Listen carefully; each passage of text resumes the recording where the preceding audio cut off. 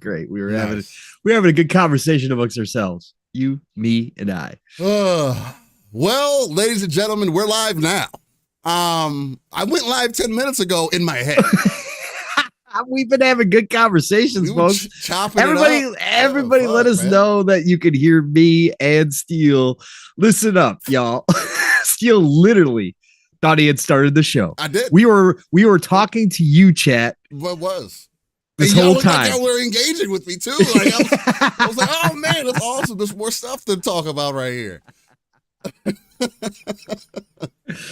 We are not even fucking around this morning, bro.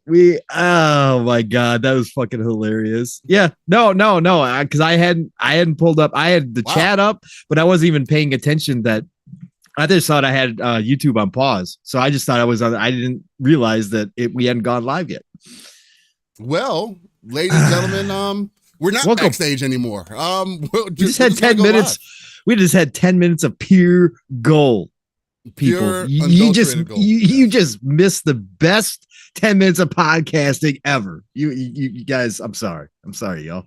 Well, before we officially go live, since I talked past the backstage portion for 10 minutes by our lonesomes, I do want to get a little level check. Let me know if Pong is sounding good. Since we're live now, I would like your opinions on whether or not the levels sound fine.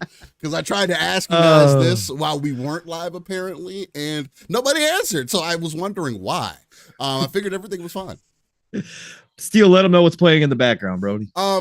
Gene, it is not a dumb question because I figured not many people would know what this is. This is an indie gem that I found. I don't know how I found this, where I found it, but Steam has been doing a little bit better about recommending me games. And this game is called The Last Awakener: Forgotten Oath. Whoa. It is an action roguelike. Okay. Essentially you're a descendant of one of these 12 of the 12 gods or whatever. You have like 3 different characters that you could choose from, and it's really like Hades or any other roguelike game that you've played, but it's definitely more action combat based. It has a good challenge to it. It's not Soulsy. No, it's not Soulsy. It's very arcadey. It's very arcadey. Perfect. You get powers. Like you get like one of the powers, for an example. You can call in this cube that shoots a big ass laser beam. That's fucking dope as fuck. And it lasts for like 10, 20 seconds or something like that. You have another move where you can call down lightning, and lightning will get summoned all around you and hit the enemies and affect them real. You got a few other moves that are like an ice and a fire shield. They both do the same thing where you basically charge and it leaves a trail of ice or fire behind you. Wow, bro. What else? Interesting find. What else? Performance is good. Yeah, the performance is pretty damn solid. Again, I'm playing on PC though, so well, it's not on console. This game is only on PC. It's only on PC because again, it's an indie game. Not very many people have jumped into this. But yeah, it's different. It feels really interesting to play. I wanted to jump into something. What's the name of it against you? Forgotten Oath is Oath. Forgotten Oath. Last Awakener: Forgotten Oath, I believe. Last Awakener? Yeah. Though the Awakener: Forgotten Oath. Awakener. It's like and I think it's like $15 or something like that. Forgotten Oath. Yes. Okay. Now, I will say the thing that does make it Souls-like in some ways, and not really, is the bosses. Because the bosses hit hard, right? I mean, you only have so much health. The health pots, the potions, they don't heal you all the way. They only heal you 4%. Again, it's like other roguelites where you got to level it up over time and you get stronger over time. Again, this is only going to be about 3 hours of gameplay. This will be my first time playing it, is what you guys are seeing here. So if you see me get mopped up a few times, that's just what it is. Still trying to figure things out in the game. It has its jank to it for sure. But for an indie game, I thought it was kind of cool. So Definitely. I put the link to Steam in the chat for anybody who wants to go pick that up or wishlist it or whatever the case may be. So yeah, it's full release. It's in its 2.0 version. But again, for an indie game, it doesn't really have a story or anything like that. I mean, it does have some, but you got to like talk to the characters and whatnot. It's not like in your face per se. I just know that I'm a fucking descendant of 12 gods or whatever, or 12 fighters or whatever the case, and I'm out here fighting for my life. That's all that I know. The combat feels cool. It also has varying combat. Like each character, like there's 3 different characters that I know of, and they have their main setlet of moves. And then you can go in and change some of their moves if you want to use something different. So for an example, you'll see me use like a dual blade user. And he has a move, he has an uppercut that jumps back. And then he has an uppercut that just jumps straight up. And then it allows you to do like this spinning whirlwind down. Where the jump back one doesn't necessarily let you do that. So there's like variances like that are in the game that are super cool. So yeah, man. So definitely check it out if you guys are into that. Slow-mo backslap coming in. He says, "What game?" What else, it is the Forgotten Oath. It is the Awakener, Forgotten Oath. It is the Awakener, and I dropped the link in there, slow-mo, so you can click on and go to Steam. He just came in, so the link might not be showing for him. Oh, okay, all right, that's true. So yeah. It's a super dope game, especially if you're like listening to podcasts, you're just looking for a roguelike to jump into, really have a fun time with. I think this is a good one. Again, indie games are always surprising me. I wasn't expecting for this game to pull me the way that it has, but it's definitely super interesting. I've been it's low key, I would say, kind of annoying because I've been wanting to jump back into Grand Blue Fantasy Relink, but time is the number one thing, and then 2. If I'm taking in content, if I'm doing things, I didn't want to stop picking. I didn't want to keep picking up, putting down. It's not Souls though, slow-mo. It's more action based roguelite. So it's definitely not Souls. Steel said there is a little bit of Souls stuff to it, but it's more rogue than anything else. No, it's 1,000% more roguelike than anything else. It's more action oriented. It's not overly complicated. Some of the enemies have their moments where they're like, duh. Which again, it's an indie developer. I don't know how many people have worked on this game. Couldn't have been very many. But for it to be in this 2.0 version, I think it's super dope.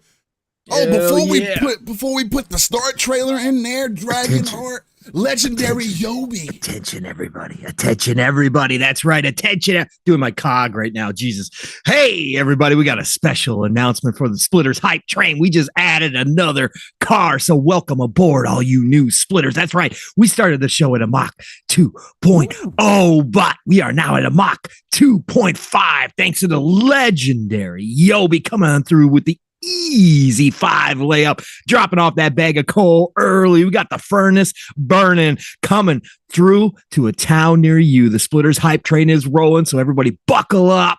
We don't want you flying off at Mach 2.5. That would be a rough landing for y'all. Thank you very much, legendary Yobi. Absolutely. And remember, y'all, here on the Splitters, the goal remains the same, to keep us ad-free in 2024. 69 is the number you always got to hit. Let's go. Choo-choo, motherfuckers. Choo-choo. Let's do it.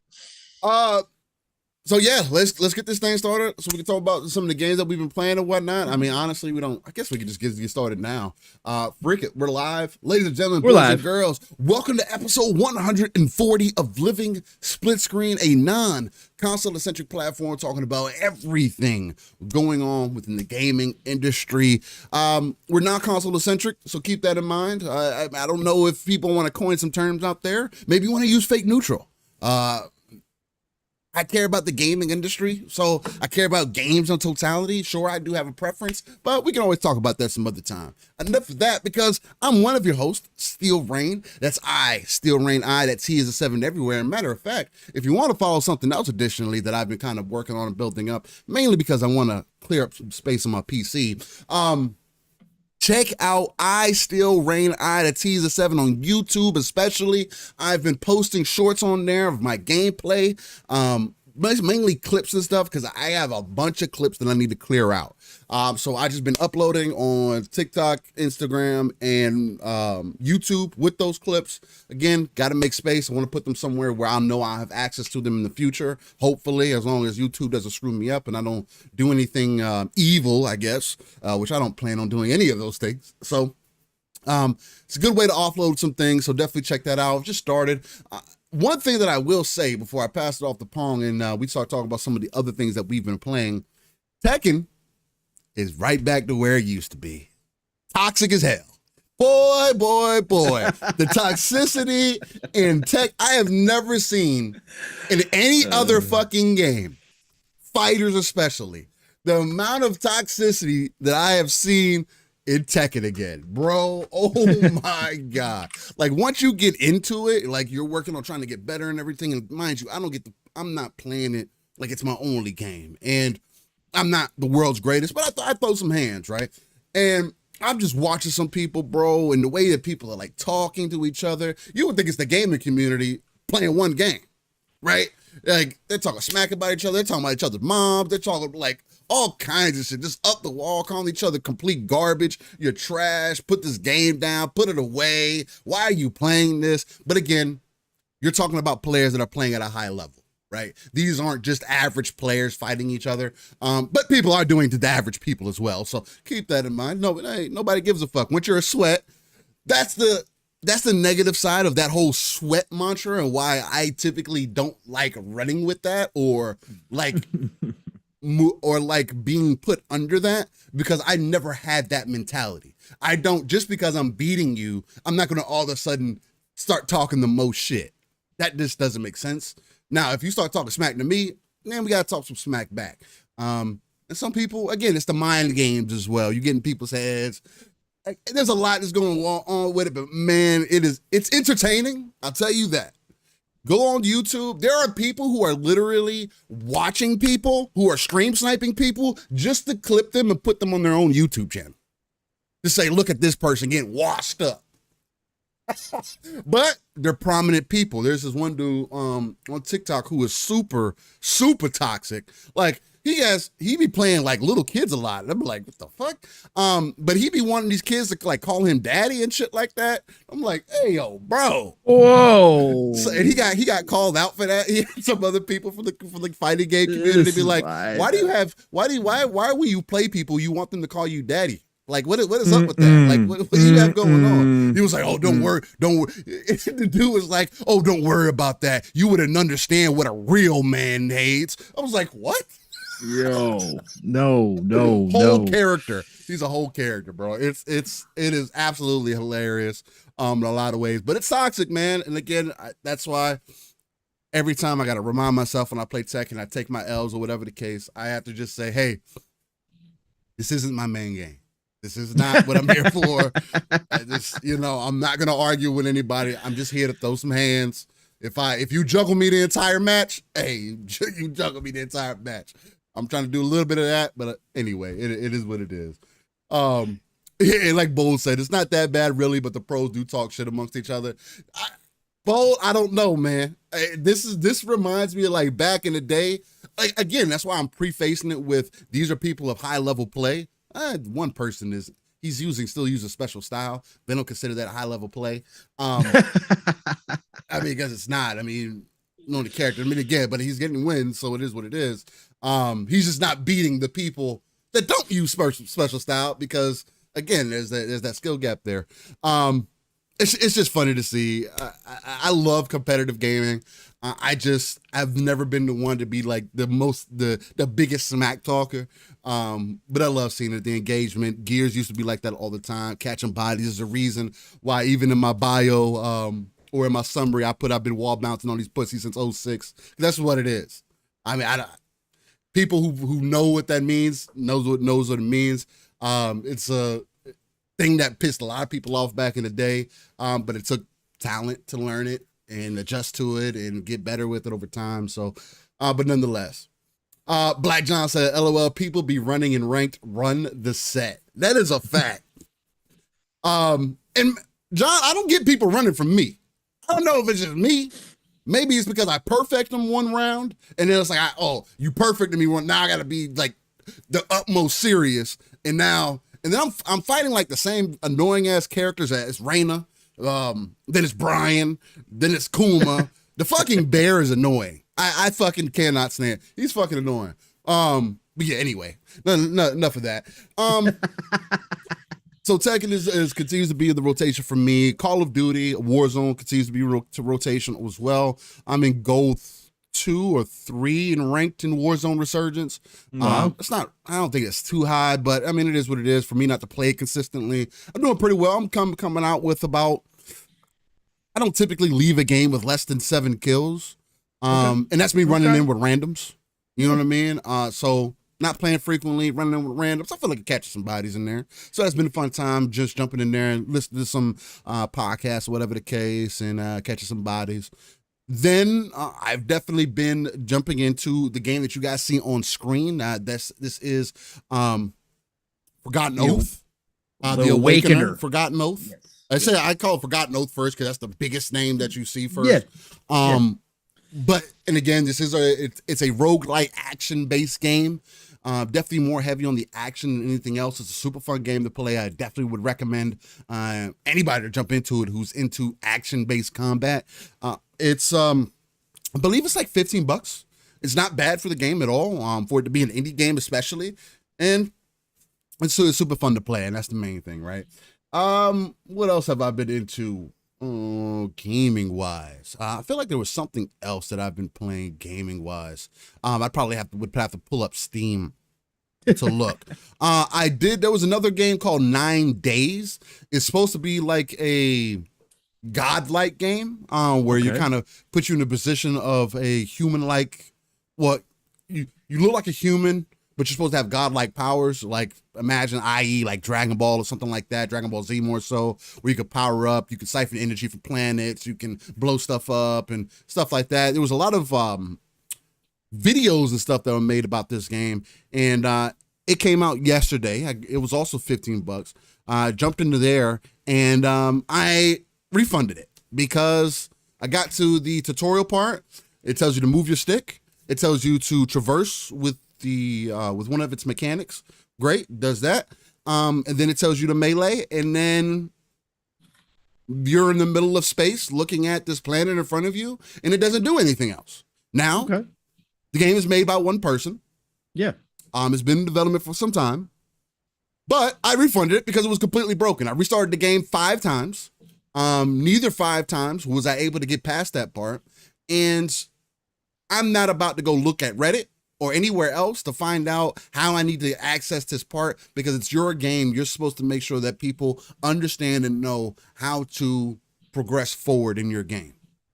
It seems like it's a glitch, a bug, possibly. It's kind of unfortunate because it's literally the beginning of the game. You're in the tutorial. It seems like it gets stuck, and I don't know how to unstick it. Okay.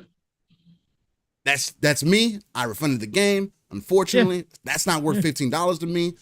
This game was, so I kind of exchanged one for the other, and I'm not mad at that. I think there's also something. There was another. I feel like there was something else in there, but I'll pull up Steam and look at it. Hopefully, it doesn't mess up with the connection or anything like that. But I gotta pass it on to my brother from another Mr. Uncanny Gentleman himself, the one and only Hong. So how you feeling, brother, man? I'm doing good, brother. What a Saturday morning. And attention, ladies and gentlemen, before I get into my intro, attention, splitters, the hype train just hit. I don't know if you were paying attention, but the hype train just hit a Mach 5.0 thanks to a bunch of people getting on the court. And we're going to get to those people right now because we added like 5 cars to this train. We hit Mach 5.0 because the bombing runs dropped off a lot of coal this morning to get it started. That's right. We had Yobi earlier, and then the one and only Slow-Mo backslap. He bought himself a single ticket to the hype train. That's right. Welcome aboard, Slow-Mo. Get in your seat. Get the 4-point harness buckled up tight because Mach 5.0 ain't no joke aboard this train. We don't want you flying off, sir. Thank you for that. And then we had the one and only Dakado come on through with an easy 5 layup. That's right. He got on the court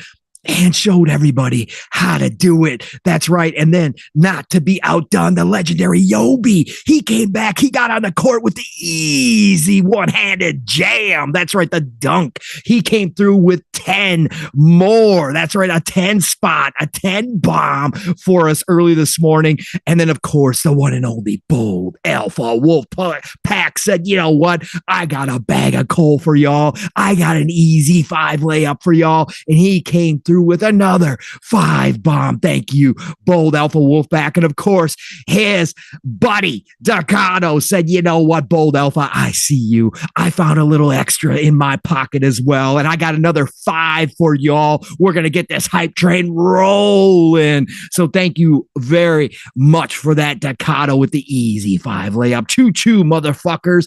Mach 5.0 early on a Saturday morning. Thank you all. And again, the goal remains 69, ad free in 2024. Hashtag no beans. We aren't selling you any coffee. And you know what?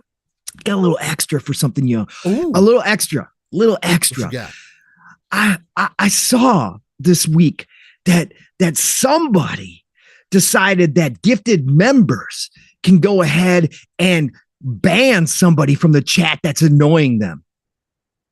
That's not really positive, folks. So we're going to flip that script. If any of you gifted members want to go ahead and shout out somebody that is positive in the chat or somebody you enjoy in the chat, please go ahead and do so, folks. Please go ahead and do that. Appreciate you all. Man, oh man, Steel. Yeah, it's been one heck of a week.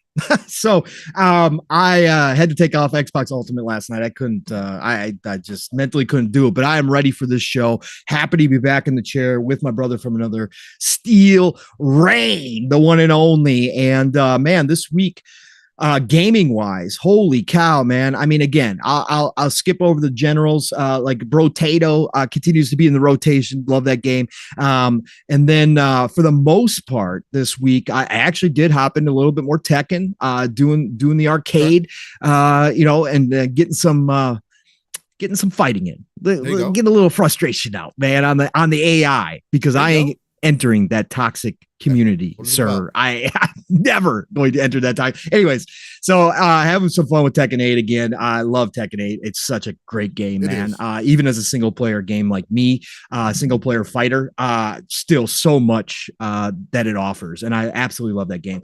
And then it's been a lot of Age 4, continuing my Age 4 run. Again, not doing ranked. I'm not going online. I'm not to that level. I would have to spend more time with it, but I've been spending a lot of time with it, getting back my speed back up again on the builds, and kind of getting the flow down again in Age 4. I'm now almost level 20 in Age 4, having a great time, just doing 2v2 with the AI, and really, like I said, getting the tactics and the strategy back down on how to get up the ages quickly, get my army built up, man.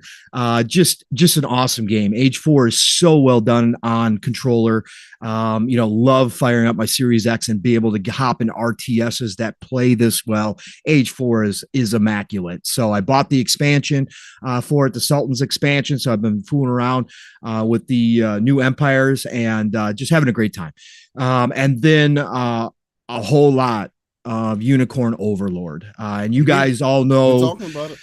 Man, I've been excited for this. Vanillaware just doesn't miss. And now it's launched officially. Again, Open Critic sitting at an 88, another absolute home run for 2024. Obviously, it's not going to be for everybody, but man, this game is deep. It starts out and it feels shallow, but as you play it and as the game opens up, I did almost 10 hours total in the demo, and all that carries over to the full game. So when it launched the other night, fired up, seamless, right back to where I was again.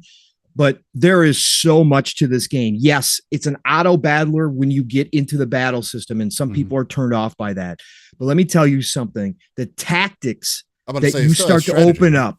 It's a strategy tactics game at its core, because as you open it up, all of a sudden you've got to start planning out how you want to build each one of your little teams, right? That you can deploy on the battlefield when you get into those spots.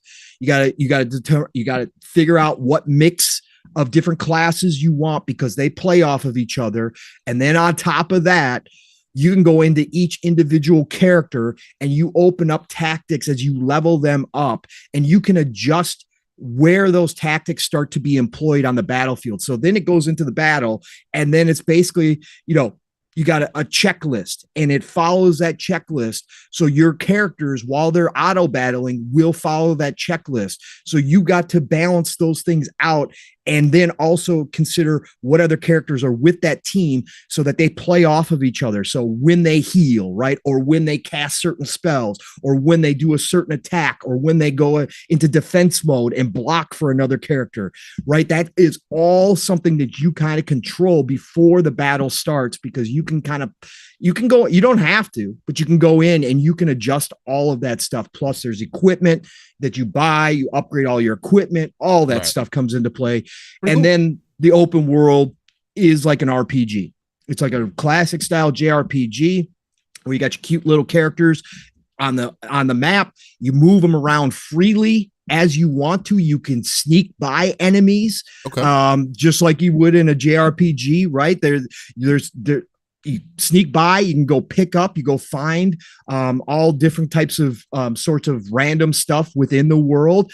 Then in turn, as you take over areas in the map, you open up towns, which then are your towns, which then you can do delivery type missions where you're finding all this random stuff out in the world, like, wood or whatever, sardines is one of them, whatever. And you deliver them to the town. Well, that upgrades your town, which in turn then upgrades the equipment and stuff that you can get from that town. Then you can post a guard at that town from your group of characters that you have acquired or hired. You can post a guard, which then that town starts granting you bonuses and giving you things as you play through the game. Again, the game starts out and you're like, this seems pretty simple. I saw one review, Steel, they gave it a 60. I swear to God. Yes, bro. I swear to God, they did not play the game. I swear to God, they only played the intro and they never played the game, because one of their final statements was, ultimately, this just feels like a mobile game. What mobile games are you playing? Again, if you just played like the beginning portion and you just kind of went through the opening, right? Like the tutorial, like that, maybe with the auto battler system, sure, maybe, right? But there is so much to this game. Vanillaware, again, outside of that, the story itself is fantastic. Vanillaware is great at making stories. It's not going to be some, tear-jerking, dramatic, over-the-top thing. Like this is a JRPG at its heart, but the story is awesome. Love it. And again, the hand-drawn animations. Vanillaware, it took 10 years for them to make this game. Interview came out this week, Steel, where they talked about how they ran out of money during production and they went paycheck to paycheck until they could finish the game. They didn't shorten the game. They didn't cut things out of the game. They finished the game in their vision, but that's why it took 10 years, right? Because they were doing it this way. I mean, hopefully they commitment.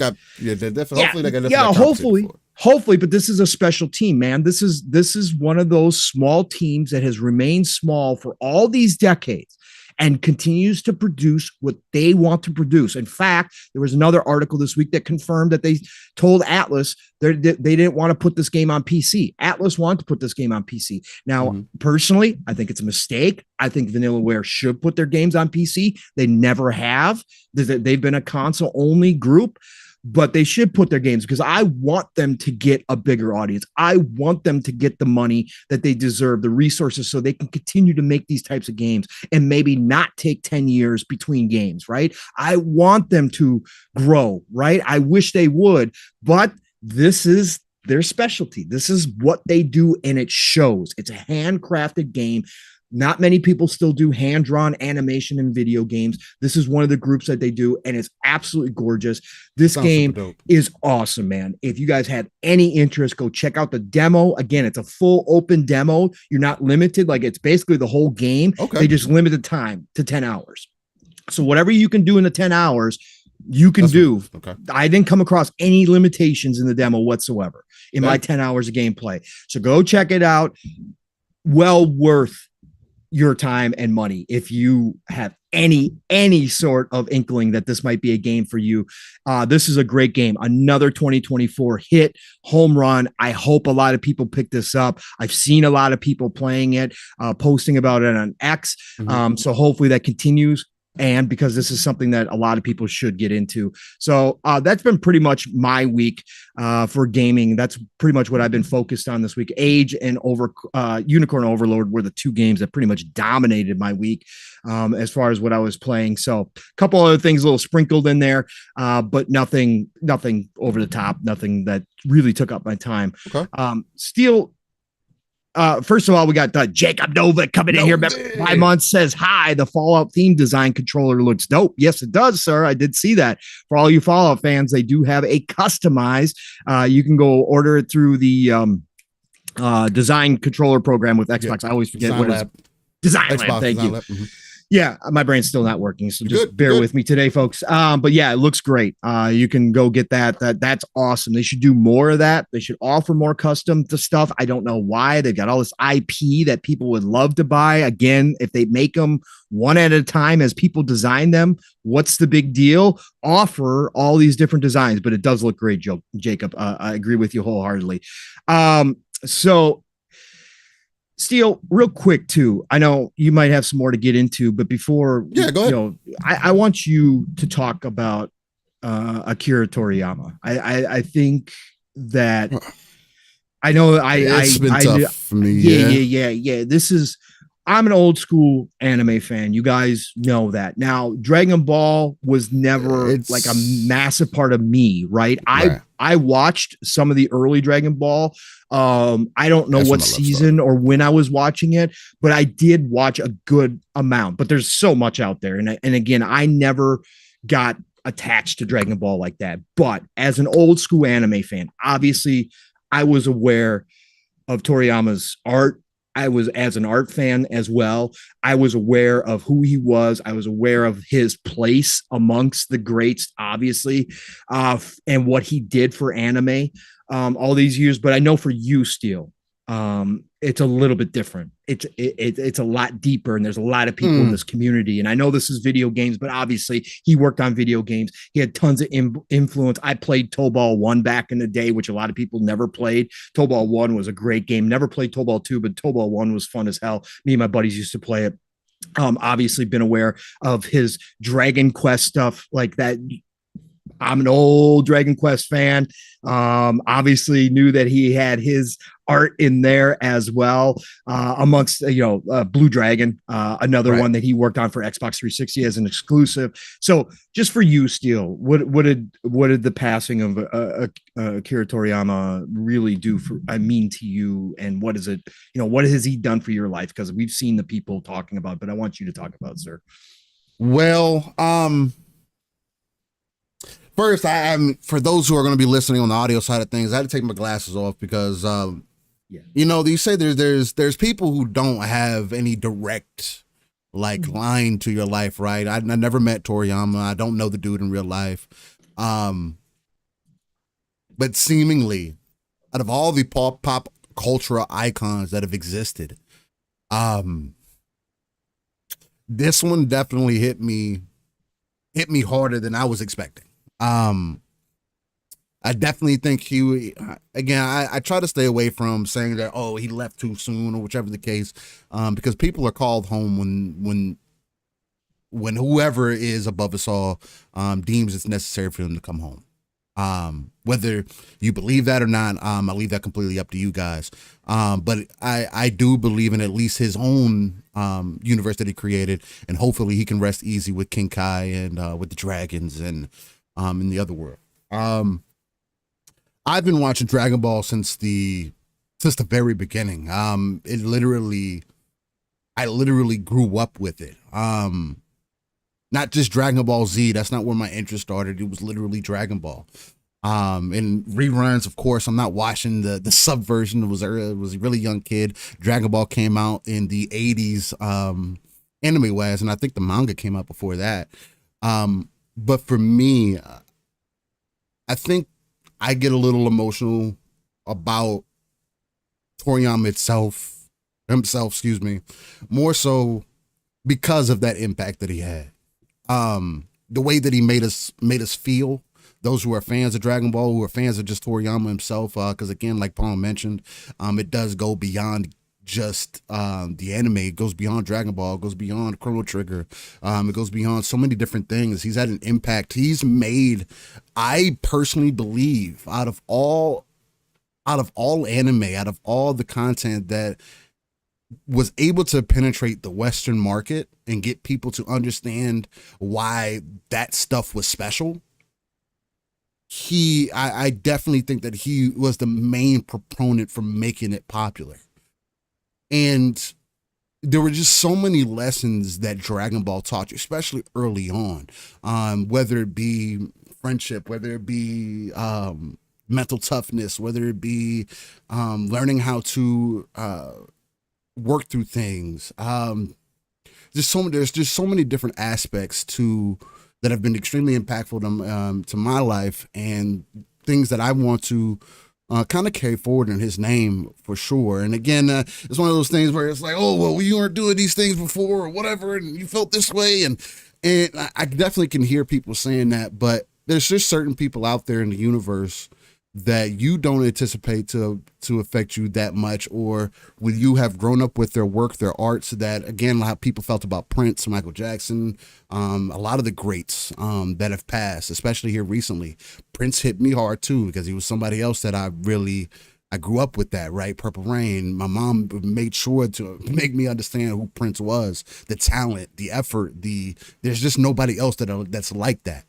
And I think it's the same thing when it comes to Toriyama. There just isn't anybody else that's like that, or who was like that, who has been as impactful, who has kind of paved the way for us to be able to consume that content.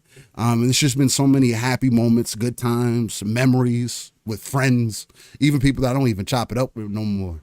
That for me, it's definitely going to be a very memorable thing, you know? And again, even now, I don't want to necessarily compare it to like losing a family member or anything, because it's not that. But it is one of those things when it is just when you think about somebody's creative works impacting you on a level as a child, to help you understand what the art form is, to expose you to new ideas, to be able to bring people together, I think is really the biggest and monumental thing I personally think that he was able to do. It's just special, man. And I definitely hope, again, I'm definitely going to go with my Dragon Ball binge here. I haven't watched Dragon Ball in a long time. I typically don't go back and watch shows. And to be able to watch it all from the beginning and just see the growth. Again, when people ask, why is Dragon Ball Z so special? Who cares about Goku's this overpowered character and all these? And when I get into these conversations with people, it's like, well, you don't understand why he's special, because you don't understand where he came from. Goku wasn't this character the entire time. And I think that's a heavy reflection on Toriyama, because you can see Goku grow as a character, Vegeta grow as a character, Bulma grow, Yamcha, Krillin, all the Master Roshi, all these original characters that started from the very beginning. You get to kind of see these characters grow over time, and you see how that reflects in his personality and how he sees the world and things of that nature. And it's just a really beautiful thing, man. Condolences to his family. He was a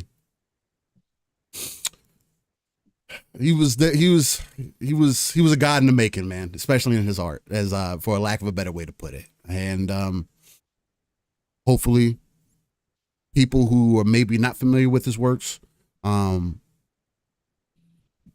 it's unfortunate because a lot of the time people don't get their flowers or their just due until they pass. Yeah. And I think that's the most unfortunate part. No. So I don't think, and I mean, he was a super humble person. I mean, even you go back to the videos and everything, his wife essentially sparked the idea for Dragon Ball.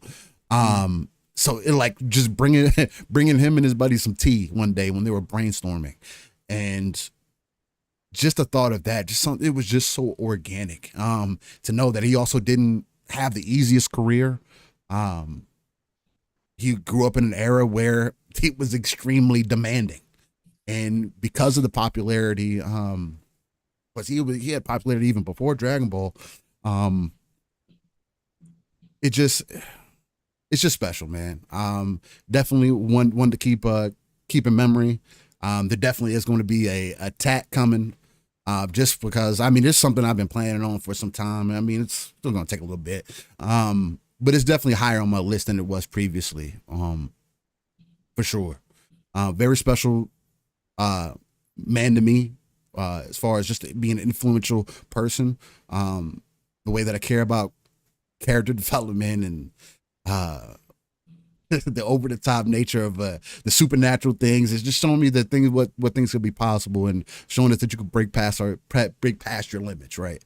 I think that's what Dragon Ball was. That's what Dragon Ball was about. That's what he represented, and I don't know. Maybe it's a little weird being so emotionally kind of invested. But I don't know, man. I've been thinking about this since it happened. And you just sit back and just start reminiscing, you know? Yeah. You just sit back and get home from school and the things that you were looking forward to and the way that they impact your life, man. It just makes you look at things and makes you want to be better, you know? Yeah. So that's the main thing. That's how I feel about it. And yeah, man, leave it there. No, this is why I wanted you to talk about it. And I didn't want to bring you this way, but I mean, I did because I think it's important. No, it's all good. Because people, there's a lot of people who might not understand what creative people do to us as human beings. And this is why art, in any form, and again, you got me tearing up, even though I don't have that emotional attachment to Dragon Ball. You got me tearing up because this is something that we talk about, Steel. This is something that's been throughout history. This is why art is so impactful in all of its forms, whether it's music, whether it's visual, whether it's writing. It doesn't matter what form it comes in. And video games themselves combine all of it together with interactivity.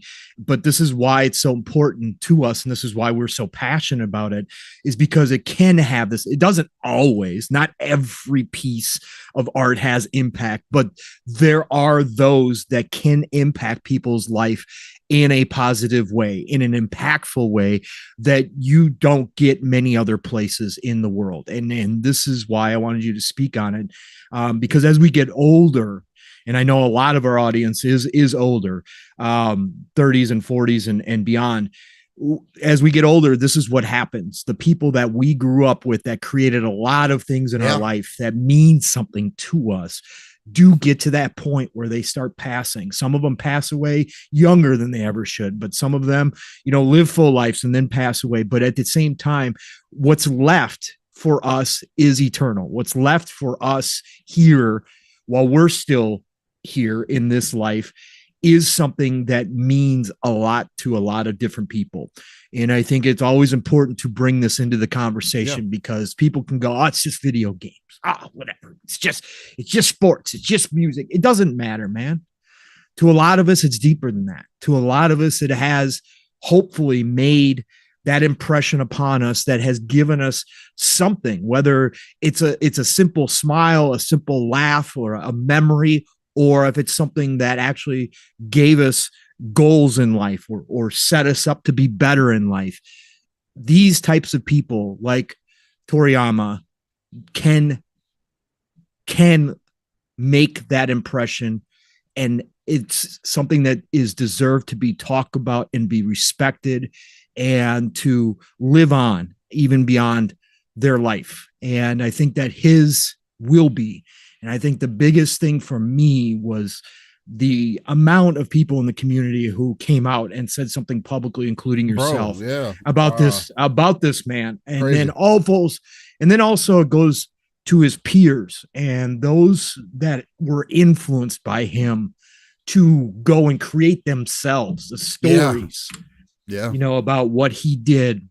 And people who grew up with Dragon Ball and now are creating their own anime or creating their own manga, doing all this. And hopefully they all want to be like him and leave something to the rest of the world as they go along. And I think that can't be understated in any of this. And so, again, as an older dude who's always been kind of lived within his heart and always been emotional and found attachments to maybe things that other people won't find attachments to emotionally, I feel this, and I felt the love, the true, genuine love for this man this week. And I think it's special, bro. And so I wanted you to talk about it because I know how much he meant to you and about your life and that kind of stuff.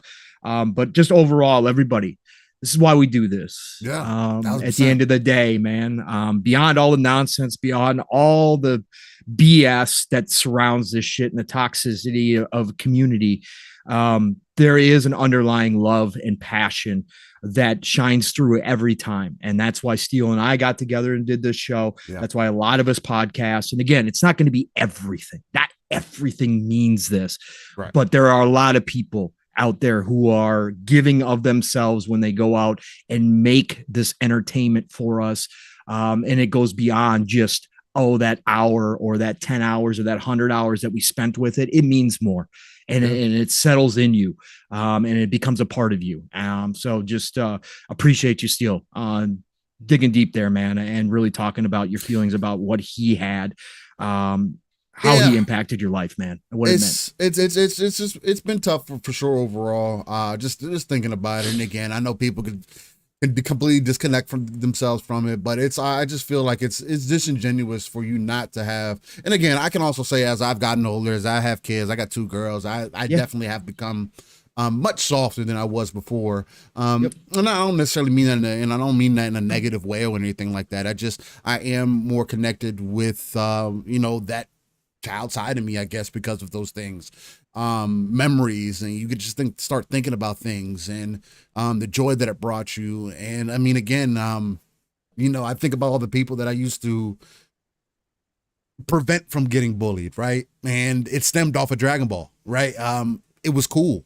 It was a cool thing. Like, out of anything else that you could talk about, if you were talking about Dragon Ball, you were a cool part. You were one of the cool kids. You know what I mean? It broke that mold. It made it cool, right? Regardless of how other people felt about, they're just screaming and doing all this other stuff. No, I'm telling y'all, man, there are so many people who, if it wasn't for something like this, I don't think it would have blended the lines as well that it did, especially for me when I was growing up. So, absolutely, bro. Absolutely. And I see the people in chat and appreciate you all for listening to us go through it. And I know some of you are going through it personally with his passing and again, like Steele said, my heart and blessings go out to his family, but also go out to all the community members who are having a pretty big emotional moment with this. I mean, there is, and I'm never going to downplay that, because I've certainly had my moments, like Steele said, with Prince passing. He was, bro, it can be like this. You don't have to know somebody. Sure. Yeah, you don't have to know somebody personally. They're a part of your life anyways, because of what they gave us. And so again, blessings to all of you, and hearts off to you, and thanks for listening to this respectful talk about a gentleman, not necessarily what you're always going to get on gaming podcasts, but this is what it's about for me and Steele. So I did want to get Steele's thoughts. So appreciate y'all being here and joining in on this, man. Yeah, so. And Captain Crunch, I mean, you know, I see maybe not necessarily getting it. It's like, I'll need to watch a dedication video to understand the contribution of the IP. And yeah, I mean, 100%. The Den of Nerds did a good one. He followed one. You watched a couple videos about it, and it's definitely something extremely interesting. When you start looking further into his career and the impact that Dragon Ball has had globally, yes, it is actually much more larger than even he realized. It is way beyond than even that I can even fathom. There are people across the world that know what Dragon Ball is. It doesn't matter who you talk to. They are somewhat familiar. Oh, they might have, in passing, maybe. The characters are definitely iconic, and they've shaped the whole world of anime. So, bro, the Chinese government did a whole dedication to him. Like, yeah, no, that's crazy. That's crazy. Like this is like how this man was. And again, just the stories coming. Like, I never knew he used the same pen. Yeah, I didn't even know that either. That's fucking for insane. 50 years. That's he used the same pen to draw every single animation he ever did. Bro, that's the stuff. Like, that just, like, it's something small. But it means so much. That's why he was who he is in his passing, is because of stuff like that. The dude created generations of people who respect and love him as if they knew him, just through his art, his characters, and what he created for people. Living legacy that will never be replaced. So again, Godspeed, good sir. Godspeed, man. 1000%. Real quick, what is it? I wanted to see if there was something in here that I could add on the back of that, but it doesn't necessarily. I'm not going to add that on the back of there. It is what it is. There's definitely some articles out there that you could definitely read into and find out more about his career, everything that he contributed, and his works. Again, gamers, I'm pretty sure y'all are familiar with it. I never played Chrono Trigger back in the day, but this fantastic. It definitely makes me think. It has definitely made me think about it a little bit. It's kind of crazy. You go look at the characters, you're like, yeah, I mean, that's him. Sandland. I was already interested in the game. But yeah, I want to get a physical copy of this game now. Mm-hmm. His last I don't know what I'm just going to get this for the Series X. Yeah, I'm at a point where I definitely want to get a physical copy for it. Because if there's a way I can immortalize it, that's what I want to do. So, well, enough of that sappy shit, ladies and gentlemen.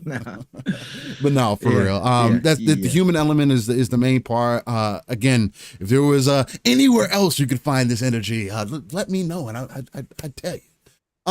Bromane Fifth Flu. That pen needs to be in a museum. Hopefully, it definitely does. Definitely does. A lot of his works, if he had any books or drawings or anything, sketches or anything, like all that needs to be put in a museum. And it needs to be put in the Museum of Art, not just Museum of Anime, Museum of Art. Yeah. No. Anime is now attained a level of respect that it should have always had, but was always dismissed because it was cartoons, because it was comics, manga, all of that kind of stuff that was dismissed early on. But now in 2024, absolutely, it has attained a level that should be respected, along with the greats, along with anything else, Michelangelo's, all of that. It is all art. It is just a different style. That's all it is, but it definitely deserves its place. And yes, that pen should be in a museum for sure somewhere, and cherished. And I heard his son now takes over the rights to the IP. Is that correct, Steele? I think his son now has, I believe that was passed on to him. So the family keeps that, which is absolutely incredible, and I know that they will obviously treat that IP with respect moving forward, and hopefully carry on that legacy. Well, so. there's somebody, because Bo brought it up. There's hope that he has a protege that was with him for like 25 years. He's going to pick up Super. The guy you're talking about is Toyotaro. He actually did a lot of what was in Dragon Ball Super, and if you liked what you had in Dragon Ball Super, Tournament of Power, all that stuff, Toyotaro worked directly under Toriyama. That was essentially very early on. That was somebody he idolized, that somebody he worked towards to be like one day, and he ended up being able to work under him. And they share a very similar art style. Of course, Toyotaro has more of a modern, for sure. He's more, it's like grown-up Dragon Ball, more so like how I kind of compare the two, right? Toriyama was like the young Dragon Ball. He kind of grew up with it. Of course, it had its moments. But then Toyotaro has the modern, new kind of anime feel, but at the same time, still understanding what made Dragon Ball special: the look, the aesthetic, the feel. Because that was the number one special thing about the way that especially Dragon Ball was made. It's just the way, even in the manga, the way that it was made you understand what was happening, right? And that was the art in itself as well. So, correct, sir. Correct. That's a great point. So, all right, Steel. Let's Vandal, you're out of control. He said maybe they could put Dragon Ball in the next Suicide Squad DLC and give them all guns. Oh God. Oh my God. Oh God. Vandal, you've got your wish, sir. Okay. Yeah, I mean, it doesn't. I'll tell you like this: with Suicide Squad, it doesn't help Suicide Squad. Just to get off of Dragon Ball, Toriyama, and everything. It doesn't help Suicide Squad when they're having server issues and other game-breaking bugs that are causing the game not to be fun, right? Because they did have something, and I still disagree with people because I hear, I keep hearing Destin say that Suicide Squad is a bad game, and I'm just curious, how disconnected are you? Like, you could just say you don't like the game, but to say that it's genuinely a bad game or it didn't have a good story, that's the other thing too, is that people continue to say that, oh, the story wasn't good. I don't know what the fuck y'all are looking at, what y'all are watching, paying attention to. This shit was rock steady quality, through and through. Felt good when you played through it. It was impactful. All the things that you would want a story to be. Like, and I know, and I get that Sweet Baby is essentially shooting them fucking selves in the foot now, for sure, doing a lot of fucked up shit. But I think Sweet Baby didn't fuck up Suicide Squad. The story was fine. You can say there was some forced things in there all you want, for sure. The community ruined Suicide Squad. And then the devs kind of added on to that by not being able to properly support it after release. And again, it's another, that is a mark that you got to look at and accept. And hopefully it does get better by season 1. Hopefully they resolve some of those things. Some of the end game things and the inaccuracies. I know me and Palm, we were played on. One of the things that was kind of a turn off for me was we'd be in a lobby for an hour or whatever. And then as the game gets super laggy, it's like, okay, well, now we were just having a good time, and now it's not enjoyable anymore because we're doing things, they're not happening when they're supposed to, and then you start dying for no reason because things aren't happening when they're supposed to. Like, and then there's this disconnect, and enemies end up across the map, and you're like, what just happened? It was just fine 30 minutes ago. Well, the thing like Jasper too, the people that are still, you still can't. They still haven't fixed that. Again, love this game. This game is so damn good. But yeah, I mean, again, if you're gonna have all of this discourse around your game and you're already fighting against the odds due to everything that started last year when you showed it off for the first time and then had to delay it because of the backlash, and you're coming back with it, and then you have all these small things on top of it, things that shouldn't be there. Right. Again, the gameplay itself is smooth as hell and beautiful, and it all works once you get into it and learn it. It's just become second nature. The game is so damn good. The loot is good as well. I mean, everything about that, it's got such a good base, but then you got all the small shit eating away at it because people continuously are talking about the same problems. Yeah. And these are tech problems that you should resolve. These should be the first things that should be getting fixed, and they're not. And the months start to pass and people are still having these problems. Listen, that's going to deteriorate what already is a small fan base. It's going to start deteriorating at any hope for a comeback tour of the game, right? It's going to, and then, of course, you don't have the support of your own, your own home team. You got Warner Brothers coming out talking about what a disappointment it is, yada yada. You do shoot yourself in the foot eventually. And again, I feel bad.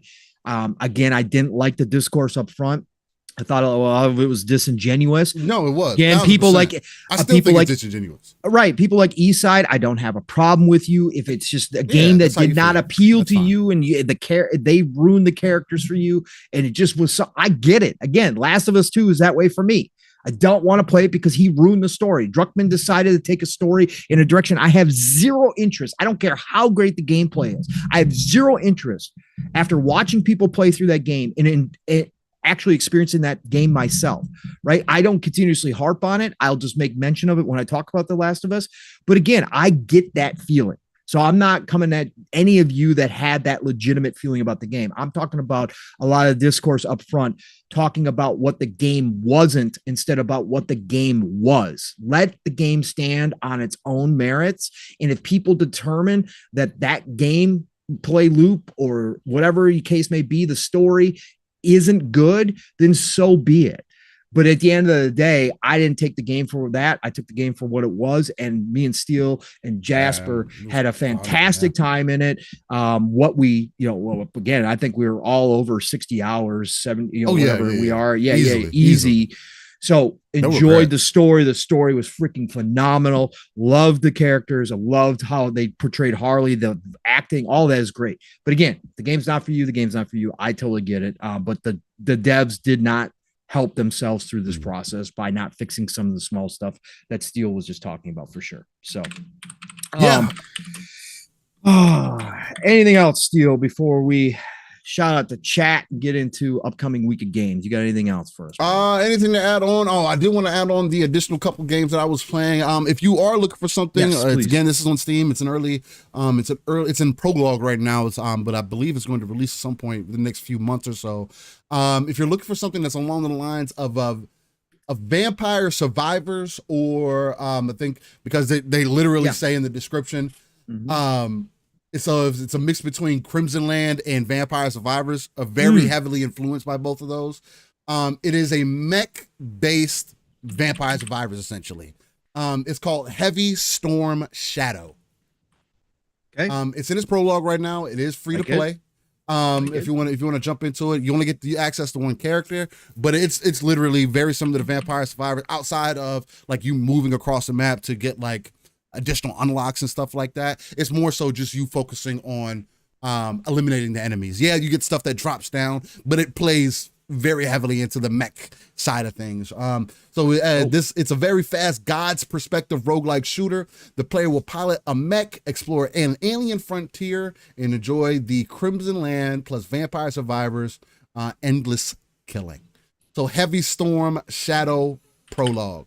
Storm Shadow Prologue. It seems it's definitely a really interesting game. I ended up putting a review out for it actually on Steam. I really rarely do that. The game seems to have a lot of potential. I haven't had a game pull me like this, like a Vampire Survivor like game pull me like this since Vampire Survivors, literally. And I feel the same way about this game that I was getting with Vampire Survivors. So it's appealing. Definitely check that out then, for sure.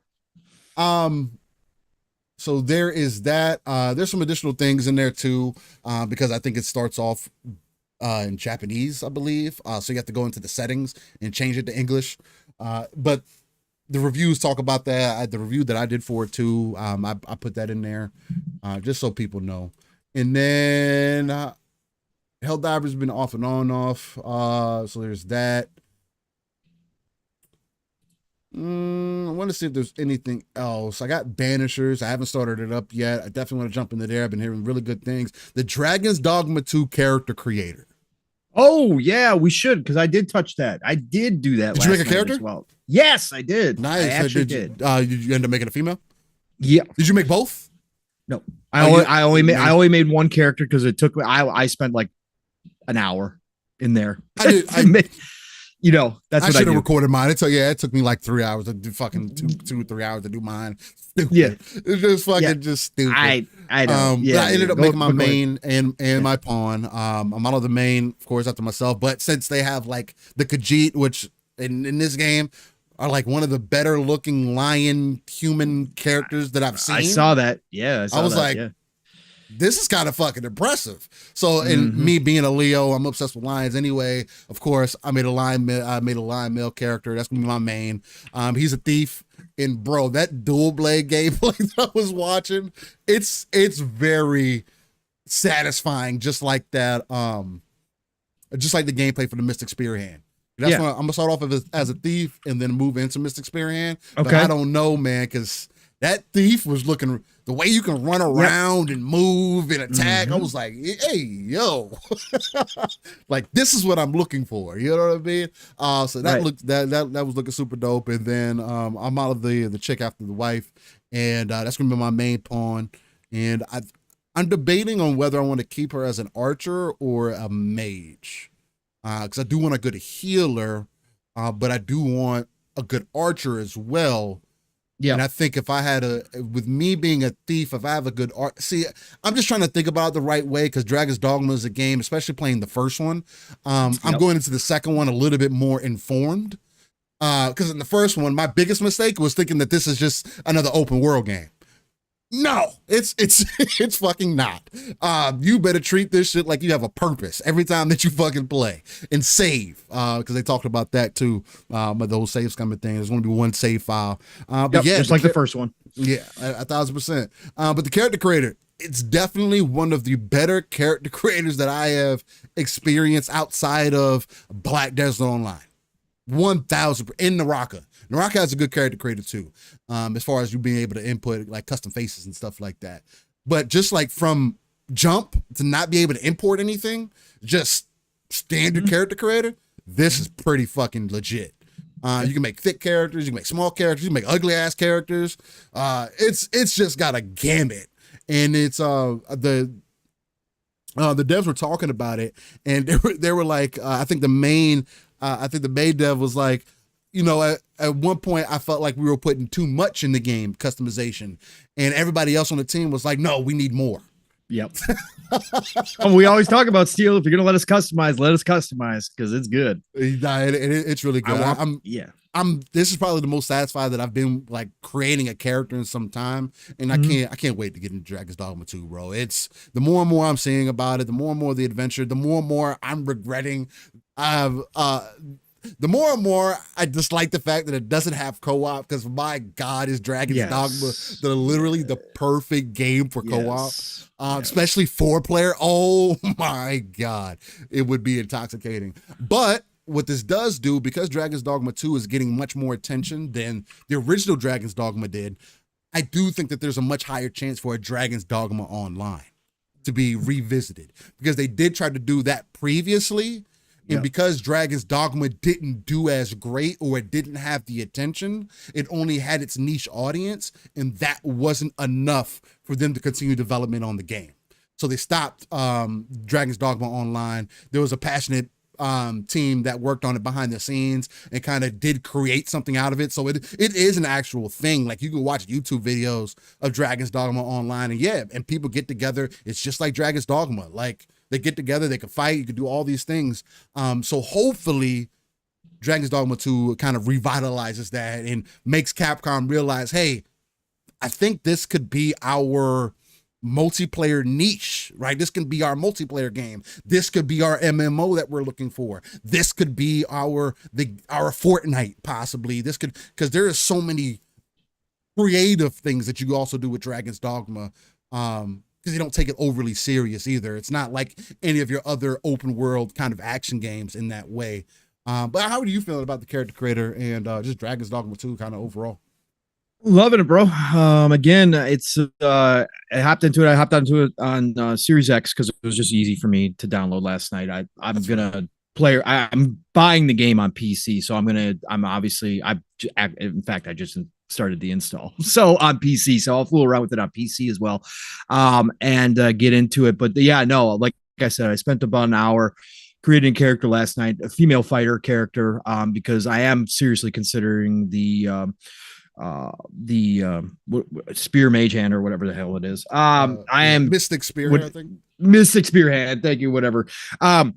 I am seriously considering that class after seeing that, but I know it looks so freaking good, bro. But I haven't quite decided. But yeah, the character creator is really, really well done.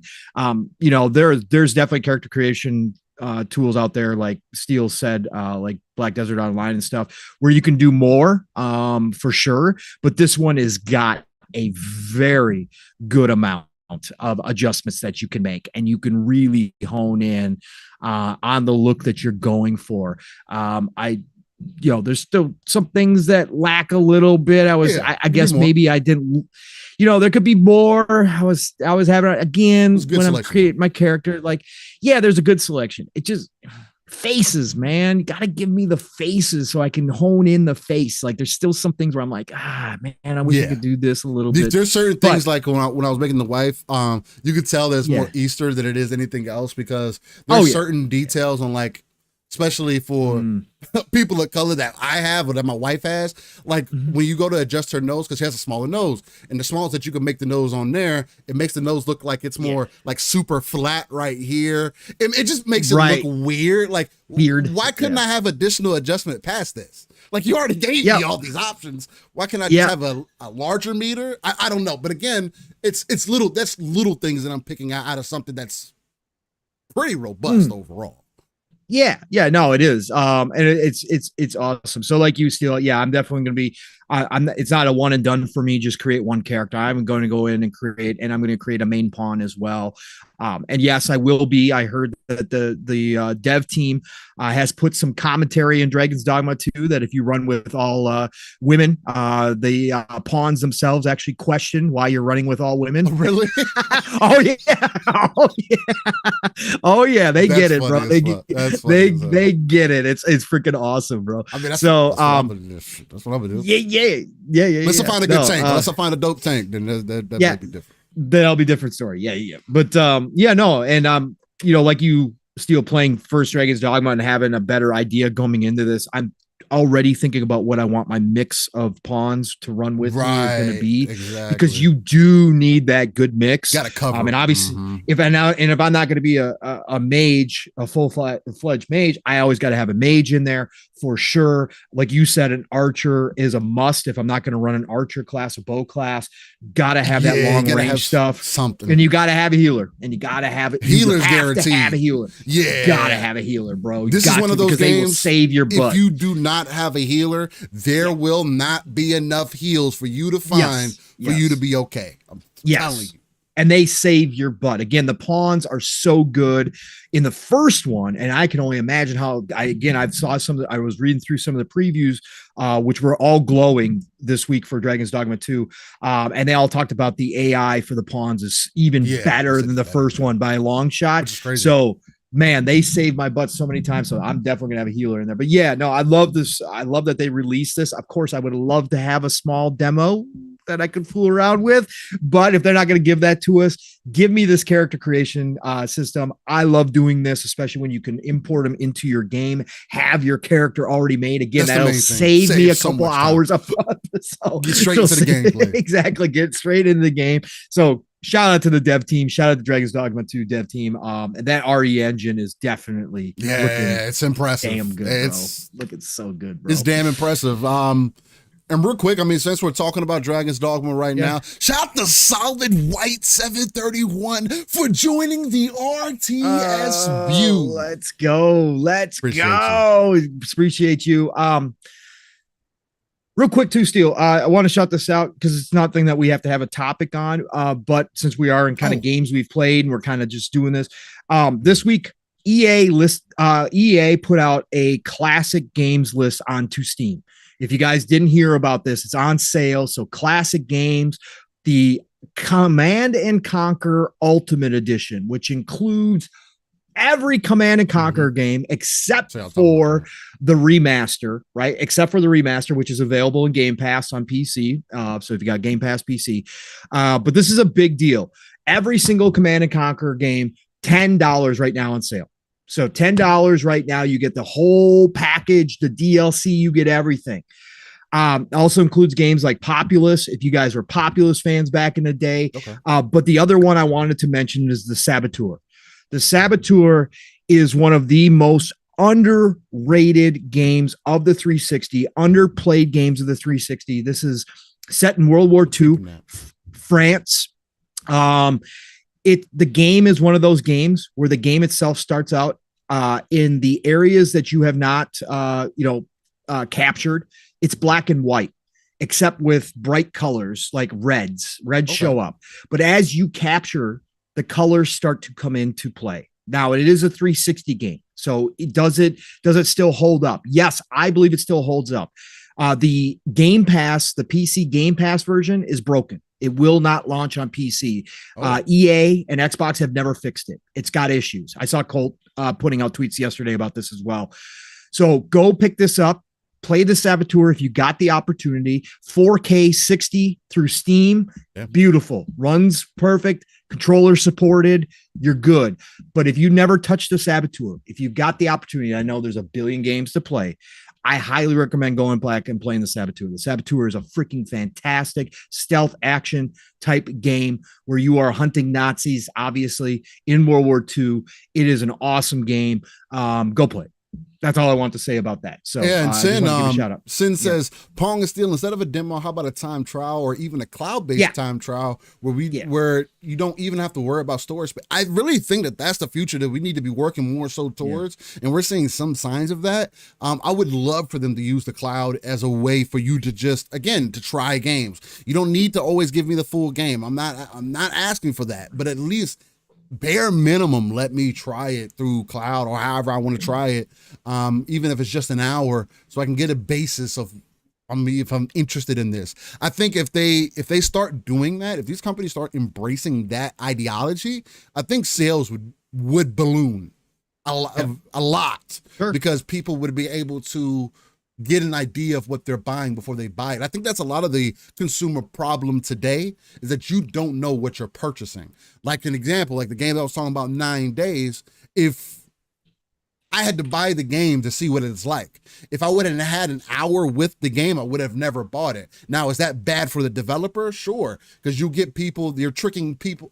Again, I see it as you're tricking people into buying something that they may not like, and you're causing them to possibly return it. I would rather, if I was a dev, I would much rather you play an hour, 2 hours of my game to find out whether you like it or not before you buy it. So I don't get excited about the sale and then get disappointed when I see you return it.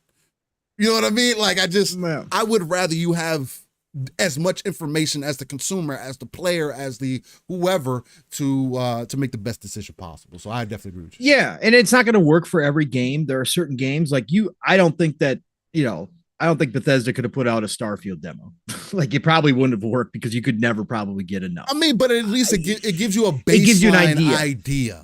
Hey, but this is what the game. This is how the game feels up front. But is this something that's interesting? Because that first hour, a lot of people debated on. They said they didn't like it like that. Right, again, but that's what I'm saying. I don't think that would have changed. Like, and Unicorn Overlord, right? If they gave you 10 hours, right? And they had to, because you had to, like I said, if they have just given you an hour demo, it would have felt pretty shallow. You had to play beyond that to start seeing how it opens up, right? Mm-hmm. So I think there are things that are better, but overall, I agree with you, Steele. And I will add on to that. When you do a demo, if at all possible, devs, please, this should become the norm. And I already know it takes time to create a demo. It's not as easy but it does for some, unless you're gonna open up the full game or whatever build you got going on, and you're just gonna have people play. You're gonna have to splice it, right? And you're gonna have to decide what slice you're gonna use, and you got to put it. There is a lot to it that goes into demos, but please, devs, allow me to carry over something from the demo. It just give me a little benefit to playing your demo, outside of just finding out whether or not I like the game. If you're going to do it like Unicorn Overlord, allow me to carry over my progress, or like Dragon's Dogma 2, even with just the character creator demo, that I can carry that character into the main game. Do little stuff like that. It doesn't have to be everything, but just let me carry over something. I love when they do that, because that also adds value to the demo and makes me also, when I look at purchasing your game, go, well, I got something out of the demo. Like, okay, cool. Like, I get something out of it. So I just think it is good though, Steele. I think that demos need to make a bigger return where we do get the opportunity, whether that is through the cloud or whatever, to be able to get a chance to, sample the game prior to release. I think it is a great way to have that happen. Speaking of demos, by the way, too, Steel, I don't think this has to be a giant topic, but Stellar Yams had a demo release early yesterday on PlayStation. That's right, Stellar Blade, and then pulled. And then instead of going, okay, well, the people that actually downloaded it quickly and got it, those people can go ahead and play for a little bit. Sony blocked it. Sony blocked all of it. So unless you had disconnected your PS5 from the internet after you downloaded the demo, your demo is now blocked as well, even if it's sitting there looking at you. But my God, Steel, some of the gameplay that came out of it, she looking good, bro. The outfit's looking good, bro. It's definitely looking good, but like I was telling Pong, that first gameplay segment that I saw, though, I haven't seen much more than that, and I kind of want to watch a little bit more because I know some people beat it. I don't know if they recorded the full demo or not, but it was looking much more Souls-like than Devil May Cry. Yeah, that's all I'm gonna say. I'm not going to hear this. That first engagement with that enemy, it looked like it was going to be more so focused on telegraphed enemies' attacks and you dodging, parrying, blocking. I'm not hearing this. I'm just telling you that's the way that it's coming. Devil May Cry has some of that too. Again, especially DMC 5, it's a little bit more like that because it can be difficult, especially earlier on. And then when you get some abilities, it definitely changes the experience. So hopefully for those people, for everybody who doesn't quite like the Souls-like experience, hopefully it is more so in the arcade vein, kind of like I was telling you about this game that I'm playing in the background for you guys. But I have a feeling like it might not be. I don't know. I want to hear it still. Well, I mean, again, we don't even know if it's getting a PC release, so it really doesn't matter to me right now. We need that PC release. But Dixie was one of the ones that actually got it. He said, F you, Sony. I was in the middle of playing Stellar Blade demo and they pulled it. What I played through was dope. All right. So Dixie's giving it a thumb up already. I think they will put it on PC just because I don't think this game is going to sell that well on PlayStation 5. I don't. Outside of the sex appeal, I mean, sure, it's going to get the guys that are already interested in it. That's big. Yeah. People don't buy Bayonetta like that. And you can say that she has a lot of sex appeal as well. That's true, but that's on one of the bigger platforms. A Switch fan base, though. That's a Switch fan. I mean, yeah, that could be part of that. Come on, bro. Come on. Is it? I mean, I don't know. And they changed their character model for the last one for Nintendo too, which was which was less. Well, she is also. Well, they give you an option because you can. They do give you the option, but it was promoted with the different look, and a lot of people were because she is much more naked in Bayonetta 3 than. And she's ever been previously. I'm just saying. During some of the scenes, yes. But anyway, much more. But anyway, but it does sell. But we will see. But I hope it comes to PC because God, is that going to look gorgeous in full best looking mode? Oh my God, it's going to be amazing. Sin says, Bong, that's why I'm not suggesting a demo. I know devs hate making vertical slice demos, but time trials of full game is something they can get with, like Xbox Live arcade games in the 360 era. Exactly. That's what I mean, more so. Exactly. Sin. Not like here's a specific, more like a time trial where you can be after a few hours or so, you're gated off and like, hey, you like what you played, purchase. You know what I mean? Right. Let's see. Why don't Xbox dudes always say it won't sell on? Why do I'm assuming Xbox dudes always say it won't sell on PlayStation? Well, first, Red, go ahead. You answered. Yeah, we're not Xbox. Well, you're wearing your Xbox hat today. You're wearing your Xbox hat today. I am wearing a hat today for sure. It's not about me saying that. It's about me understanding the player base. They haven't bought Devil May Cry the way that it should be bought traditionally. People haven't bought Bayonetta the way that it should be bought traditionally. A lot of action adventure. Final Fantasy is not being bought the way that it should be being bought for an IP. For an IP that is as recognizable beyond many other IP, and it's not being bought. So if 16, 7, Devil May Cry, these types of games aren't selling.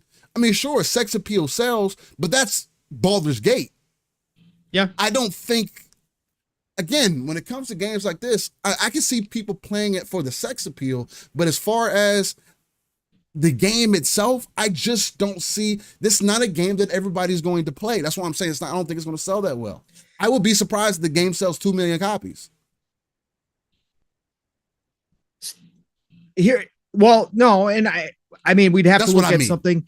We'd have to look at something comparable to like Nier Automata, Yeah, right? Nier. Because Yeah, because I think Steel that I think that this from the way the devs talked and the That's a good influence point, that Nier had actually. on, I think I think that this is going to be more in line with Nier. And Nier was special too, but even Nier, even Nier offered things. Nier is a very different game as well, and it also also entails many other gameplay elements. It's not just action adventure. It turns into a Galaga. It turns into all these other games. I mean, there's fishing. There's everything. There's so many other elements in this game, so it's not just a action adventure game. Right. You know what I mean? There's more to it. Where I do see what you're saying with that. I can see having some popularity to that. I don't know if it's that deep. But again, Nier was also had some lineage behind it, right? There were other games that were made that kind of led up to this, and people really don't remember those. Of course they don't. But because of those things, it kind of was able to kind of like how you saw with the Soul series, they had this base and it grew. They had Nier Automata made it realize that wow, these games are fucking good. That's what I'm saying. That this might be one of those games that's a slow burn that people jump into for a very specific reason, like sex appeal, but then find out that the game is good. And then that starts carrying, right? That starts carrying it, and more people jump into it. Nier was on all platforms. That's the other thing. And Nier was on all platforms, but it didn't start out as the hottest seller. Nier was pretty niche to start out, and then it carried forward, and all of a sudden 2B cosplay started coming out, and all of a sudden all of that started carrying, and then people realized, like people are saying in the chat, that Nier was, and like you were saying, Steel, that Nier was special, that there was more to it than just that the game was actually, how it played mechanically was phenomenal, and it was different in a lot of ways, and it offered a lot more. And I think that maybe Stellar Blade has some of that to it, just because of how the devs have talked about how Nier obviously influenced it, right? Raymond Haverfield, Nier did finally sell like 8 million copies. Like it finally got there, but it didn't start out that way. In Demon Souls, like somebody just brought talking about Souls games. Demon Souls fucking sold 1.4 million copies. Right. You think Stellar Blade's gonna sell the same amount of copies as Demon Souls? I think it could hit 1 million quick. That's what I'm saying. Like it hit 1 million. That could be a success for them, and that's great. Yeah. Well. And that's perfectly fine. I'm not saying that it has to be the next biggest and greatest game. I'm just saying because I'm a fan of what the combat in the game, the aesthetic of the game, what they're bringing to the game, the Nier aesthetic, as people have mentioned in the past. I would just like this game for them to get a lot of the attention more so up front, even if it's just on PC. It doesn't have to go everywhere. So more eyes are on it, so you can go ahead and greenlight number 2, for an example. So I don't get a situation like Returnal where the game only sells 500,000 copies, and I think Returnal is actually a fucking decent ass game, a solid game, even story wise and gameplay wise, and it has co-op now, which I still want to play through that game in co-op at some point. I don't know if we're ever going to get a Returnal 2 because it didn't do well. Yeah, and it's only on one platform, and it's on PC now, and it might have jumped those numbers up a little bit, but if you would have just did that day, if you would have been able to do that day one, I think it would have gave you a little bit better of an idea of how valid this IP is for you or not. And seeing what has happened recently with Sony, that's the biggest thing that affects my mentality on it. Yeah, they're closing studios. They're closing studios that have been working on a game that haven't even released yet. They said, "Oh, we can't do that." They just did that with Deviation. They were working on a game. Oh, they weren't. Well, they got to imagine they were brainstorming or something. They were possibly could have been in process or whatever the case. Regardless. No, I get what you're saying. I have high hopes for Stellar Blade. The thing is, it was announced originally as across all platforms, right? And the sad part is that ever since Sony bought into it, which is fine. Again, it's business. You guys know us well enough here. We don't, whatever. It's business is business. They did what they did. there hasn't been any talk about the PC release. And I think that this game is obviously would be a lot better suited, or not a lot better suited, but it would be, it would be huge on PC. And again, like Steel always points out, for some of the wrong reasons too, because the modding community would take over. The modding community would go crazy on this. That's what I'm saying. So that is one part of it, but I want to see this game be successful. And yes, of course, selfishly, I want to play the game, and I don't have a PlayStation right now. So therefore, right. I want it on PC because I want a chance to play it right out the gate. Brett Bingham as well. Yes, sir. I'm upfront that I like beauty, and beauty is in the eye of the beholder, and everybody's got their different things, but I love playing games with beauty. That's why I've always been upfront that I've always created 90% of the time when I have the option, I will create a female character. Because if I'm going to be in a game for hours on end, I want to look at something beautiful running around. No offense to anybody that finds dudes beautiful. Hey, that's your thing. That's cool.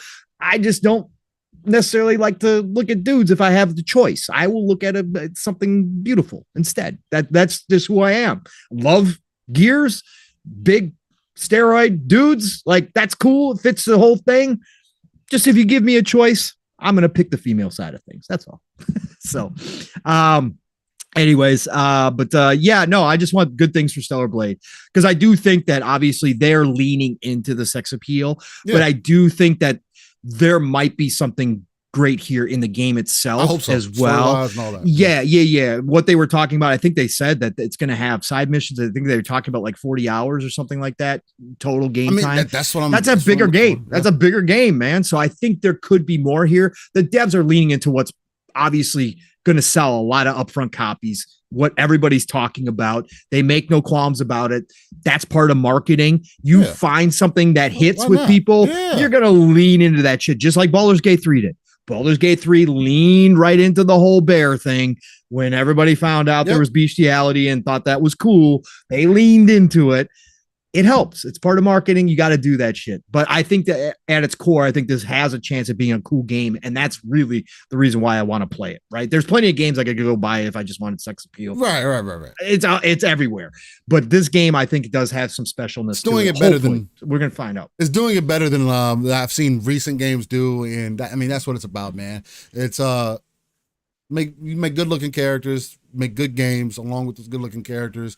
That's how you create iconic characters, right? Again, Max, I think Chief is a good looking character. He's a guy in a suit.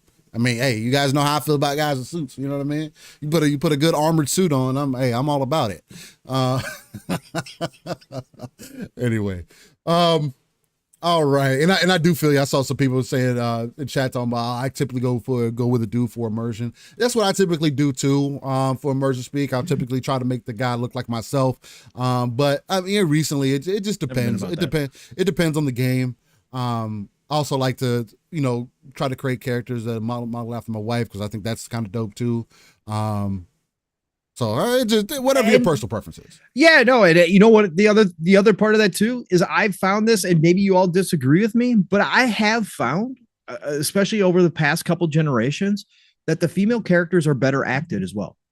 Seemingly, like they have more emotion, more tone, right. The actors that they get for the female roles just seems to me, I enjoy the acting more. I enjoy, like you said, Steel, when there is that voice acting involved.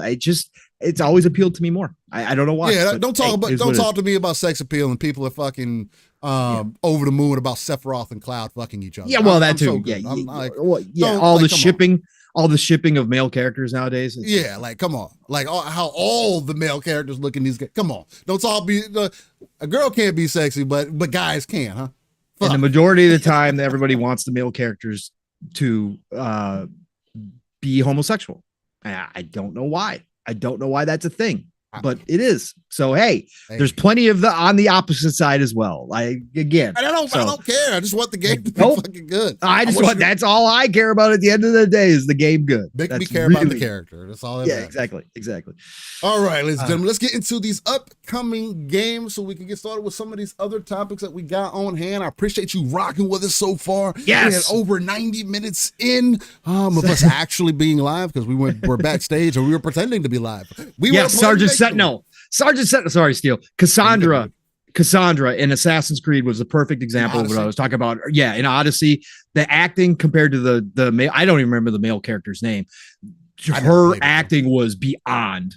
Like, it was so damn good. But yes, that's a perfect example. Sorry, Steele, I didn't mean to interrupt. No, you're good. Jacob says, Steele, now when the Stellar Blade devs shift up as a Sony second party studio, aka not owned but only making games for them, does Sony have the power to shut down their studio? No, but if they're not giving them proper support, or if the game doesn't do as well as it needs to, they don't have to fund them any further. Yeah, or like Deviation Games, the example you just brought up, Steele. They went all in as a second party with Sony. They were getting all their funding from Sony to make that games as a service. Last year, Sony nixed that game. Well, the studio instantly laid off half of their staff, and then we had talk and speculation about what that studio was going to do, because they had put all their eggs in the PlayStation basket as a second party studio. Well, now we find out they're closing down and laying off the rest of the studio. So yes, they don't necessarily 100. They don't get to go in there and say, "Hey, you guys are done. We're closing shop," right? Because it's not their studio. But if they pull the project, or if they cancel a project, or stop funding a project, what's the studio going to do? All their eggs were in that basket, right? So that's it. It's over with. So, again, unless they can pivot and start making another game for another console, or just start making a game for that's going to release everywhere and find a publisher, their funding's dried up. What are they going to do? So, yeah, that's definitely the unfortunate part. Bold says the devs doing Stellar Blade is a Korean studio, right? Yes. Shift up. All right. Well, let's get into these upcoming games, ladies and gentlemen. Pong, if you want to shout out the chat. Yeah, I got to shout out this amazing chat that's joining us. We got nearly 70 people here joining us this morning. Thank you all for being here. Again, all love and respect here. You guys, great discussions here. Listen to me and Steele go off, as we always do, into different places. We don't follow the strict guidelines like a lot of other podcasts. So we're out here doing our thing this morning. But let's get this chat shouted out. Sergeant Sentinel Game, he's in the house. What's going on, Sergeant? We got the Raymond Haverfield in the house. What's going on, Raymond? Great to see you. We got JB 1521 in the house. What's going on, JB? We got the one and only Fahim Scott in here. Great to see you, Fahim. We got glad you woke up early this week, Fahim. just messing with you, brother. Great to see you. We got the Bold Alpha Wolf Pack in here. What's going on, Bold Alpha? We got the one and only Jacob Novick in the house. What's going on, Jacob? We got the Doom Reaper in the house. What's going on, Doom? Great to see you, brother, as always. We got the Brett Bingham in here. What's going on, Brett? We got the Blind Mephisto in here. What's going on, Blind? We got the Red 410. What's going on, Red 410? Great to see you in here as well. Says Sony is killing it right now with exclusive games, Grand Blue, Helldiver, Rise of the Ronin, soon Stellar Blade, after no other platforms are giving so much right now. I mean, I want to ask the question, are those games exclusive? Yeah. I mean, the question was asked on the opposite side. I just want to make sure that I'm consistent, and I ask you also, Red, are those games truly exclusive? Right, because they're on PC. So, again, I'm not against you. Good deals. I Grand Blue's a fucking fantastic game. Yeah. But nonetheless, again, the idea of that is changing.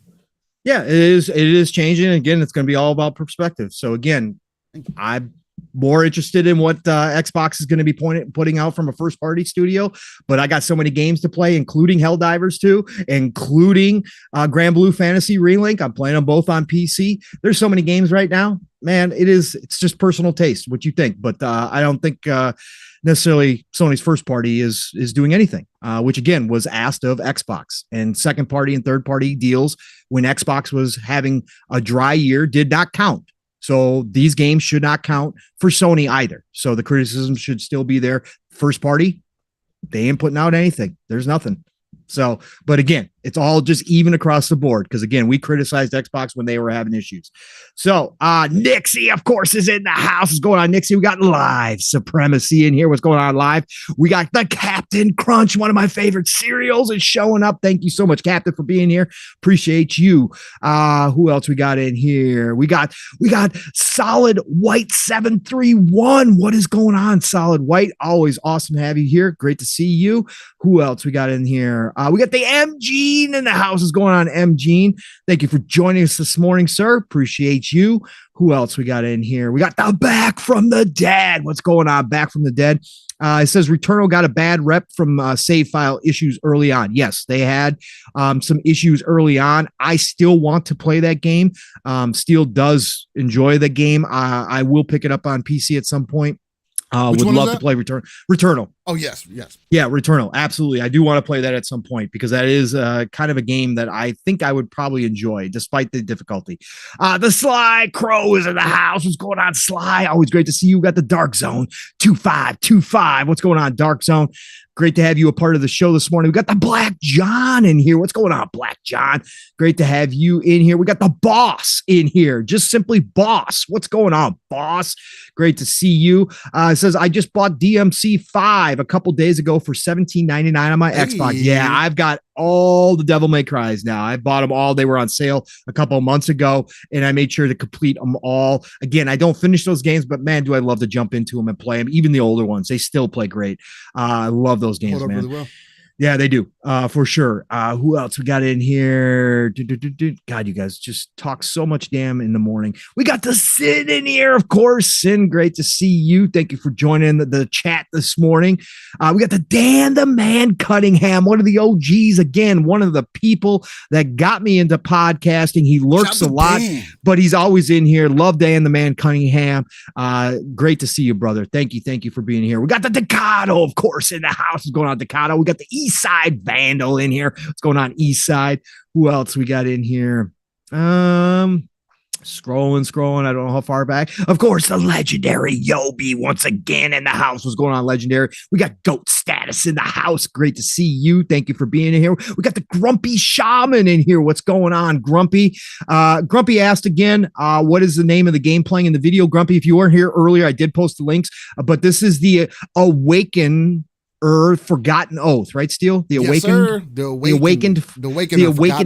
Awakener, Forgotten Oath. That is a PC only game, but currently roguelike type game. Steel has been playing an indie game he's been having a lot of fun with. So yes, go check that out.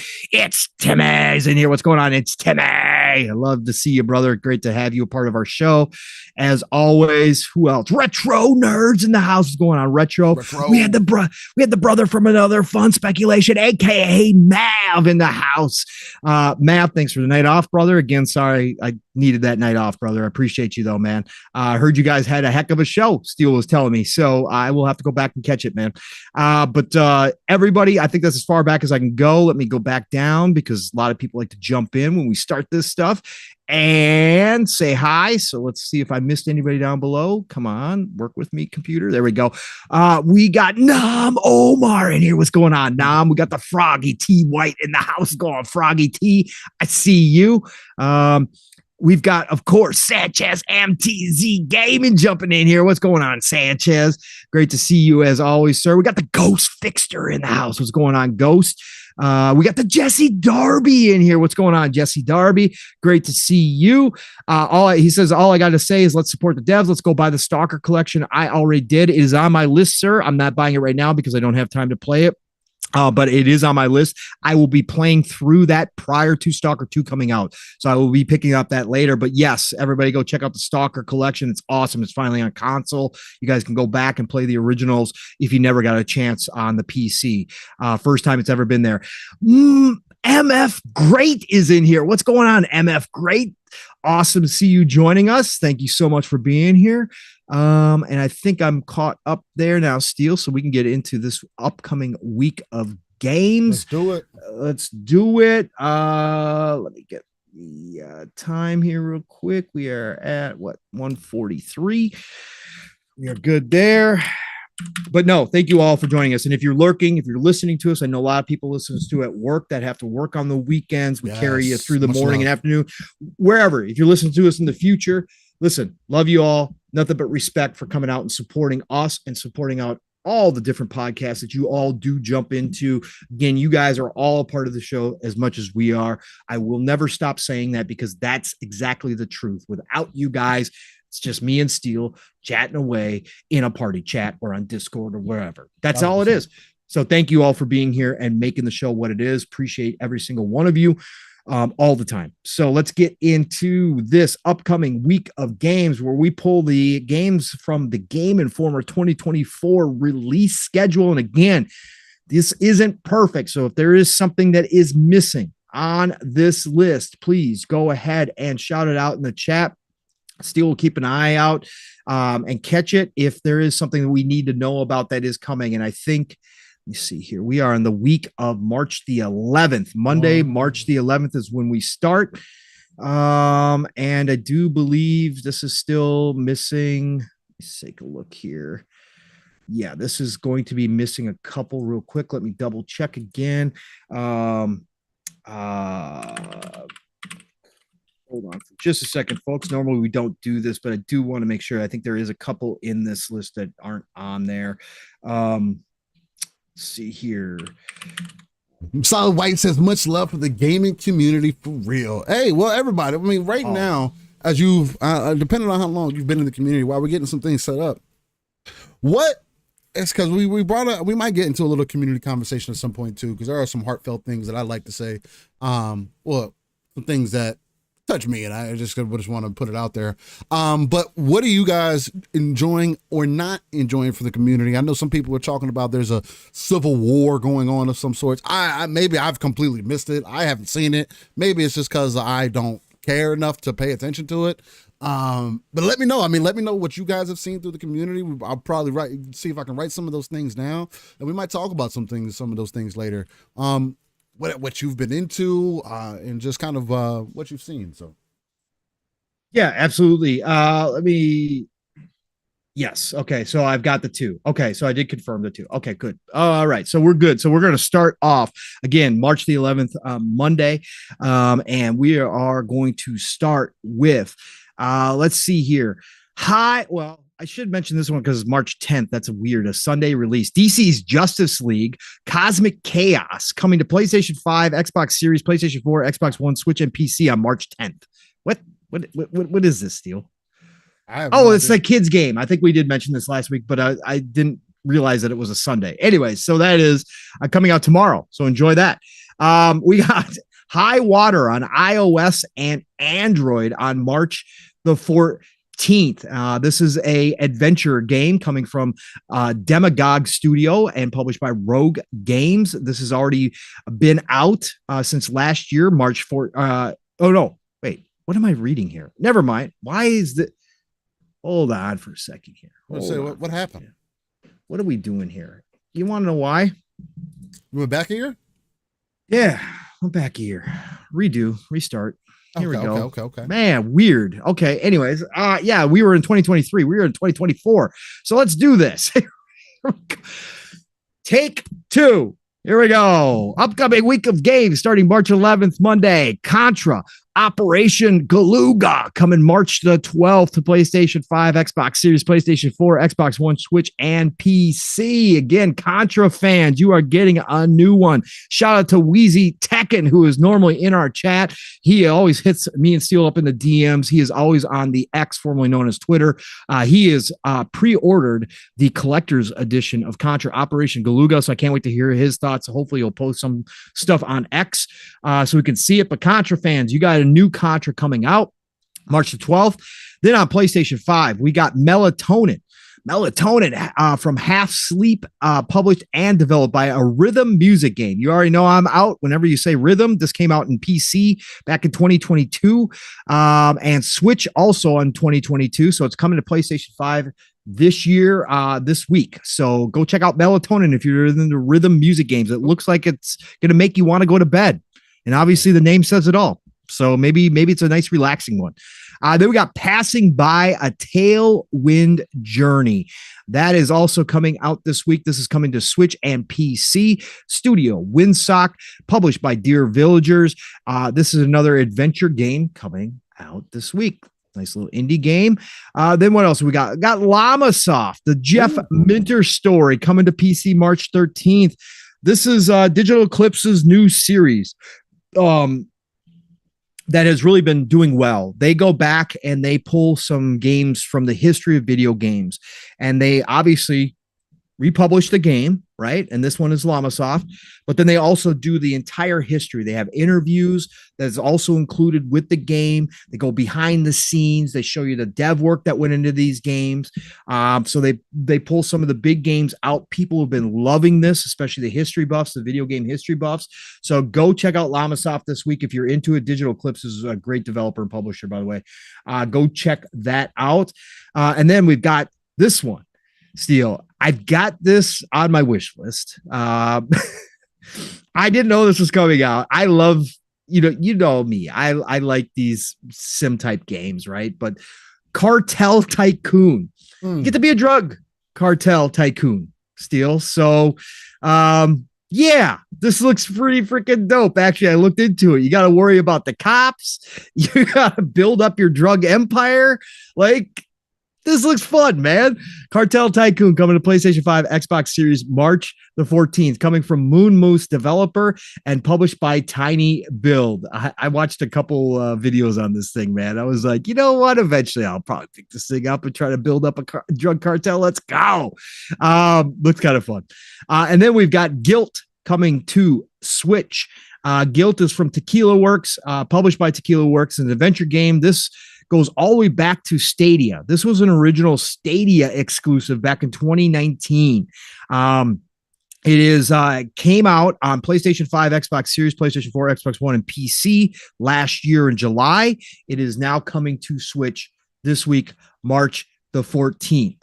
Let's see what else we got here. And we got High Water also coming to everything. PlayStation 5, Xbox Series, PlayStation 4, Xbox One, Switch, PC, iOS, and Android. This was already out on iOS and Android last year, March 14th, 2023. It is now coming out this year on PlayStation 5, Xbox Series, PlayStation 4, Xbox One, Switch, and PC. It is from, I already said this one because we read it in the last list because it so happened to be there.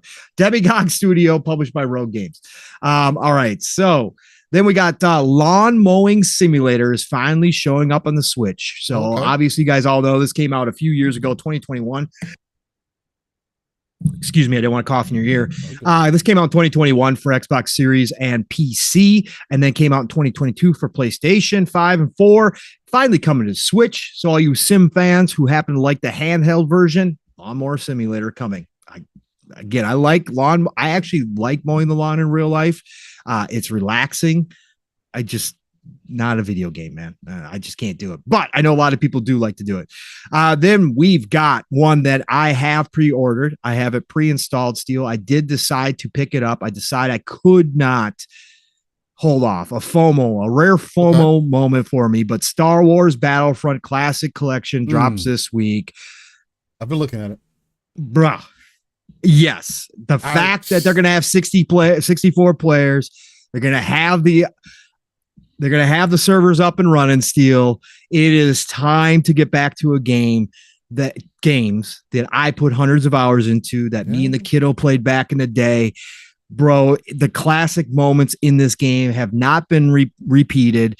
This is going to be fun as hell. I don't know how long it's going to last. I don't know how long people are going to stick on it, but I know up front, out the gate, there's going to be a lot of people playing this game, and it's going to be a hell of fun jumping into the servers, man. So Star Wars Battlefront Classic Collection, PlayStation 5, Xbox Series, PlayStation 4, Xbox One, Switch, and PC, of course, developed and published by Aspire this week, March the 14th. That's $40. I did it.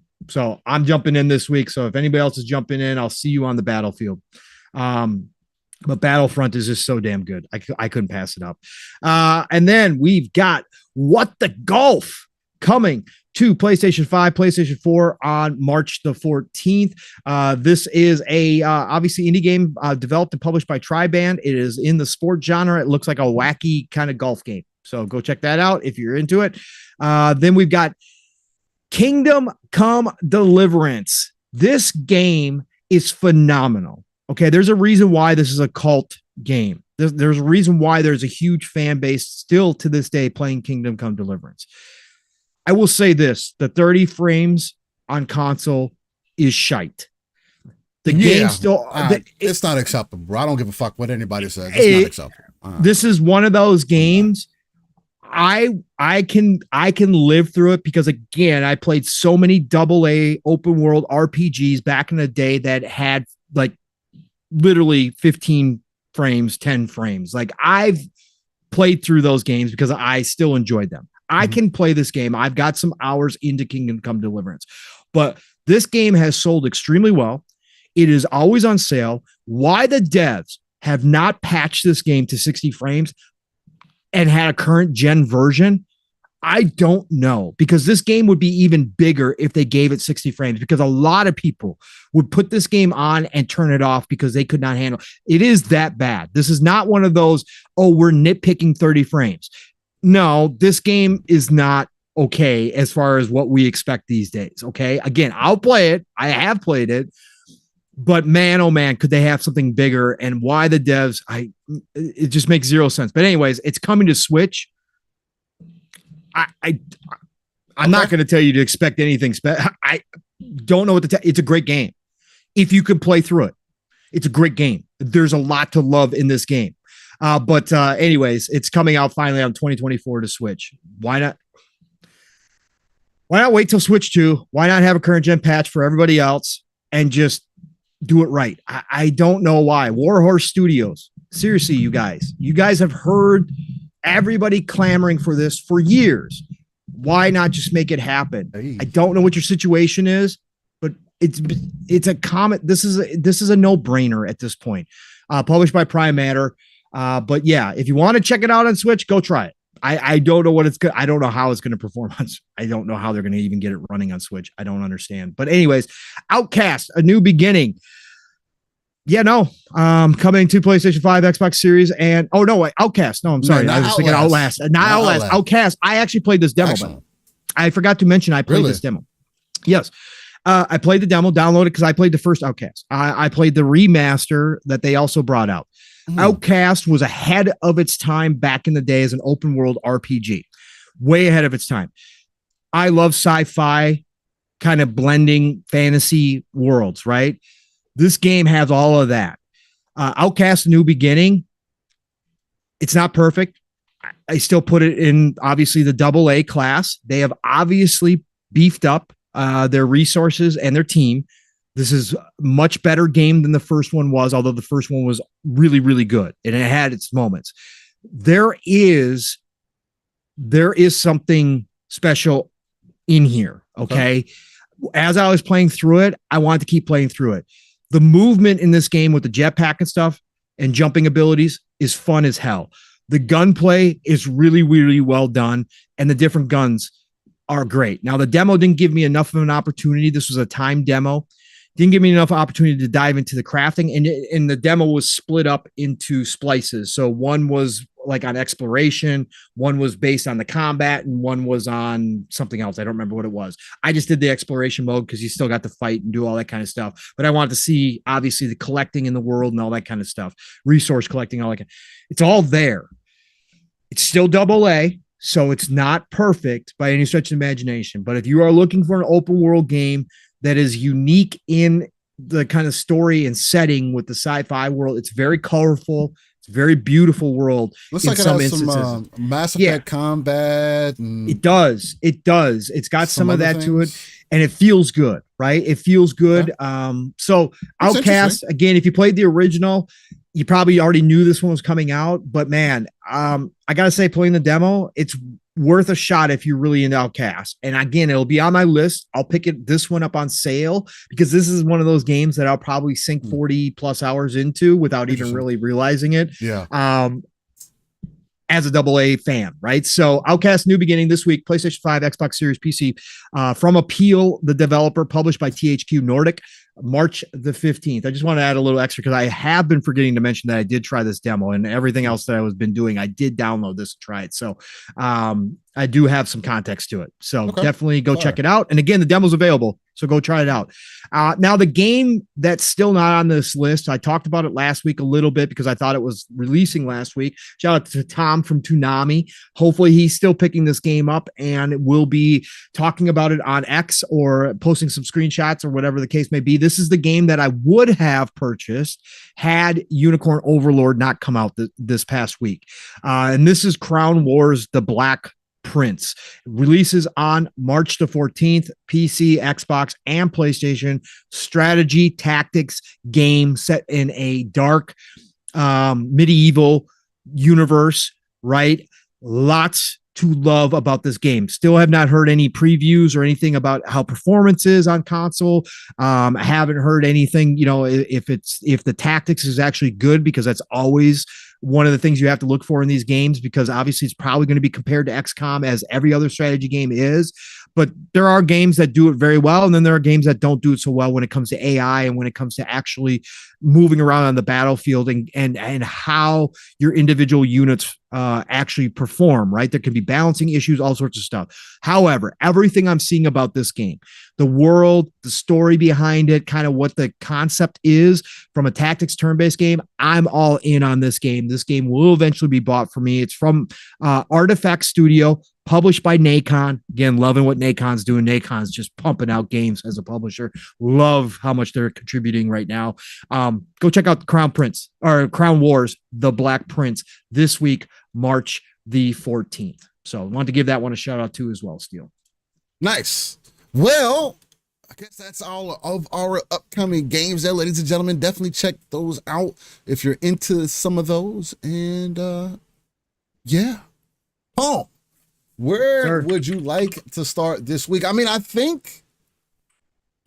a couple different places we could definitely go.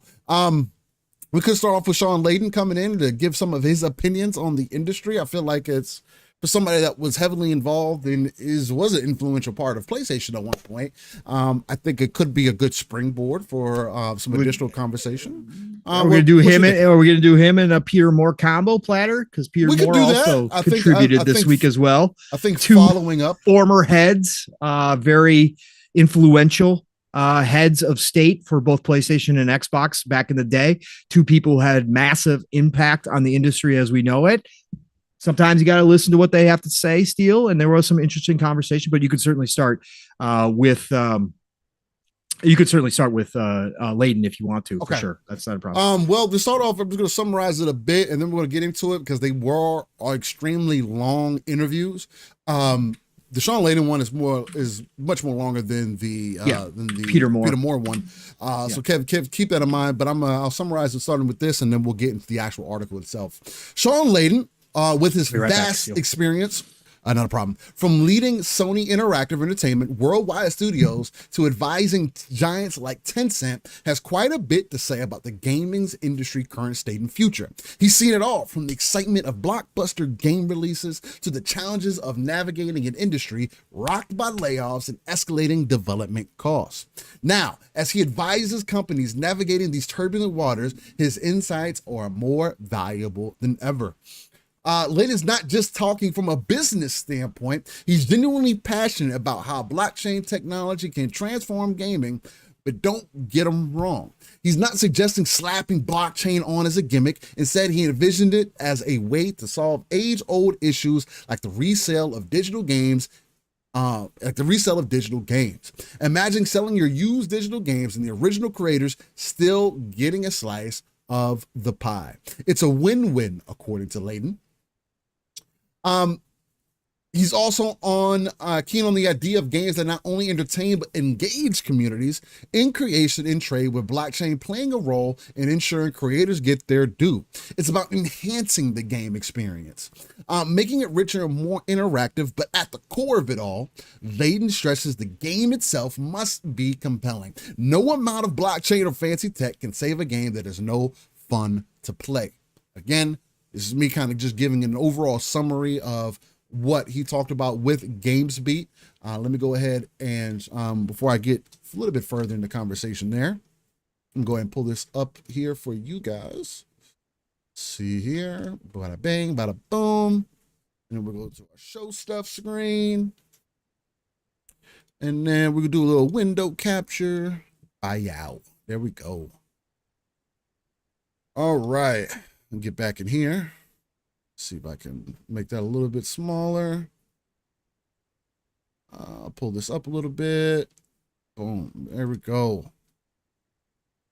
So I'll just put this up here like so. Make sure it's in the middle. Perfect. Make it a little bit. There we go. That's excellent. All right.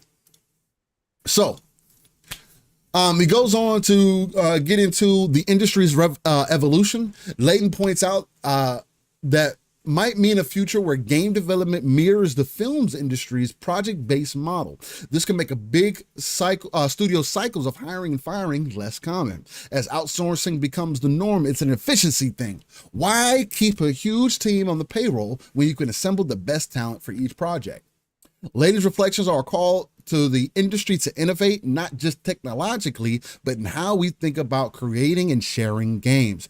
He dreams of a gaming world that is not just about the big title, the next big title, excuse me, but about creating a vibrant, participatory culture around gaming. It's a future where everyone from a big name developer to bedroom modders plays a part in keeping the gaming ecosystem thriving. And if blockchain can help us get there by making sure creators are compensated fairly, then Layden's all for it.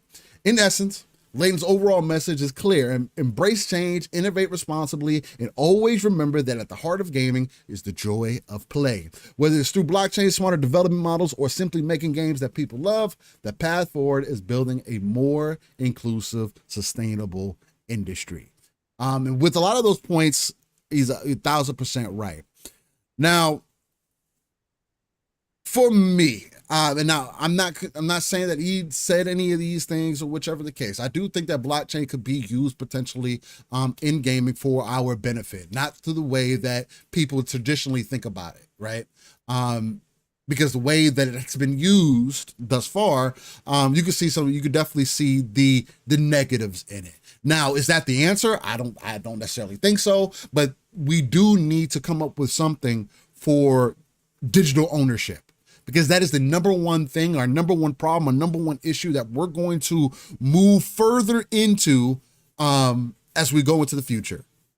Ownership, being able to still have access to things even after the fact that the game doesn't exist. Servers go down or whichever the case. For me, to what he's speaking to, I definitely agree that gaming should be about the creators, right? The creators should be able to make the best games possible, and we do need to figure out ways to bring some of these costs down majorly. He gets into it here about building the path forward is about building a more inclusive, sustainable industry, and I think that's exactly what we're seeing here. I'll get into it with Peter Moore as well here in a second. And since his interview is a little bit shorter, I may be able to get into some of that. But Peter Moore touches on it as well, so we might end up bringing an additional thought up. But just staying with that, building a more inclusive, sustainable industry. Right now, I think we're coming to terms with the fact that the corporations were mainly selling us a box to sell their wares, right? They needed the box to sell their wares, right? And I believe that we have come to a point where, and I have said this previously, where the box isn't as relevant because there's not that big of a difference anymore. And if we continue to move the direction that we are going, there has to be innovation somewhere else. And how do you work towards that innovation? You want to make things more inclusive. Okay, I agree with people that consoles should continue to exist, and consoles aren't going anywhere. I don't know how many more people I can listen to telling me that Xbox is getting out of the console business while they are telling you that they are not getting out of the console business.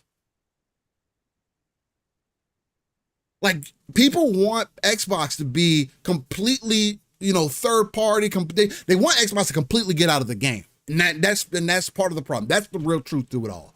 People want Xbox to be removed, but then they want to make videos about, oh, well, shouldn't we be worried? Oh, things aren't going to be the same. Oh, our games are going to go downhill if we go this direction. People making all of these videos and such, trying to doom and gloom the industry, when that's not what's happening.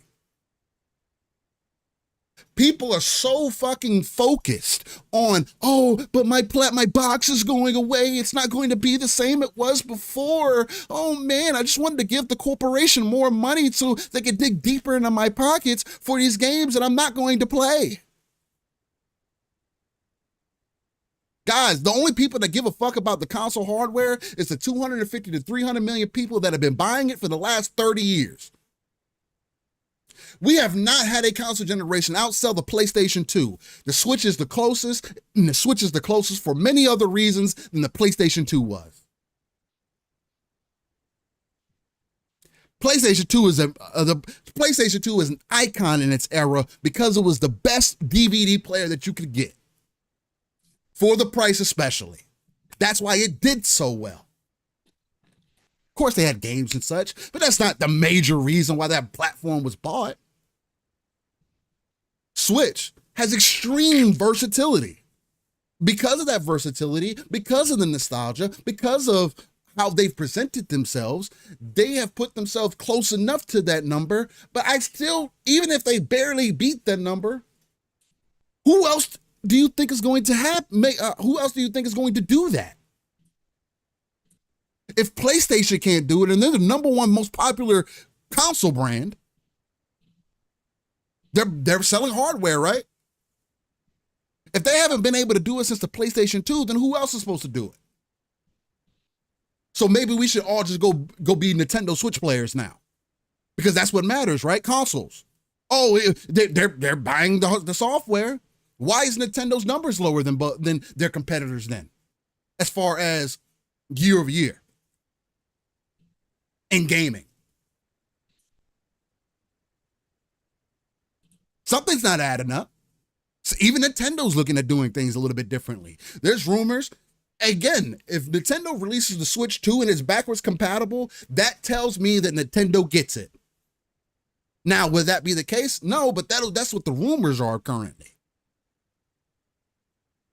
And if the console space is capped, the only thing that you can do is innovate outside of the console space and meet people where they are. This is what Xbox's game plan has been since bare minimum 2017, because things have not grown. And it does not matter. Phil's point, as an example, saying that, hey, we can make a 12-star game and people wouldn't buy the console, he is a fucking 100% right. It's been proven. They don't do it on PlayStation, and those games are the highest regarded games. If it's not working for PlayStation, it's definitely not going to work for Xbox. So people saying that, oh, Xbox should have stayed in it, and I know this has been one of your points, Pong, and nothing against your point, but I will attack that head on here. Going back to that ideology of, oh, well, Microsoft should have tried. They should have tried for what? To do the same thing PlayStation is doing now, to have the same numbers?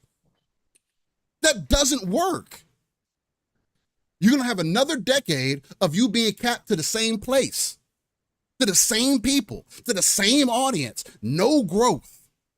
Now, that's me being very shallow about the subject, though, because it is layered, which is why I definitely hear especially when Pong talks about it, because he talks about it a little bit more vastly.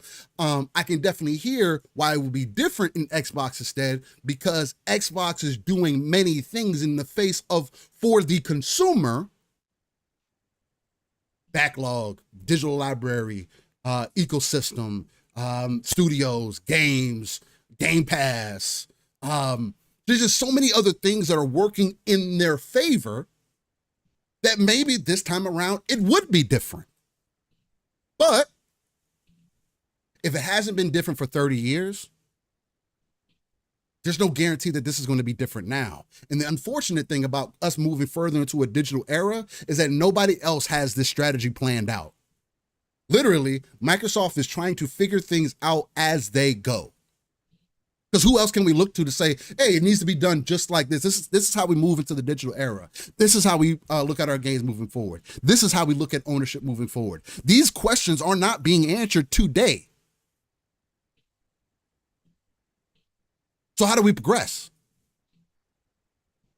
I think doing it the way that obviously PlayStation's admitting it, Shawn Layden seeing it, Peter Moore is seeing it. He even says it in his own. He even said it in his own interview. There has to be there has to be a different way, and I think that's what Xbox is doing. But just to sit with the Shawn Layden piece of it right now, I only went through the summary for it, Pong, but the crux of a lot of the things he was hinting to, again, he got to a lot about the blockchain of it. I know you're probably a little bit more familiar than I may be with blockchain and whatnot, and.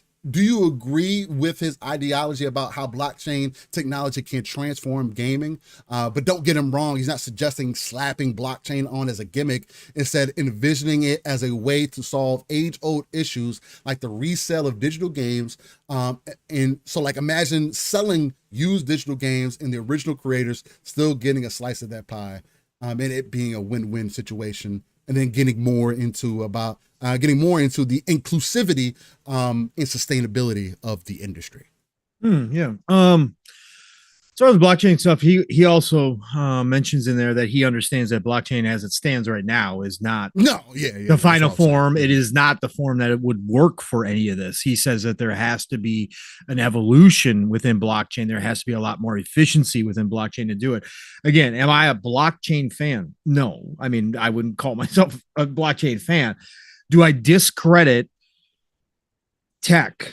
I don't, because I've learned through decades that stuff that seems ridiculous or seems like it's never going to work or seems like it's a scam can turn out to be something that really does transform industries, right? And so I will have that possibility, right? Yeah, I will I will never discredit, especially early on. Like again, and we're early on in all this stuff. The computers have to take a leap. There's a lot of things that have to happen for this stuff to get to the point where we start seeing their final forms and what they can be. Again, these are all baby steps right now. So I understand why people dismiss it. Again, a lot of it is ridiculous to me. A lot of it, I go, okay. NFTs, I was like, come on, really? Come on, man. This is stupid. But do I think in the future that there's something that that blockchain evolves into something that could give us that digital security as consumers that I have spoken out of, that we have spoken out about here and elsewhere still? Absolutely. Again, the government is so far behind on protecting us as consumers in a digital age.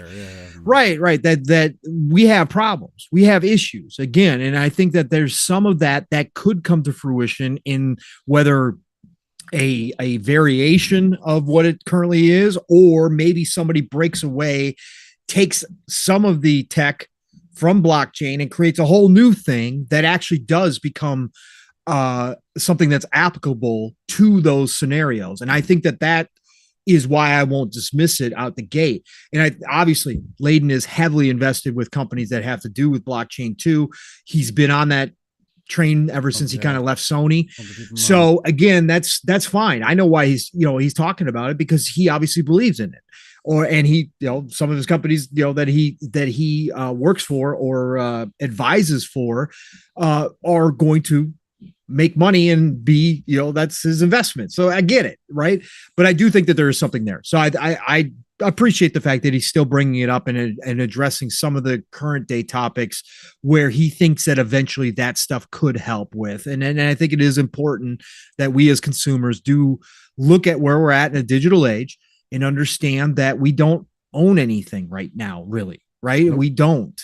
And that's a problem, because again, that dynamic between, a consumer and whatever business you're buying from has been well established for a very long time, because it was always physical, usually what we bought outside of services and that kind of stuff. But it was always, we owned it. Right. We don't now. We own a license, and that license can be ripped up anytime by the company we purchase it from. That ain't right. Okay. Because the understanding still is if I buy, whether it's music, video games, book, anything, that is mine. And then we also get into the context, which I always bring up, which is censorship, going back and editing this content at a later time, changing it. That is all not okay to me. But that is the reality of a digital age. And so I think we do need to talk about this stuff. And I'm glad Layden brought it up. Obviously, that was a small piece. It was a big piece of the interview because they obviously got into it a lot. But at the same time, the other part was Layden got back into his bag about the video game industry. And he, once again, was talking about stuff that he has been on the podium about. I want to point this out, Steele. It wasn't until recently that those of us on the outside really got to see how big the budgets have ballooned. We had a lot of speculation about AAA gaming specifically and about the budgets, but we were always in kind of under the understanding like 100 million, 150 million were your big boys, right? Mm-hmm. And then we got the Insomniac leaks, right? And we found out, no, actually a game like Spider-Man 2 is at for like $300 million. Okay. That kind of changes the conversation because where we were at, right? We were talking about $70 games, or we were talking about, monetization, or if we were talking about Game Pass and sustainability in the AAA space. We were always kind of the other assumption that, yes, they were creeping up to a point of like, okay, what are we doing? But we didn't know how far it had gotten. So now when Shawn is speaking from his podium, right, and talking about AAA gaming not being sustainable with the direction it's going, you got to, I personally, I'll speak for myself, take a little bit more notice because now I understand where the numbers are at and where they're headed. Because again, we got to see potential future costs down the road for the Insomniac stuff. And I got to take a little bit more notice about what Shawn's saying here. Mm-hmm. And he's speaking to what we have been talking about since the Insomniac leaks, that this is a coming to Jesus moment for the AAA space. And that if you are a publisher, developer like Xbox or PlayStation, and your first party titles are now over the $200 million range, exclusivity, I'll quote him from the article, is the Achilles heel, right? To that ecosystem. Because you, while sure you'll make your money back and yes, you'll make profit, there's a cap because there's only so many people in the console space. There's only a limited amount of people to buy that game. And he even goes on in this article, and I'm sorry, Steele, I was away, so I don't know how much you mentioned of it, but I gave it more summary than anything. Okay. So in this article as well, if you guys read it, because the question always comes up. Right. When we talk about this stuff, the question for the people, and again, I am an exclusive believer. I believe that exclusives still hold value. Again, if I was in Phil's position or Hiroki Totoki's position, I would be battling it out the old school way because that's just me in the competitive space. Okay. I'd be battling it out for the limited amount of people in the console space. Yes, I'd be expanding elsewhere, but your platform ain't getting any of my exclusives. Okay. I'd be battling it out. So I'm talking about high level stuff here though. But what he does say, the question that comes up every time when we talk about exclusives is why put it elsewhere when you're only going to sell X amount of copies, or you're going to sell a limited amount of copies. This came up when Xbox announced the 4 are going over to PlayStation and Switch. How many more are you actually going to sell? Yeah. Is it really going to make a difference to you at the end of the day? Shawn Layden, from a position of knowledge, from somebody who knows the obviously inner workings, the inner numbers of what these companies look at. Now, he's been away from PlayStation for a bit, but again, he still obviously has a lot of knowledge. Mm-hmm. He says that when you're talking about these bigger AAA games, you're talking about these $200 million plus budgets, that even an extra 10% of sales goes a long way. Yeah. Up front. Even an extra 10%, he said, will go a long way. Up front. Not a year, not a year later, not 3 years later. Up front. Right. Up front.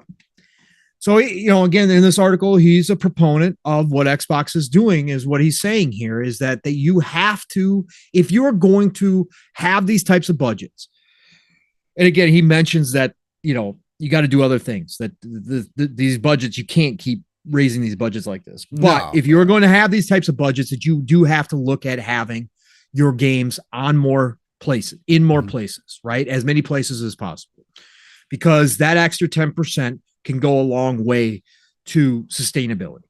And so again, I took notice of this, and now that I know what the numbers are looking like, and I think that it is, again, again, my heart of hearts, I want, exclusives, I think, have power. Now, how much power they have versus the old day, well, that's debatable, because again, there's more content, and there's a whole large group of people who care less about exclusives, who play the third party games and probably will never buy an exclusive unless their buddies do. There are different discussions within that. It's not just black and white. It's not. Paul, let me ask you this. Let me ask you this question, because I think this would be an interesting question, like, to ask my own pops, like, coming up during the time, and you're definitely more of a gamer than he ever was. Yeah, sure. But for you, because like my generation was already seeing the multiplayer gaming, and of course I am a bit more biased towards Xbox because of things that were established in the early 2000s, and the way they made. Even early on, you got to think, you said, even when I think about that, how they made the ecosystem so intrinsically important to you, whether that be Xbox Live or you having a headset that came with your Xbox Live, especially, right? Yeah. When you're seeing the transition now, like when you were gaming with your kiddo or whatnot back in the day, in the interest that he had. Do you see some of that today, or is that just because even for me, it's so vastly different than it is. Even when I was coming into it, that it's just like, I don't even know how things play out. Because if my kids, for an example, and I saw some people were making this point, if Final Fantasy, as an example, it's not some small IP, right?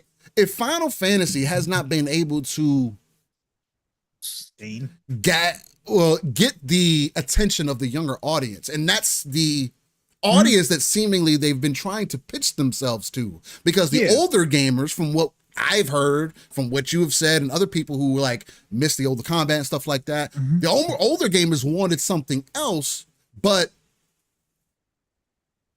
it's been trying to evolve, and there's been certain people like me who have enjoyed some of the Final Fantasies over time, but none of the new generation gives a damn about any of that. They don't idolize none of them. They don't look at them to see as they're important. Even Spider-Man, I feel like, is the only thing that gets that attention. But even that, it does. It does, but even that is not pulling people like you would imagine. Spider-Man is not a small IP, and that would be a game, at least I would imagine, that a wider audience or a player base, the younger audience, would want to buy, kind of like how we looked at games back in the day, especially with it being those movie kind of type games being much better today. It's just, and it doesn't get that attention. It doesn't get the 50 million sales. It doesn't get the 60 million sales, or whatever the case, although Spider-Man's been fucking around for forever, right? So it's like, what does that tell you when you see just such a vast difference between the generations? Because for me, I don't know what they're interested in outside of Roblox, Fortnite, Minecraft, in those style of games. For me, if you were asking a young Steel about those games, I would tell you that those games are garbage. Like, why would I play that? That's ill. I'm playing Gears, I'm playing Halo, I'm playing Ghost Recon, I'm playing like the types of games that I'm mentioning. And when they released, though, of course, they were very influential also because there wasn't games like that at the time. Right. Now, everything is like that. Everything is high quality. Everything is top notch. Everything is, unless you're talking about the Kong game, and I guess that's different. Everything is, there's nothing new. Like, there's nothing like, oh man, that's amazing to me. Because everything looks at this level. And I think maybe that's some of what Moore's Law was talking about, especially with that graphical head, where it's just like, at what point do you just say, at what point Do we stop focusing on the look of things more so and focus on what makes gaming fun or what makes gaming engaging or whatever the case? I don't like. What do you think about I listen. I don't envy any game makers in the industry right now. Yeah, that's crazy. Because you are fighting against you are trying to appeal to as many people as possible, but you have generational gaps now in how people play video games that are vastly different, as you were just pointing out, Steele. Yeah. And what we look for and what our interests are, right? You have my generation and older that grew up a specific way, playing specific games, still enjoy games that are from that era, still have that style, right? And we have some of the most buying power in the market, although we are a smaller group than younger generations like yourself and back. We are a smaller group of gamers, but we have more buying power because of our age. Right. But then you also they have to consider the younger generations. They did for me. Right. They do. They have to do that. They have to appeal to those and bring them into the video game market because those are the future, right? Matt Piscatella just made a post on X today while we've been podcasting. He was talking about I didn't put it in there. I'll read it directly here real quick. If you want to throw it in DMs too, I'll pull it up. Yeah, it was a real quick one here. I'll throw it in there. Yeah, it's just a real quick one. So he said because people are talking about consoles going away and that kind of stuff and hardware, whatever that's. So Matt Pescatello said, anyways, the olds, millennials and Xers, Gen Xers will keep buying consoles, maybe even into the 2040s or after, who knows? And by the time they don't want to buy them anymore or start dying off, the gaming tech and other areas will likely be so good that no one will want consoles anyways, right? Something we've been speaking to. Or be something better. So or something better. If we get supercomputers in the next 10 years, why the fuck would I want a console? Right. Exactly. So, but I think that they have to appeal to this wide ranging of likes, right? And so things have changed. And the thing that has changed, Steele, is back in the day, to your points here, well, like games like Final Fantasy and what they meant to us.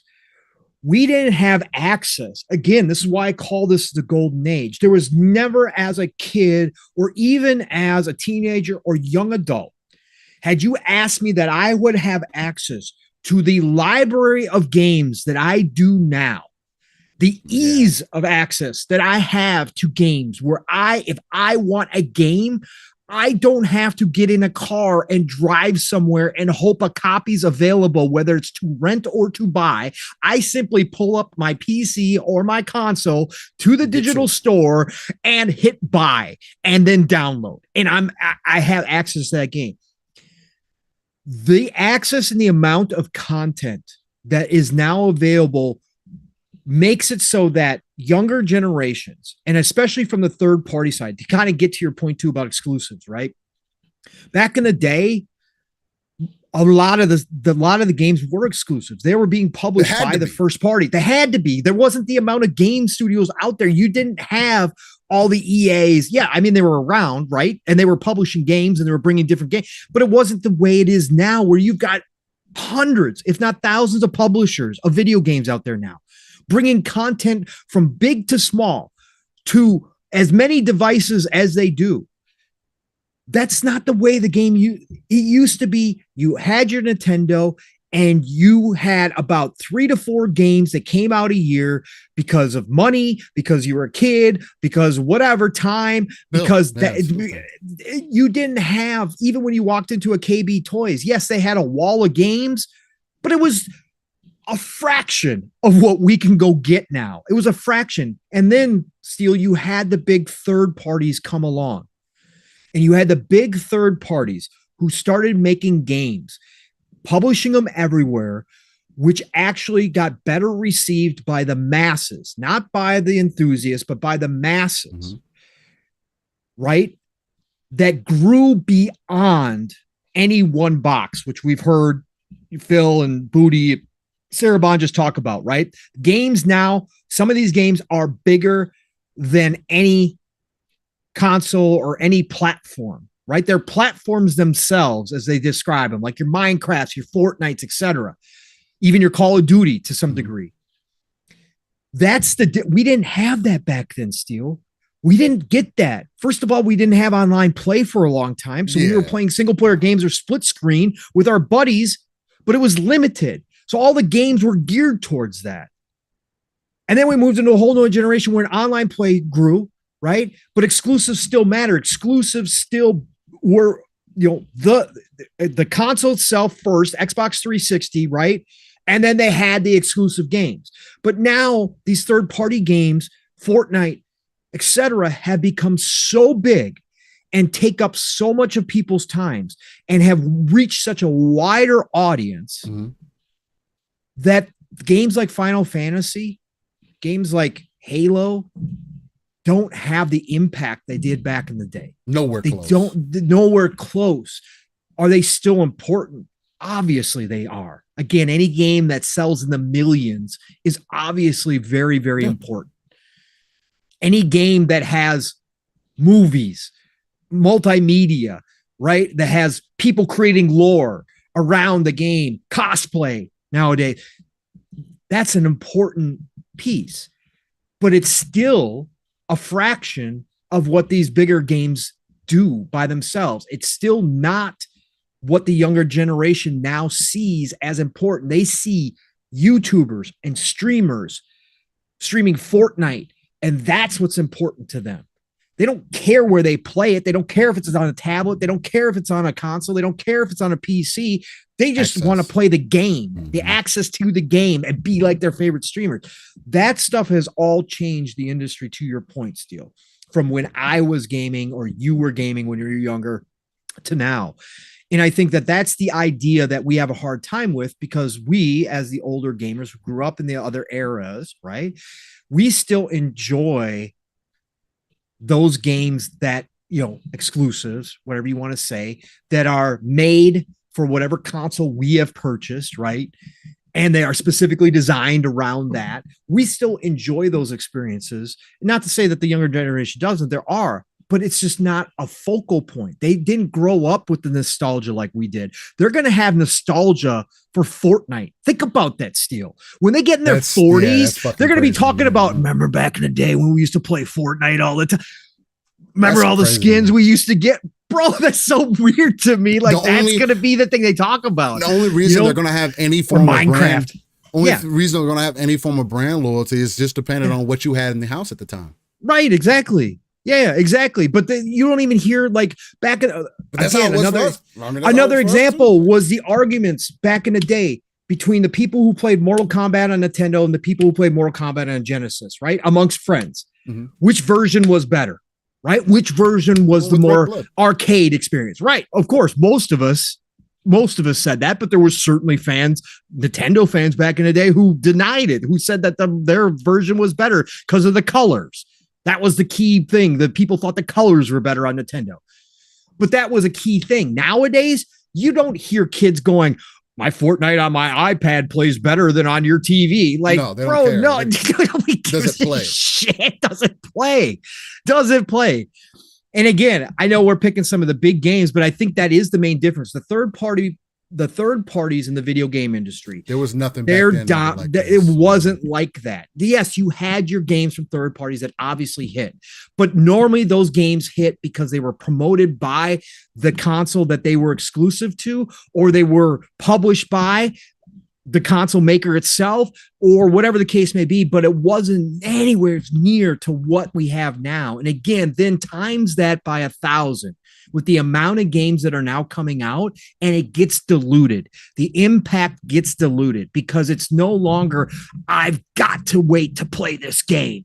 Like the next Halo, there's still people that do it. Don't get me wrong. Of course there is, right? Obviously, Halo Infinite was a big launch, but it's not like, I need to play this game for everybody now. It's not that singular moment that it once was, Steel, where everybody seemed to stop. Again, I still remember when Skyrim dropped, and Skyrim wasn't even the biggest game ever, but Bethesda had built up a big enough fan base that people took time off work to go play Skyrim, right? Right. And again, yes, for me, yes, right. I took time off to play Starfield. But is it the same for the younger generations? No. Fuck no, man. It ain't like that anymore. Call of Duty release. That's what it right. takes. Call of Duty, and even Call of Duty, we see kind of dipping, right? Steel. Madden used to be everything. They used to put out articles about how the new Madden release was going to cause loss of work productivity because people will be playing. That has taken a dip as the years have gone by because EA hasn't treated that franchise well. It still sells incredibly well, don't get me wrong, but it's dipped in as far as its impact goes. We don't even get reviews for Madden anymore, hardly. Steel, everybody used to review the new Madden. It used to be on the front covers of the magazines. They get like 10 reviews on opening launch day now because everybody's like, yeah, it's just another Madden. So the impacts are less and less. You have too many big games now that the younger generations, they're not the expensive, AAA budget games. They're games like Pal World. They're games like Minecraft. They're games like Fortnite. They're great in their own right, but they're not the big blockbuster games anymore. And I think that's the difference generational wise. Whereas Final Fantasies, Gears, Halo, those types of games were the blockbuster games that the vast majority of a much smaller pool of gamers back then, because again, remember, gaming wasn't cool back then. There was a smaller pool of people, but those were the games that people were like anticipating. Those were the games that everybody talked about. We played other games, but we didn't get the volume that we did back then. So those big games that came out were everything to video games. Yeah. And it developed nostalgia within you, and it developed the memories within you of those specific moments of those specific games that you were looking forward to. Nowadays, it's like, whatever, man. It's like, whatever. Yep. No, new Fortnite skins are coming out. Yeah. That's what we get excited about, right? Not we, but you know what I'm saying. Well, because the expectation has changed, right? What we see, correct. what we're amazed by as gamers has changed. What we expect has changed. Most of the bigger games that you end up seeing are community-driven games. Even Baldur's Gate 3 is a very community-driven game. Yep. Right. Not like so much on a scale like multiplayer and all that other stuff, but when you get down to D&D, that's a very community thing. Like people get together, you have a good time, you get involved, you have conversation. Like there is more of a community focus around a lot of those games that helps them become what we saw some of those other older games as, right? And to your point, Paul, there's too many games being released now for games to get the same attention that those games did back in the day. That was impressive at the time because that's what we had. There was nothing else. Halo made first-person shooters possible on console, or at least more, made them more accessible, I would say, because the configuration changed. People are like, oh, okay, well, maybe this does work. Maybe it takes some of these things. Maybe this sensitivity, maybe this movement, maybe this. And now we've gotten gaming the way that it is. Call of Duty wouldn't be what it is without Halo, as an example, right? So it's like, I don't know what other game could release today that I would be like, oh, I don't know if there could be another game like this outside of like an MMO, like a modern MMO. I could see that possibly, but again, we're talking about community and we're also talking about something that's extremely risky and takes years to make. There's no other game that I'm seeing that's coming out unless like we get games like Path of the Goddess and stuff like that, that was shown at the Capcom show where you innovate in other ways. Maybe we start seeing games that get more elements combined with each other, and that's how games change over time. And my main point is that things have vastly changed, and you can't. It's hard to look back at history and say that oh, well, things are going to be very similar to each other, or it's going to be similar to how it's happened before, when it can't. Even the hardware can't. Once you start talking this PC language or start getting on the same architecture as we know that they are now, the lines start getting extremely blurred. Again, I'm going to continue to ask the question week to week. What is the biggest difference between the PlayStation and the Xbox? And if the only thing is the SSD in some games, And those games aren't selling the numbers that they need to be selling because, again, yes, exclusives matter to video services too. But if I release something on Netflix and 2 years later it goes to Hulu, I had to cut a deal for that. Somebody had to pay me for that. I didn't just give it to him just to give it to him. But who's losing out on that? Am I losing out on that? Oh, Netflix has less value now because I get to watch this movie. Somebody else watched this movie 2 years later after I did. No, I'm going to be talking about the movie now with this person or with whoever was able to get to watch it 2 years later. That's what happens with a lot of these games. You notice that a lot of single player games end up having much more popular conversations years later when people have experienced the breadth of the game. When there's a multitude of people, again, same thing. It's going to be the same thing with Final Fantasy VII, the remake. When the trilogy, like right now, it's rumored that the trilogy it may not come to Xbox until the trilogy's released, until it's finished. Okay, but what do you think is going to happen when the trilogy gets released? It's going to cause more people to talk about it. People who didn't play it are going to play it, and then it's going to spark a whole new conversation. Is that a bad thing? Did it devalue PlayStation all of a sudden because Final Fantasy isn't just on that box anymore? I don't think so. Because games aren't being made the same. Consoles aren't being looked at the same. And if us as the older generation or as the older gamers, as the people that are like driving some of this, of that 10% of the hardcore, are so adamant about things not changing or so adamant about the box, then how can we ever anticipate or expect change?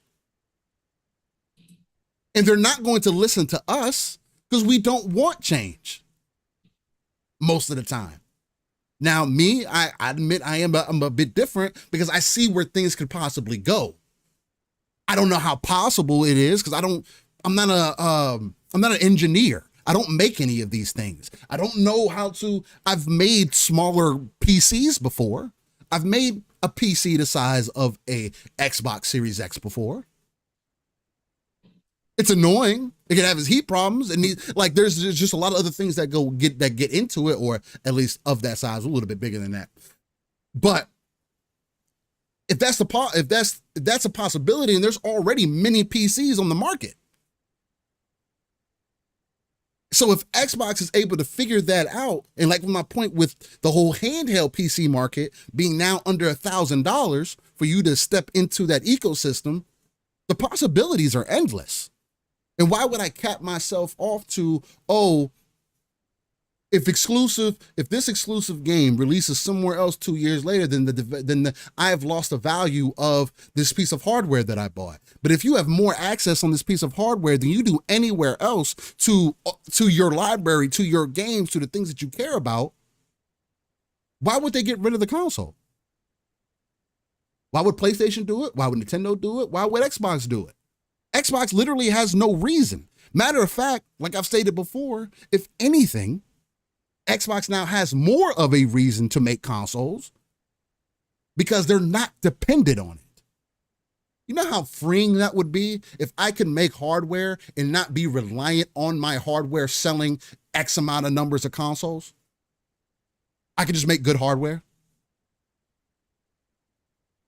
You think Xbox is just going to stop making good hardware all of a sudden? I think they make some of the best hardware now. They've been consistent in it. 360 is the only offshoot.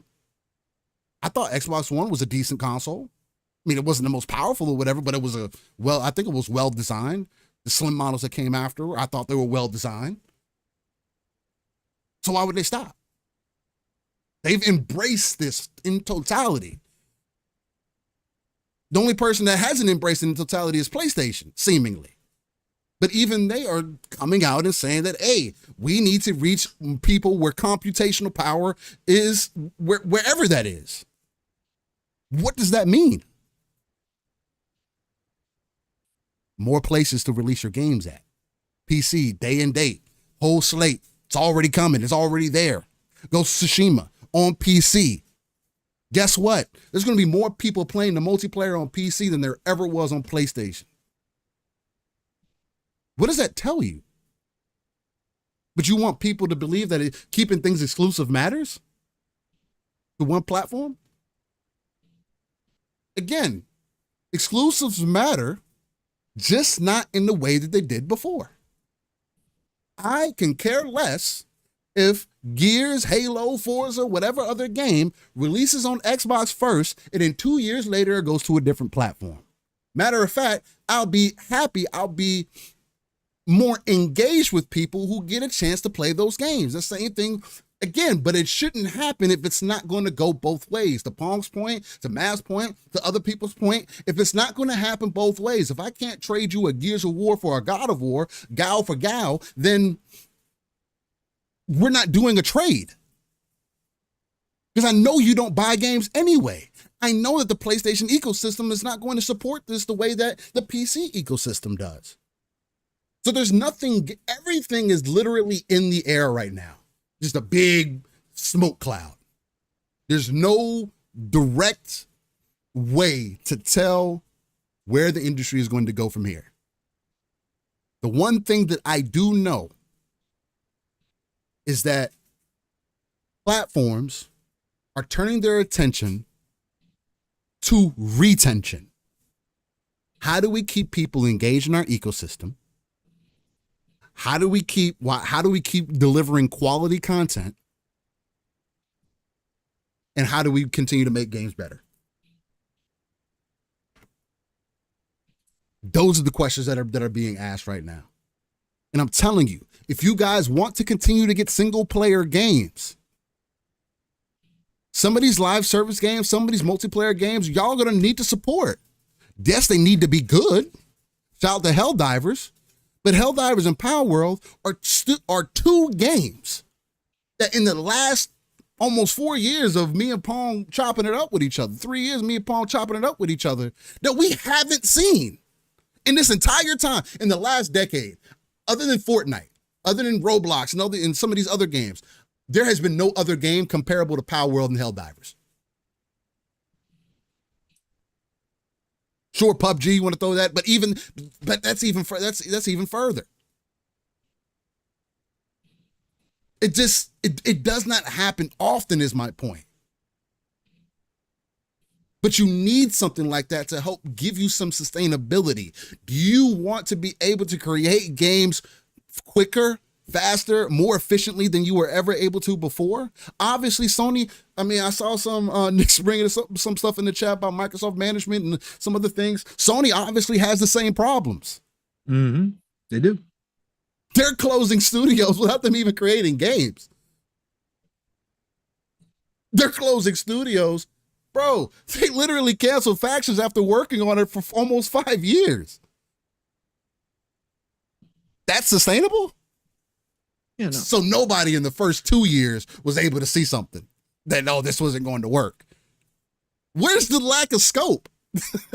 Well, and Sony's captured a very specific audience. And again, for people like Nixie who love the Sony side of things, or, whatever, love some of the stuff that Sony creates. And for them, it's top tier gaming. Like, again, I'm not here I disagree. to argue. Yeah, I'm not here to argue though, but because again, that's personal preference. Yeah, it is. But they haven't done anything for me. Again, I want to play Horizon because I played the original Zero Dawn and I enjoyed it, right?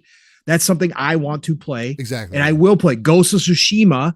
I still have not played it. Boy, that multiplayer. But now it's coming to PC. Oh my God. I'm interested in the single player, and obviously I'll hop into multiplayer with Steel. But that's a game that appeals to me. But outside of that, Sony hasn't done anything that has made me go, wow, I need to go buy a PlayStation again. In fact, they've gone away from all the stuff like your SOCOMs, your Twisted Metals, your et cetera, that I fell in love with for Sony. They've gone away from that, and that's fine. Again, that was a choice they made. Now they made The Last of Us, which I absolutely is a GOAT, but then The Last of Us 2 for me, creative choices, not my bag. So again, Sony for me has gone the opposite way. When I look at Xbox and I get things like Age of Empires, right? I get my RTSs. I get things like Avowed coming out, now Starfield, with all the studios they've acquired that are now underneath the umbrella. I know I'm getting the games that I personally think are top tier. And again, that's just how this industry has always been. It's just back in the day, we didn't have the selection we do now. And again, we didn't have the accessibility that we do now. And I'll point this out to Steele, to your topic, your point as well. And this is where I think, to get back, we went way out here, but this is a big topic. But again, to get back to Layden and his $200 million plus conversation about, where AAAs are going and that they need, it's not sustainable. Tech itself has leveled the playing field. This is a conversation we've had many times here for all developers. You can now have small developers compete with the big boys. That's not the way it was back in the day, per se. Now, a lot of the games looked similar back in the day, but when a Final Fantasy came out back in the day, there was other JRPGs, right? But when a Square game came out back in the day, it was different, right? You could tell the budget was a little bit more, right? You could tell that.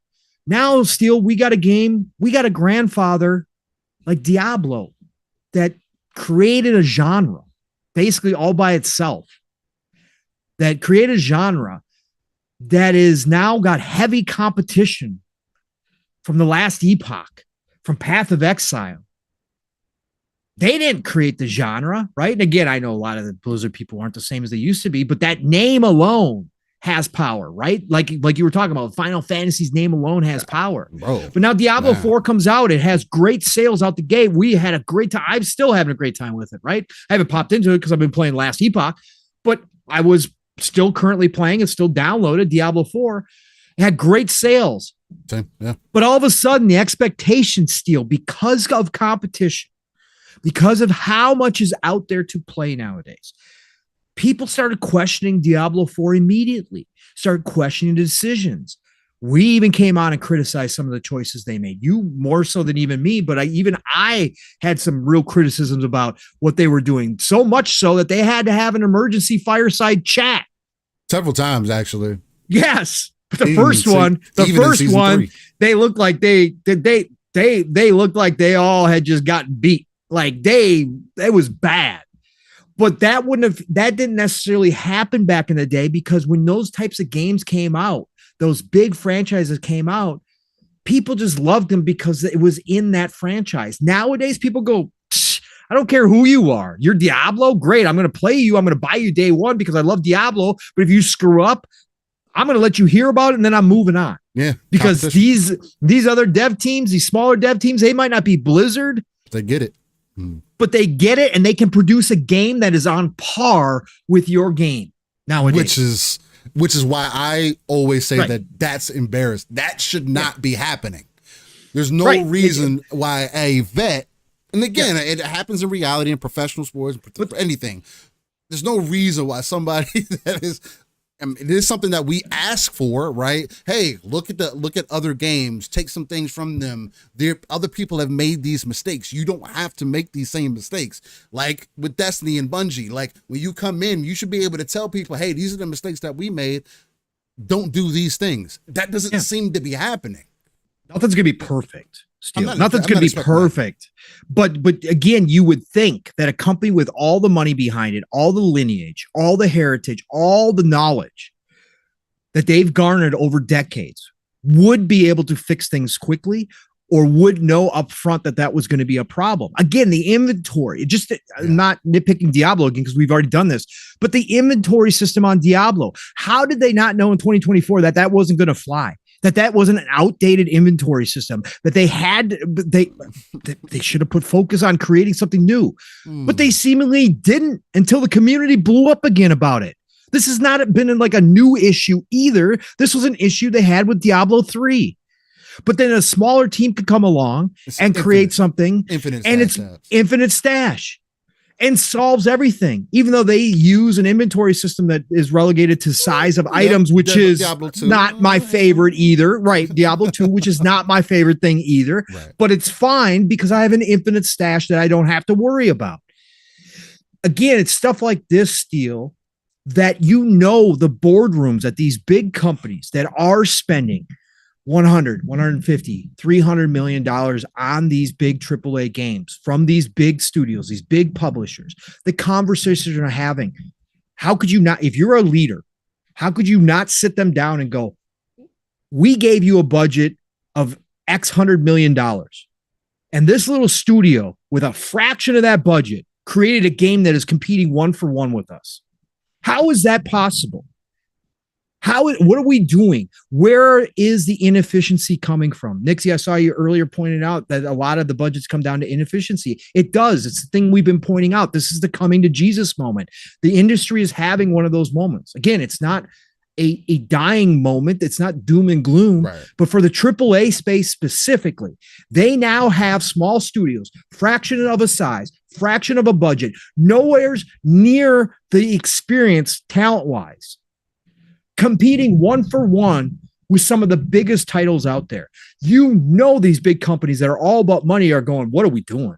Why are we shoveling you guys money when this little studio comes in and is showing you up? What are we? Why have we grown the studio this big? Why have we grown your budget this much? Where is that money going? Because I look at this game and sure, it might not be as polished as your game. It might not have all the little bells and whistles that you guys have in your game, right, again, but honestly, the gamers don't give a shit.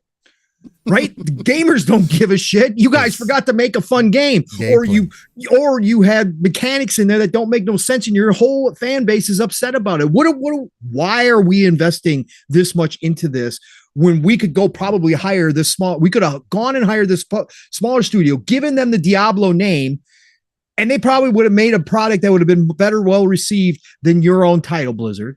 Again, I'm picking up Blizzard right now. It could also be fair that no matter what, because of the Diablo name, that it wouldn't fucking matter. That is true. There is that side of it. But I'm just saying, from a money man standpoint, from what's going on in AAA, this is where Layden is absolutely 100% correct. It is unsustainable because if you can't make the best of the best game anymore, if your game isn't so standoutish that people can't that they can't go find something else to play if they are not enjoying your game, you are never going to have the sales numbers required for the shareholders, for your CEOs to be happy. You're just not in this day and age. So that's why it's unsustainable. That's why if you are going to continue with those budgets, to Layden's point, you have to go find a bigger audience so that you give yourself a better chance. Even 10% more players can make a difference, to his quote. You have to go give yourself the best chance possible. And that means putting your game on more platforms in more places in this day and age, because the console market was never built. The ecosystem, the capped market of the consoles, the box is not at a point and never will be to sustain increased budgets like this. You're never going to recover overall in the long haul enough. And the risk involved that one of your games doesn't hit, like a Suicide Squad for WB, then you take such a massive hit that it takes other games to back end it, to cover for it. But that puts you behind. Correct. If it wasn't for Hogwarts Legacy, I think WB would be in trouble, massive trouble. If it wasn't for Final Fantasy 14 having the resurgence it did, Square Enix would have been closed or sold a long time ago, is my belief. They would not have been able to make the games that they did without Final Fantasy 14 print money for the past years, ever since they recovered that game. But again, that's Layden's point. I think it's a great point. I think we got to sit up and take notice now that we know the true numbers about what these games are costing in the AAA space. And I think that this is what's happening in industry. This is what we're seeing. This is what we're seeing, the cuts. This is why we're seeing some of these layoffs. This is why we're seeing all this conversation around this, is because this is what's happening in these boardrooms right now. We are not going to give you $300 million for that sequel anymore. You now have $100 million. Figure it out. Figure it out. Make it work. You got to make a smaller experience. Make a smaller experience, right? Or the possibility that they start breaking them up into smaller experiences and selling you what would have originally been one game in 2 or 3 pieces, like we saw in the Insomniac leaks as well. That's another idea. Again, I'm not against that one at all. I think it's a possibility, but I'm just saying that these conversations overall are having, and Layden has been spot on for a while. I'll give him his flowers. He's been saying this ever since he left PlayStation. So again, he was spot on. He knew the internal numbers. He obviously knew where those budgets were going, and he saw what was coming. So hats off to Shawn Layden. Even if he's a traitor. Nah. I mean, yeah, I mean, and I think that kind of springboard into to the Peter Moore interview as well, which was done by IGN. And he goes into a little bit about Microsoft will be debating right now whether Xbox consoles have a future. Can I just say this really quick up here, still with about Peter Moore? The Peter Moore slander out here. Oh, what are people saying? Go F yourselves. Oh, they're sending him hate because he answered the questions that were asked of him, Steele. Again, you can dismiss Peter Moore because he hasn't been around Xbox and Microsoft for years and years and years. He's not dumb. He's moved on. He hasn't been part of the industry. You can dismiss it all you want. But to sit out here and slander this man who proved himself, did not come, go watch the Iron Lord's interviews with him. Please, you want a history of video games? You want some backstory? You want some behind the scenes info about what it was like during the 360 era and during the Dreamcast era? Go watch those interviews. This man did not come from video games. This man came from a marketing background, came from Reebok. Shoes, Reebok. He, though, to his credit, walked in and said, I am going to learn everything about this industry, and I want to know what makes gamers tick because I have pride in, if I'm going to take this job, I have pride in that position, and I'm not coming in and just running this as if I know everything just because I had success at Reebok. I'm just going to market the shit out of this that I don't know anything about, and it's just going to be took He came in and learned the industry from the ground up, learned about what makes gamers tick, took his expertise about marketing and turned it into massively successful a failing console, by the way. A failing console, not due to him per se, when it comes to Dreamcast side of things. Oh, no, that was fine. That was 360 right, 360. But he shaped this industry, like the Grand Theft Auto, bringing it to Xbox, etc. He shaped this industry. So to sit out here and slander this man just because he says something, speculating, giving you his opinion from his knowledge of how things go in the boardroom. That's the other thing. You are going to slander this man suddenly. You are going to talk about his name. Bro, give me a break. He's asked these questions by the interview. This isn't Peter Moore calling a press conference and saying, I want to tell you what's going on inside Microsoft right now. That's not what this was, bro. He was sat down for an interview and asked a question. He's giving you his honest opinion about some of the conversations that potentially, which all make sense and have even happened in the past, according from him directly. They had some of these discussions way back in the day and stating something that even Steele has made mention. I'll give Steele tons of credit since we started podcasting. When we talk about Xbox, we talk about Microsoft, and he's not alone, but I'm just saying he's my brother from another and we talk all the time. So I'm going to give him credit here. He has always mentioned the fact how Sony is a hardware company and Microsoft is a software company. And that DNA does not change. No, it does not change. It evolves. It'll evolve. They can add to it, but it doesn't. But at the core, that's what they are. And so some of these decisions go back to the DNA roots of these companies. And to Steele's point, that's what it's always been about. And that's all Peter Moore was pointing out here, that eventually, as this industry continues to evolve, which we've talked about, and where we think it's headed, it puts Microsoft and Xbox right back in their home as a software company. And the facts are that they could be definitely looking at that, reading the crystal ball and going, hey, we're headed back home, everybody. Let's get ready. Let's get ready. We're going to be back to our software company. That's it. Software. We're going to be pushing software again. None of this hardware nonsense.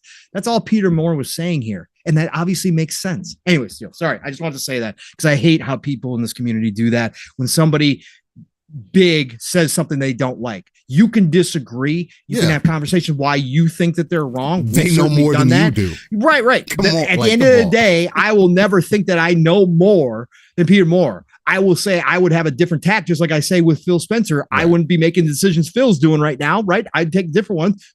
But I always say that's why I don't run billion trillion dollar companies. I'm just playing armchair CEO and just giving you my opinion what I would do. But these people out here who just want to slander anybody who comes out and says something that they don't agree with, I'm sorry, you guys are wrong. You guys are absolutely wrong. Again, Peter Moore was asked questions. He just answered them truthfully from his perspective on what he thinks is happening. Period.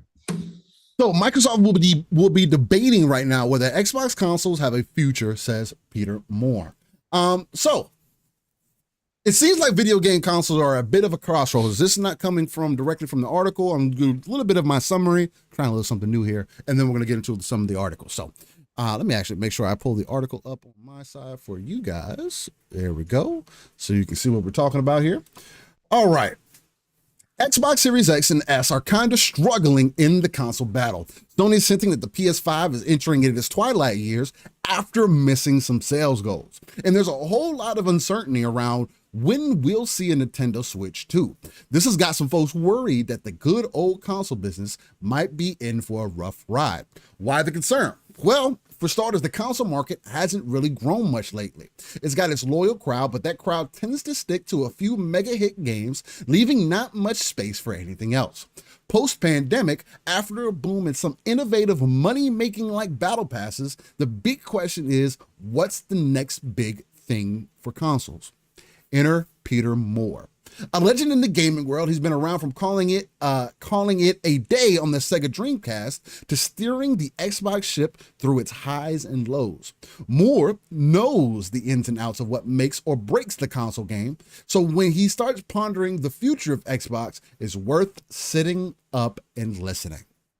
So, with that, that's going to springboard into one thing that Palm brought up, is that we were saying then in 2007, is this the last console generation? The broader picture we certainly feared during my time, even at Microsoft, we were saying then in 2007, is this the last console generation? Do televisions start to come with chips that can play games and you just need a fucking controller? What year are we in now, ladies and gentlemen? And how recently did this just become a thing? So they were thinking about this 20 years ago. Of that possibly being a possibility. What do you think is going to happen in another 20 years? Right.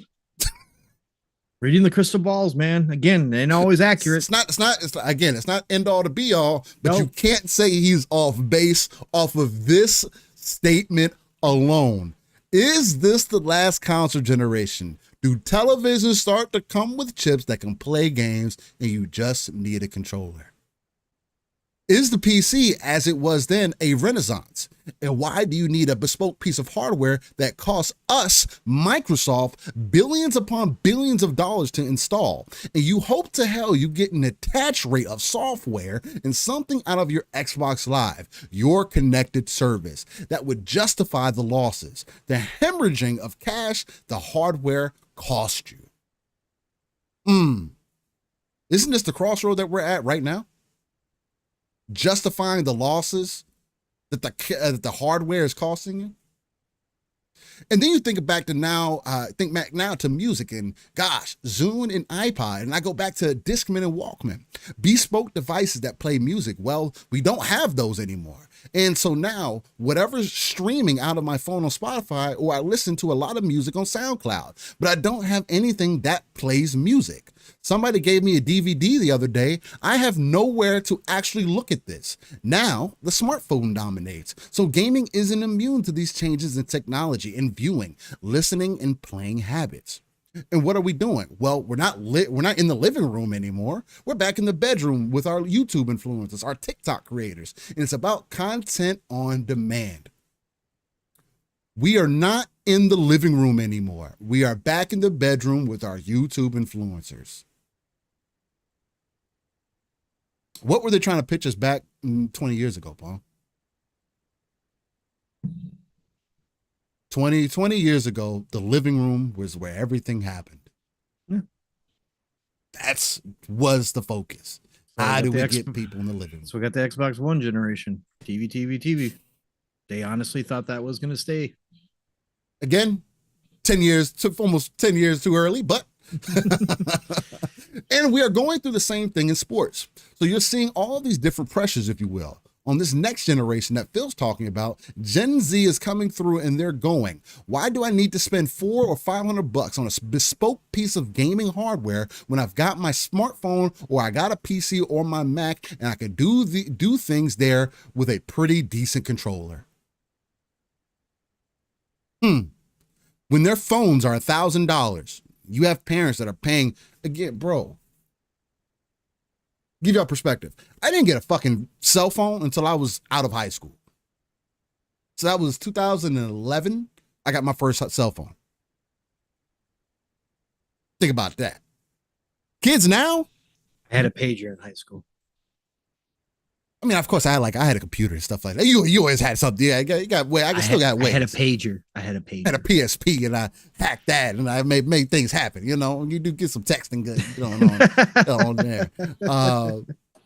But today, you want parents to spend X amount of dollars on a certain bespoke piece of hardware when they're spending $1,000 on their phone for their children in a very scary time nowadays, where sex trafficking has been a much bigger thing than ever.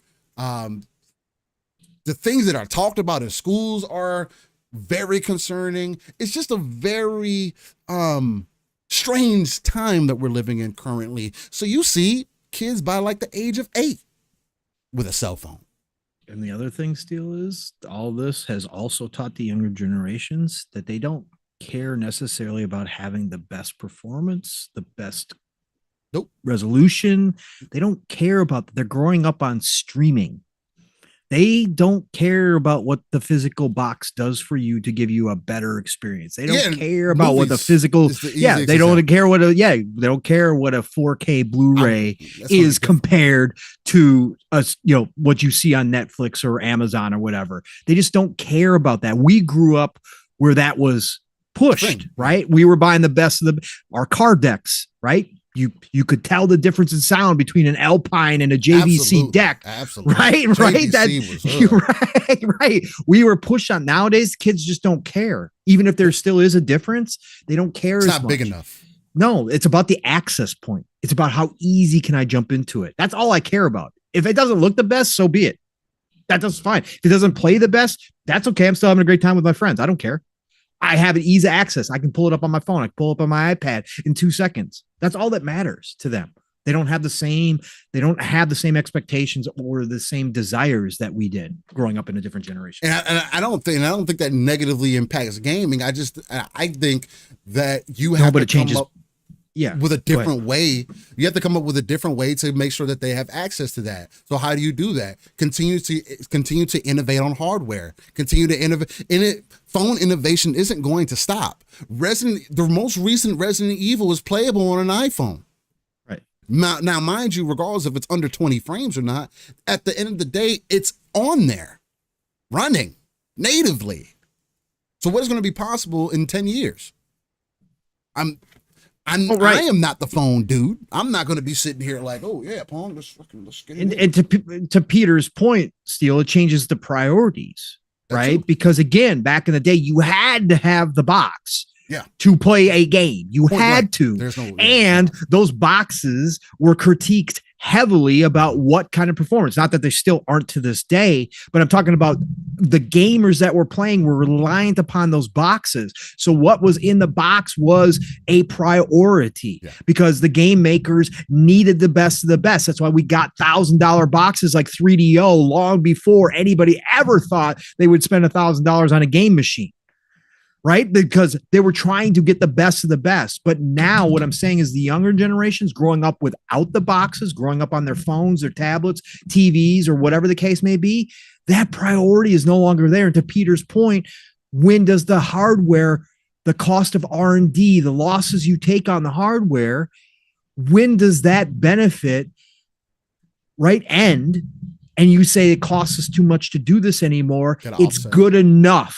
It's good enough to be elsewhere, right? To offset it, right? That's the difference. And the only way that you can really offset that is by delivering more services and software, right, to a wider audience. Like Phil touched subsidizing the box, instead of doing it to the consumer and us raising the prices here. Right. Let me continue to subsidize the box. There's so many more ways for me to make money than doing it the way that PlayStation has been doing it, as an example, because that's the mantra that people continue to believe in, than doing it and saying, hey, this is the box that you need to get, you need to play it here, this is how we do things. It is an old ideology. Things do not need to be this way anymore. And I am telling you, as somebody as again, I grew up in this. I grew up with the internet. I want games to be accessible to more people. Anyway, so I think that what we're facing in particular, Microsoft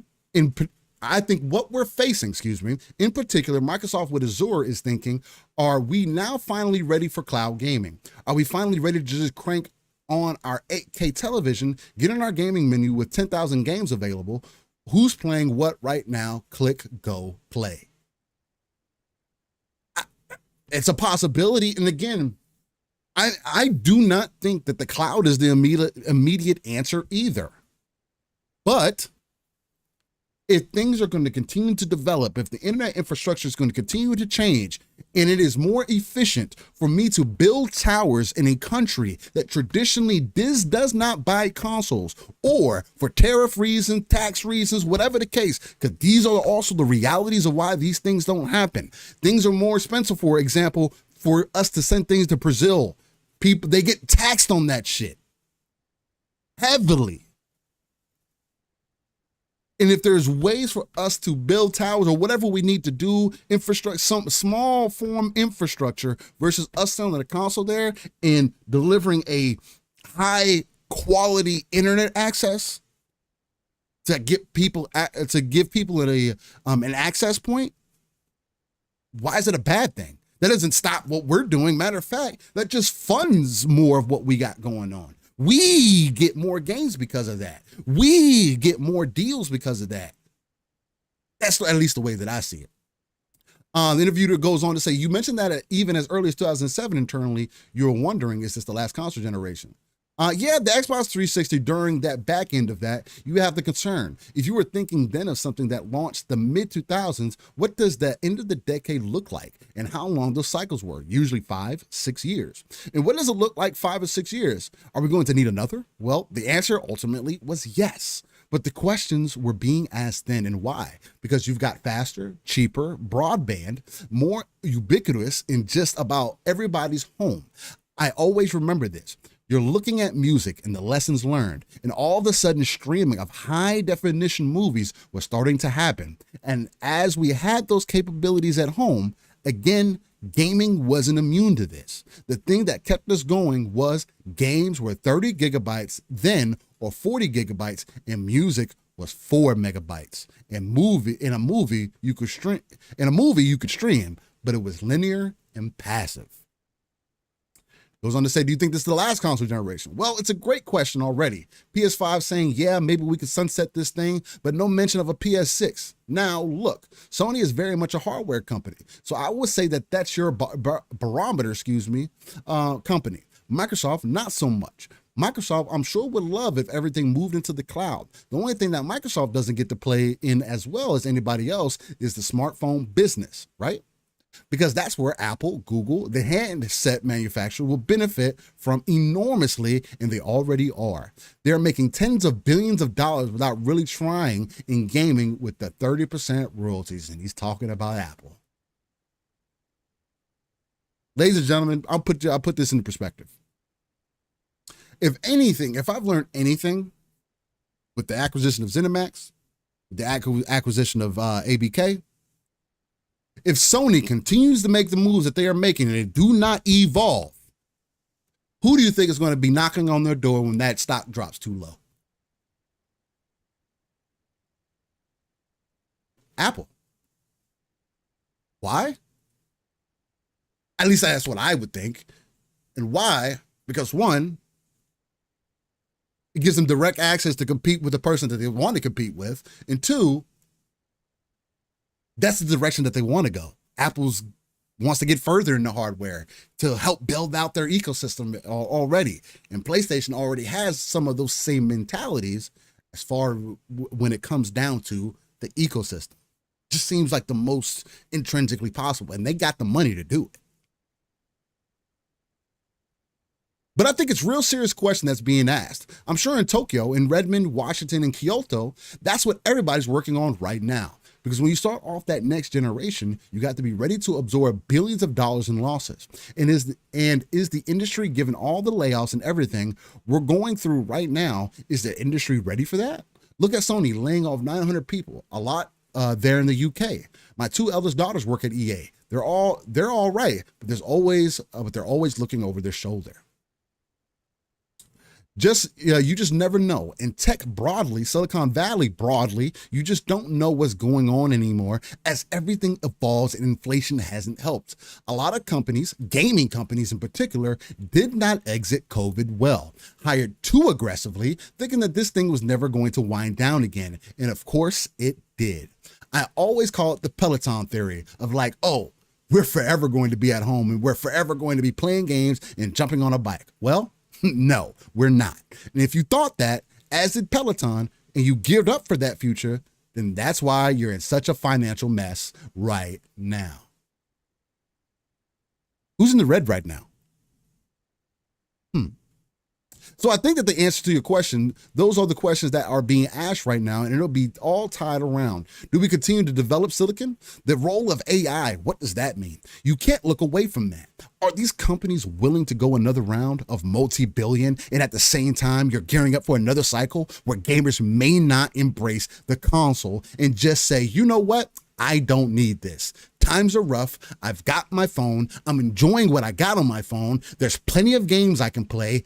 Failing that, of course, I have my PC or my Mac.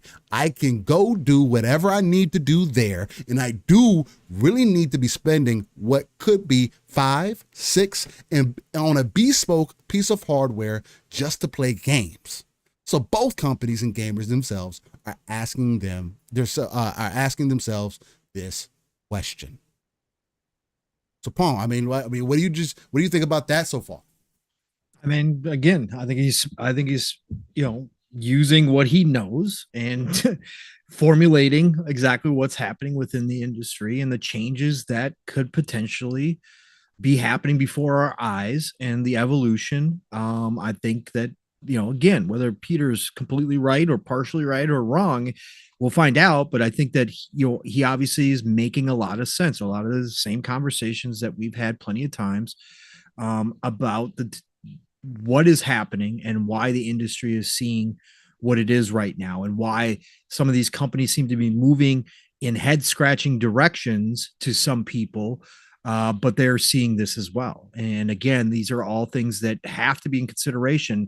The tech industry moves too fast. You can't play it by ear if you want to be in the game. Right. You will be out of the game faster than you can go to sleep and wake up the next morning if you aren't planning for the possibilities that are now presenting themselves.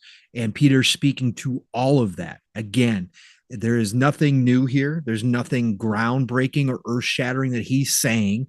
He's simply pointing out what a lot of people want to close their eyes to, but these companies can't afford to, especially billion-trillion-dollar companies can't afford to close their eyes. They have to see where the market's going, how players are engaging with their games these days, and how the younger generations are even not just the younger generations, but even gamers our age now, the expectations to access the games, to be able to play them wherever they are, whether it's a phone, whether it's a PC, or whether it's a console, and that has to be taken into consideration. Otherwise, you're going to find yourself on the outside looking in.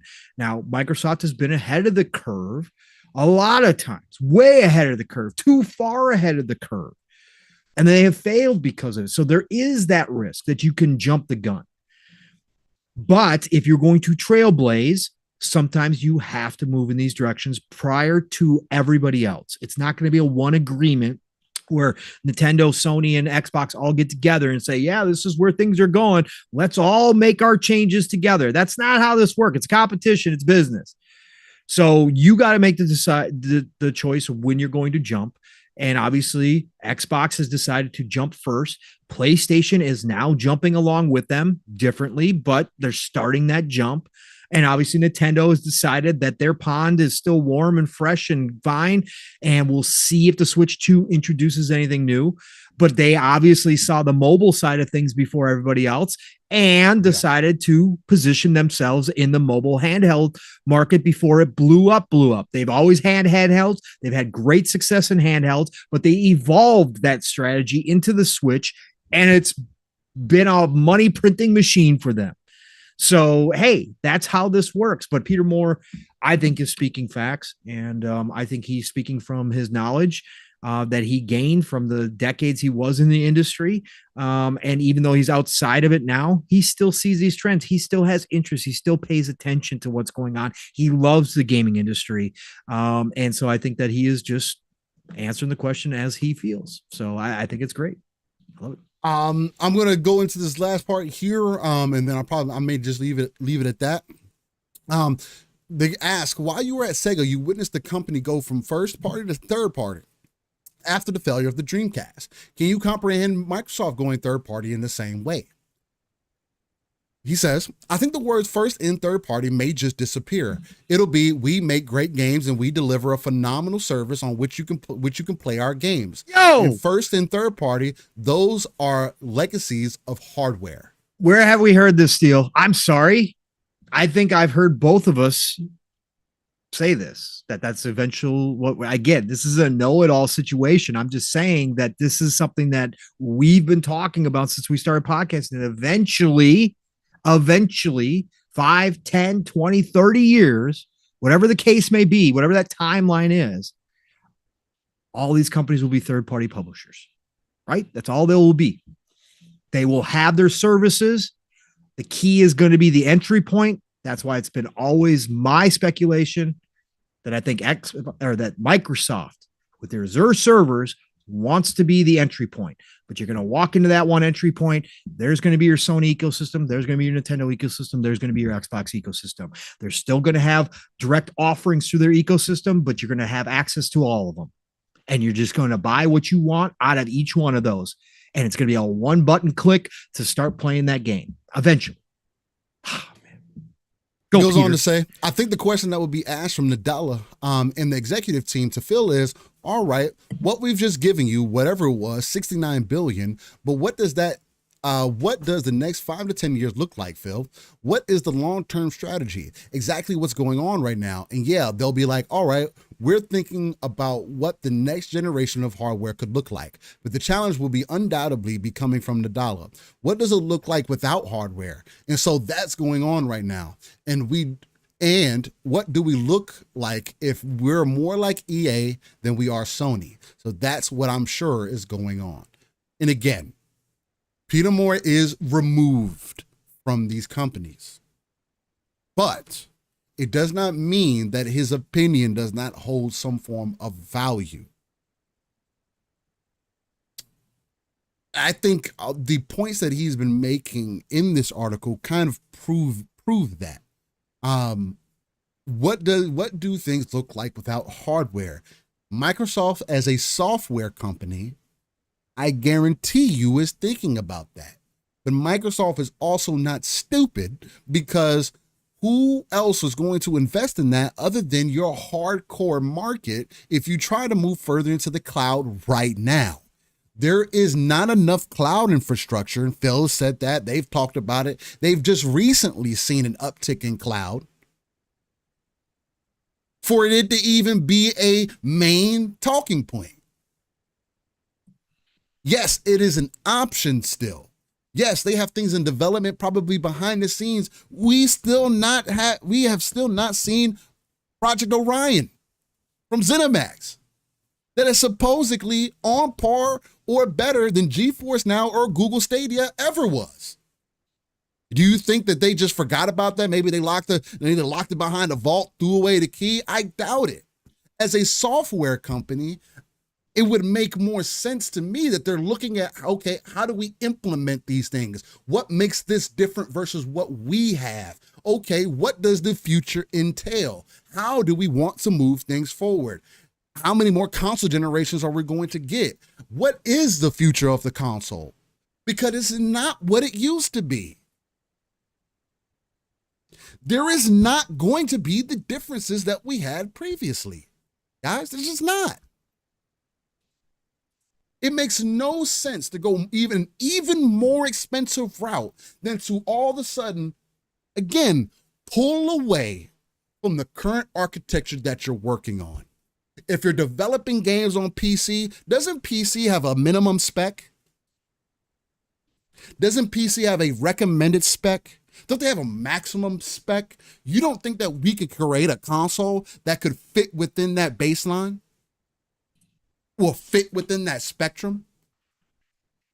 There are PCs on the market that can play games that aren't even on the same quality level of a Series X.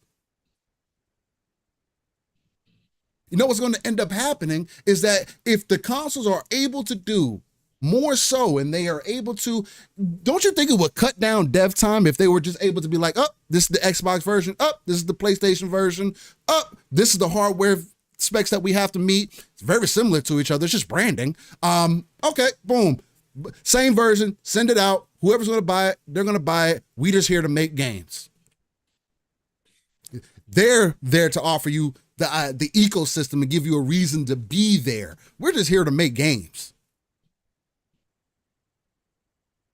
I just think that is the direction that we're going. And I don't see the negative in that. Because neither hardware, if we're going to continue to say that console gamers aren't going to buy PC games, aren't just going to buy a PC, not everybody wants to spend $1,000. People don't even want to spend $500 on a console. All the people that are still playing on the Xbox One are not going to update or upgrade until maybe next year, towards the end of the console generation, when things are like $200, $300, they can get it for much cheaper than what it was previously. That's the market we're not tapping into. These kids are not going to be buying these games. So you're dependent on us. We're not going to be here forever. You have an X amount of time to figure out this gray area while we are still here and willing to spend our money. Because if something happens and we as the hardcore stop spending our money, then there's going to be a vast change that will happen. And it's probably going to work more in favor to the younger generation. Which is why you always get that, why we still have that push and pull, the ebb and flow, just the same way that the generation before me, like Pong says all the time. I can acknowledge what the past and how things have intrinsically changed over the years. It doesn't eliminate anything. Doesn't eliminate how I feel about it. Doesn't eliminate the way that these companies pitch hardware to us and everything. The only person that the hardware benefits is the company. It doesn't benefit us as gamers. Games being exclusive does not benefit us as gamers. Point blank, period. And anybody that says that exclusives benefit us as gamers, you're smoking crack. Exclusives have never benefited us as gamers. They have divided us more as gamers. Do you see what's happening online? We got brand wars over games. Something that's supposed to be bringing us together to play. We're playing the same games on different boxes, but we're arguing about boxes. Well, I'm arguing about ecosystem. But again, like, the conversation's already different. Like, just look at it, step back, take the RTS view, look at these darker crevices and say, what am I getting mad about? And I don't know. Maybe that's just me looking at the overall picture. Again, Peter Moore making these statements. It's just, of course, it does fit in line with some of the things that we've been saying. Again, I do feel that we have tended to be more so on the pulse of direction in the way that things are going. Again, just trying to be a little bit more open-minded about what's going on, caring about the gaming industry in totality, wanting the best for us as gamers in the industry. Because again, I still think that this form of entertainment is probably the only form of entertainment that we still truly have an impact on. And we got to continue to pay attention. We got to continue to speak out. We got to continue to, and I don't think any conversation it's worthless. Everybody should speak on how they feel. Let the companies decide what to decipher. Like this whole Xbox in calamity that people are up in arms about and mad and frustrated and want to jump off a bridge about. Let your issues be known. If you don't care about the platform no more, then leave. If you're not going to leave, then let the platform holder decide how they're going to fight for your dollar moving forward. If you don't see the value in it, then you don't see the value. But don't say you're done with Xbox, buy a PC, and then play Xbox games. That makes no sense. You're not done with Xbox. And you can't be done with somebody that said they were already done with you. They want you to play the game however you want.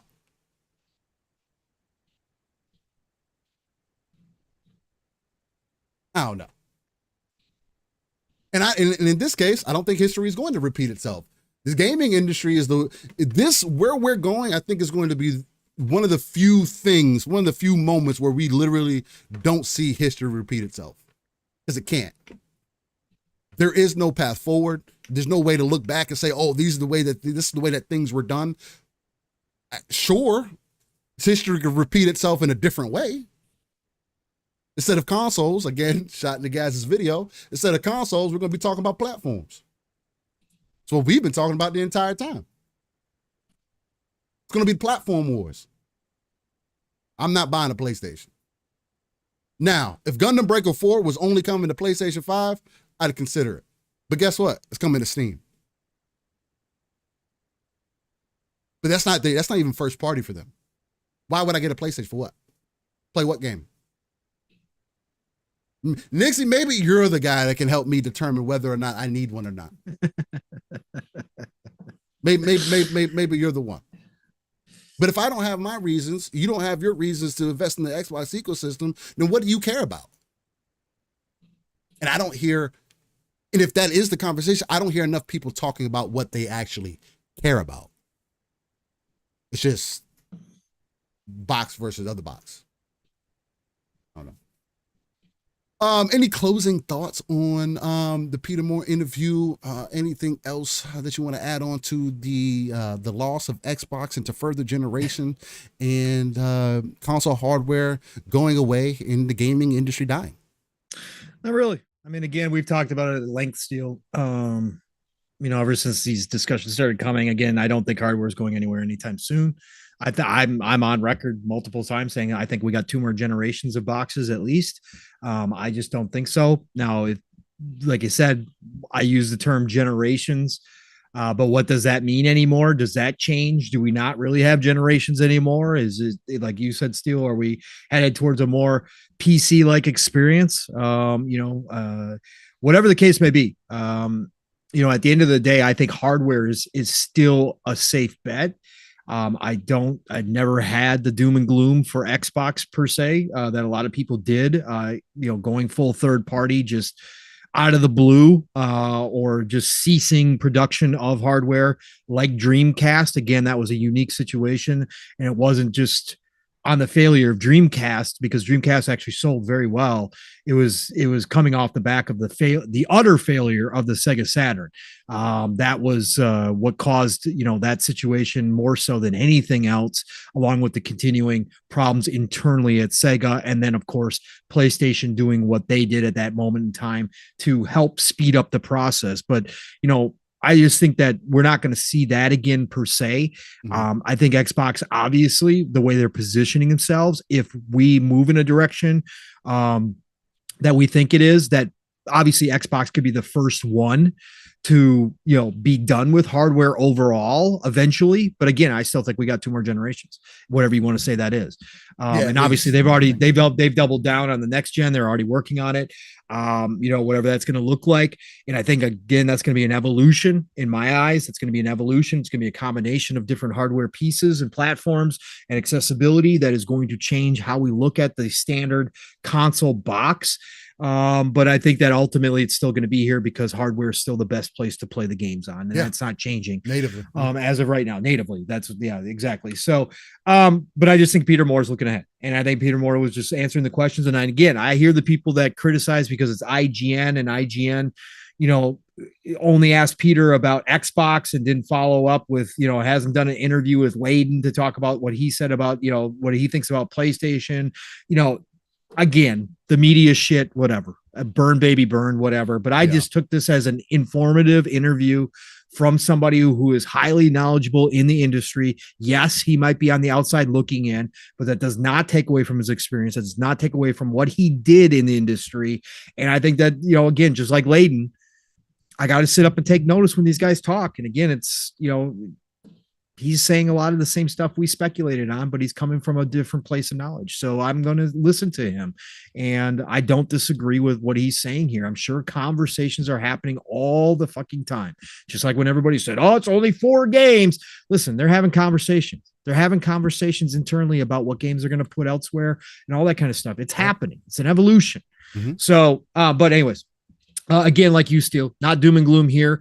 I will play video games until they no longer offer me entertainment or value. Until I no longer see the hobby as someplace I want to spend my time in. That's the only decision I can make. And that's the only decision that everybody else out here can make is the hobby still for you? If the hobby is still not for you, you don't like the direction, just like we have a bunch of people who only play retro games because they don't like current gen games. They don't like modern day gaming. So be it. Make that decision for yourself. No, it doesn't. But again, but that it's personal taste.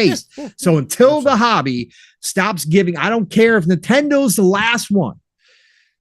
And I haven't bought a Nintendo since Super Nintendo. I don't care if Nintendo's the last company standing. And in this wasteland of an industry 40 years from now, if they produce a game that I like, that I enjoy, that I want to go play, and I can find a way to go play it, I'll go play it. Pure and simple. That's how I feel about this industry. So that's where I'll be. So, absolutely. Anyways. All right. Well, as we're on the back part of the show, I think it'll be the perfect time for us to get into the Xbox partner preview. Yes, sir. We do have to get into this because there was a lot of good games shown. And if there's one thing we like to talk, Steel, real quick though, real quick. I hit you up in the DMs. Do you think you can get away with playing that Stellar Blade 2-minute, 20-second clip of the boss battle? I want to get your impressions of it. Yeah, it was 2 minutes and 20 seconds. Oh, snap. I didn't even see that. Yeah, it's a full boss demo. Yeah. I want to get your impression. It's got music in it. I don't want us to get struck or anything. It's from a pretty big site that posted it. It sounds like stuff. It sounds like their own music. It sounds like their own music. So if you don't think we're going to get nixed, let's pull it up and show everybody who's watching live. If you want to see the Stellar Blade, Stellar Yams in action from the demo, this is a boss battle, but I wanted to get your impressions and tell me if you still think it's very soulsy or if we're more near like or where you sit with this, because this is a full battle. So let me put it in 1440 and it's a boss mode. Yeah. And I don't want to cause problems with the stream either. We've been doing no, you're good. You're good. You're good. It shouldn't cause any problems. Okay. I do want to get the music going because if we're going to be quiet for a second here. In a moment, ladies and gentlemen. So all right, everybody, we are going to post this. So if you guys are listening and if you guys are around doing something, if you want to see 2 minutes of Stellar Blade, it's not going to be the best. It's going to be compressed. Steel's going to try to make it as pretty as possible. But let's if you want to check it out and see what it's going to look like. I just thought this was pretty cool that somebody posted it. Shout out to Hazador Gaming, by the way, who reposted it. Shout out to Haz. Shout out to Haz. I love Haz. And I thought they got all the gameplay. I know people beat it. I didn't know if they're going to get a chance to upload it. Yeah. Yep. Oh, I don't think did I? No, hold on.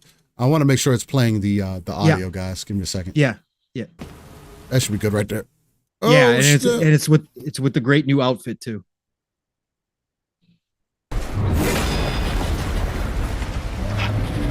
That's not an ordinary enemy.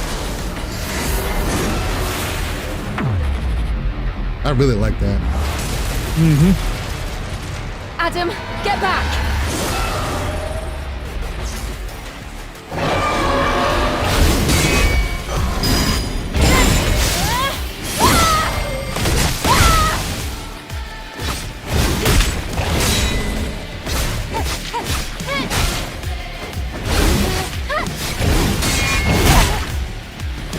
They definitely want you to parry.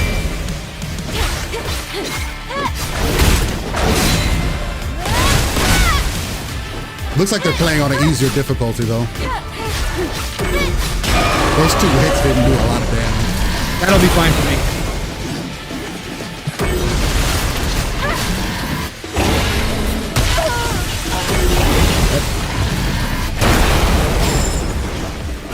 That makes it more...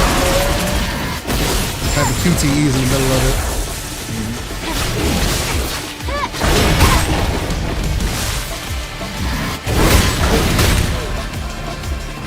It's very... This is... Other than those dodges and stuff... The parry out. I don't know what that parry is.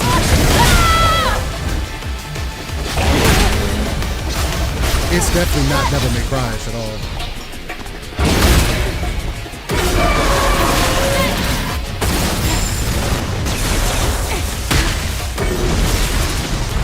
This person isn't really moving around or anything like that. No. That's what I noticed too. We're getting the parries off, though.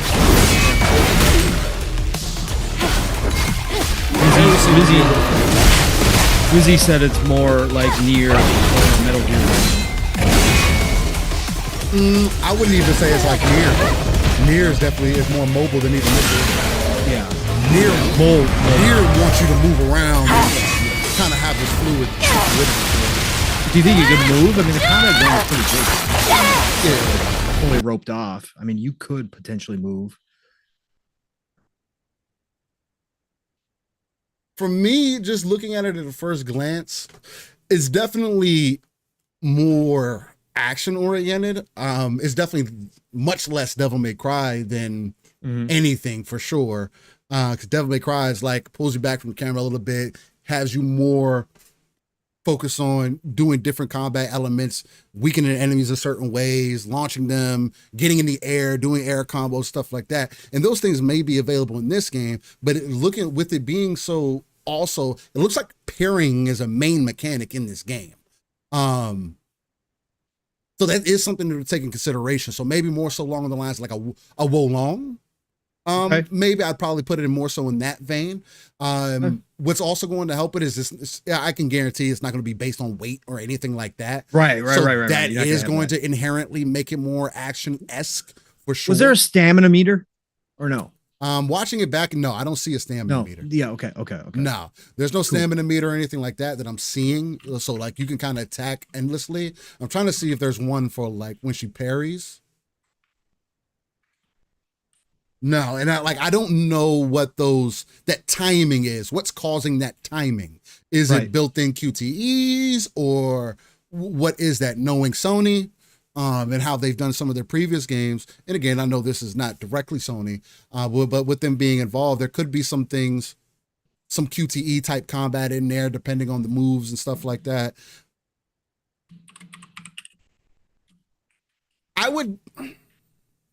I think you could get into it. Yeah, I think so too. I think you get into it, but it is much more direct. I mean, again, I can see it having difficulty options that automatically is going to make it inherently a different experience. And we're not seeing the gunplay because there is gunplay too. Oh, there is gunplay too. So this is melee based right now. So I mean, again, when you get the guns, maybe it changes a little bit. I definitely think this is. I don't have to have the easiest shit, but as long as I don't have to worry about per se like stamina and weight, like you said, and that kind of shit.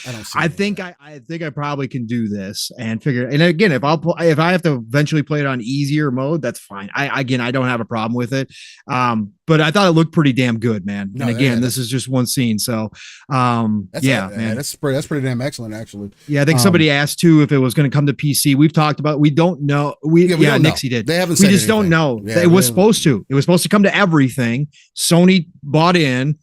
And then all we've heard is the PlayStation version. They've made no mention of PC, and obviously the Xbox version is done. I don't think they're trying to because of the type of game that it is. But man, this game would be big on PC though, man. Bro, it would be. Yeah. I think a lot of people. Kusanagi, hopefully I'm saying your name right. He said, reminds me a bit of Blades of Time. I actually just recently downloaded it. You just played that. Yeah. No, I haven't played it. You downloaded it. You downloaded it. Yeah. So that's interesting that you say that because I'm actually thinking about jumping into that at some point soon. Bold says the combat looks hopefully the bosses are more relentless on the higher difficulties. I think they will be bold. The one thing that I will say that I can notice about the combat is that it is going to be block dependent. It's going to be parry dependent. Or I didn't see like a dodge or anything like that outside of the QTEs. So I don't know what's up with that. Maybe the person was that slow time one where she dodges behind him. Was that an actual QTE? It looked like it was. It looked like it was. I have to watch it again. I wonder what triggers that. I wonder what like, is it a move? Maybe it's a perfect, maybe there was a dodge. It was a perfect dodge. And I like that type of mechanic. Yeah. Scarlet Nexus, I think, does that on one of the better levels when you dodge, time freezes, and you can do fucking all this kind of crazy shit. So there's that. Wheezy, you too. Have a good day at work, brother. Appreciate it, man. Yeah, much love. Raymond says, I assume that it's coming to PC a year later. Cope so hard for me now. I don't know. We'll see. Yeah, because it could release and then boom, they say it's Bold Alpha saying it's a button prompt. Okay, but how do you earn that button prompt? I wonder if it's like that's what I was saying. Yeah, what causes that button prompt to happen, or does that just happen in battle? If it just happens in battle, I think that's kind of corny. But again, it is what it is. But again, I am the person that I like. Yeah. They probably got some additional settings and stuff in there that you can probably turn on, off, whatever the case. Who knows? But I am somebody who likes to get into my combat and really feel it out, see what I can do with it, and kind of go from there. So, cool. So dope. Good. That's why I wanted your impressions because I knew you. I know. Yeah. Of course, man. Of course. Yeah, I didn't know that was posted. I just saw it again. Has just popped it up on the feed. That's why I always kind of look because some things do happen on Saturdays. Some things do come through, and I was like, "Oh shit, we got a whole 2-minute boss battle here. Let's take a look. Let's see what it is." So good. That's shit, fire. Man. All right, so Xbox partner preview. We're gonna break this down, then we'll go into wrapping up the show here.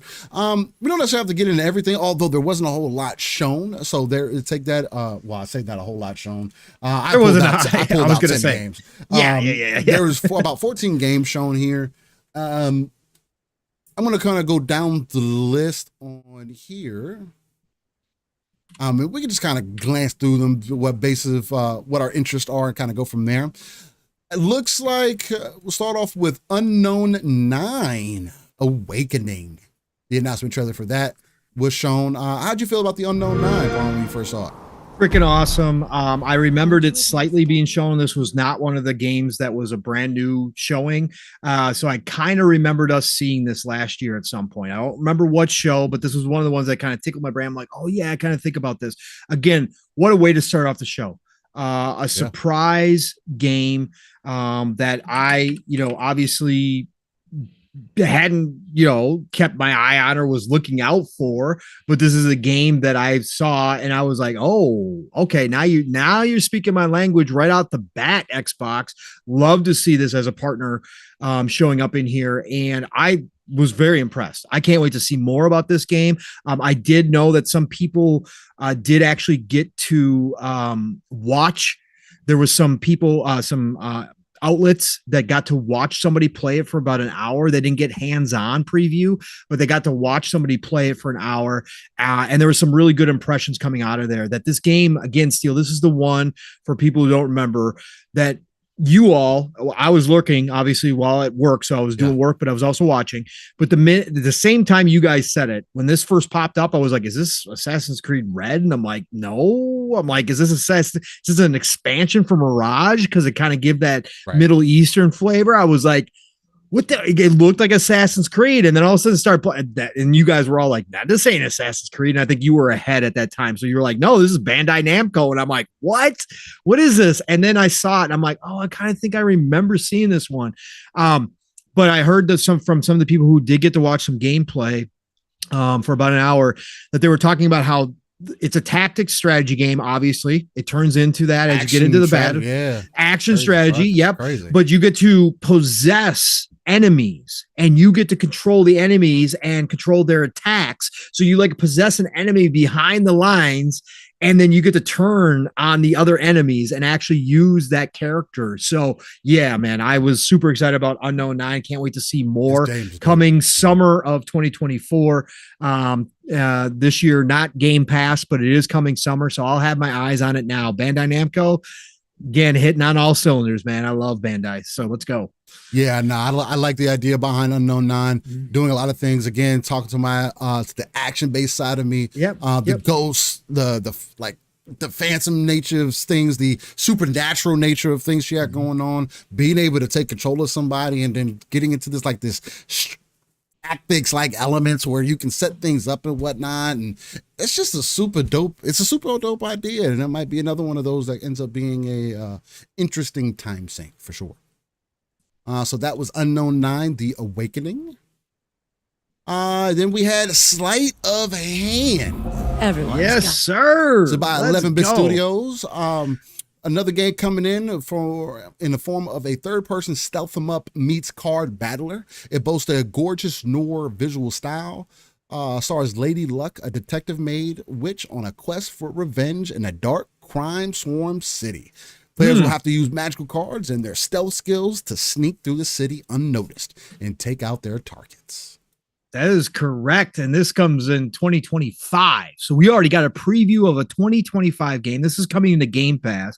And shout out to Mav. I don't know if he's still listening in the background, but he reminded me, Steele, this is the first of a few 11-bit studio games that we got. But he reminded me on PM to PM on Thursday that this was 11-bit Studios last year made a post about their partnership with Xbox.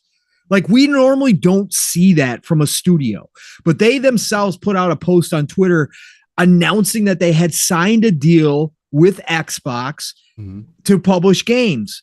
And obviously we were like, this is a little strange. Most studios don't do this. Normally it's like Xbox that comes out and says, hey, we just made a deal with, such and such or whatever the case may be.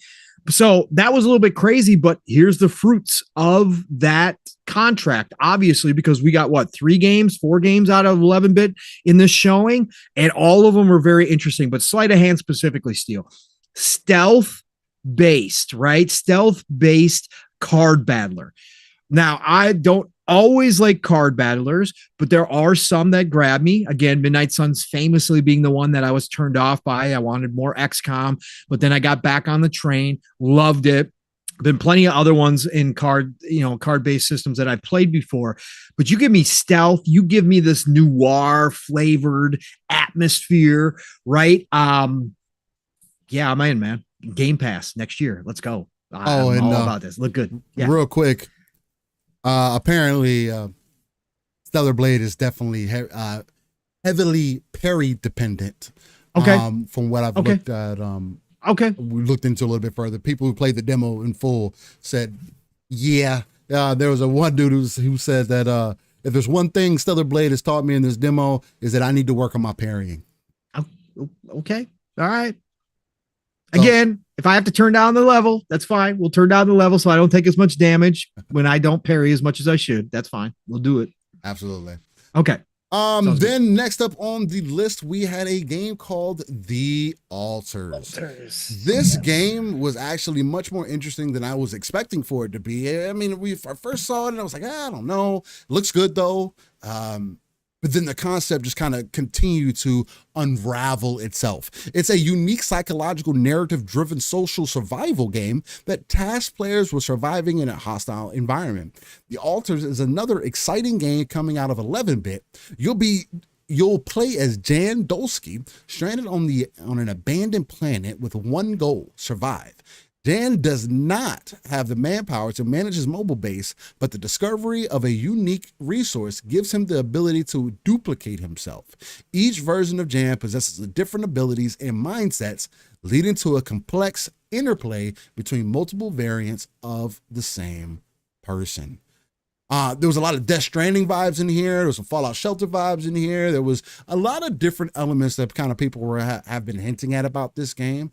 I love the overall concept of it. The thought that this dude is stranded on a planet and he has the ability to create versions of himself from whether it's different timelines, different dimensions, however it is done, is a very unique concept that many things, even like movies, have a hard time kind of getting into. So that in itself is interesting. I'm also interested to see if there is any like engaging combat or anything like that outside of, because it seems like the wheel is going to be your main story piece, right? That's where you're going to come to get into all the dialogue, to fix problems, issues, sustain, whatever else. And then you leave. And what happens when you leave? Is there aliens to fight? Or are you just resource gathering?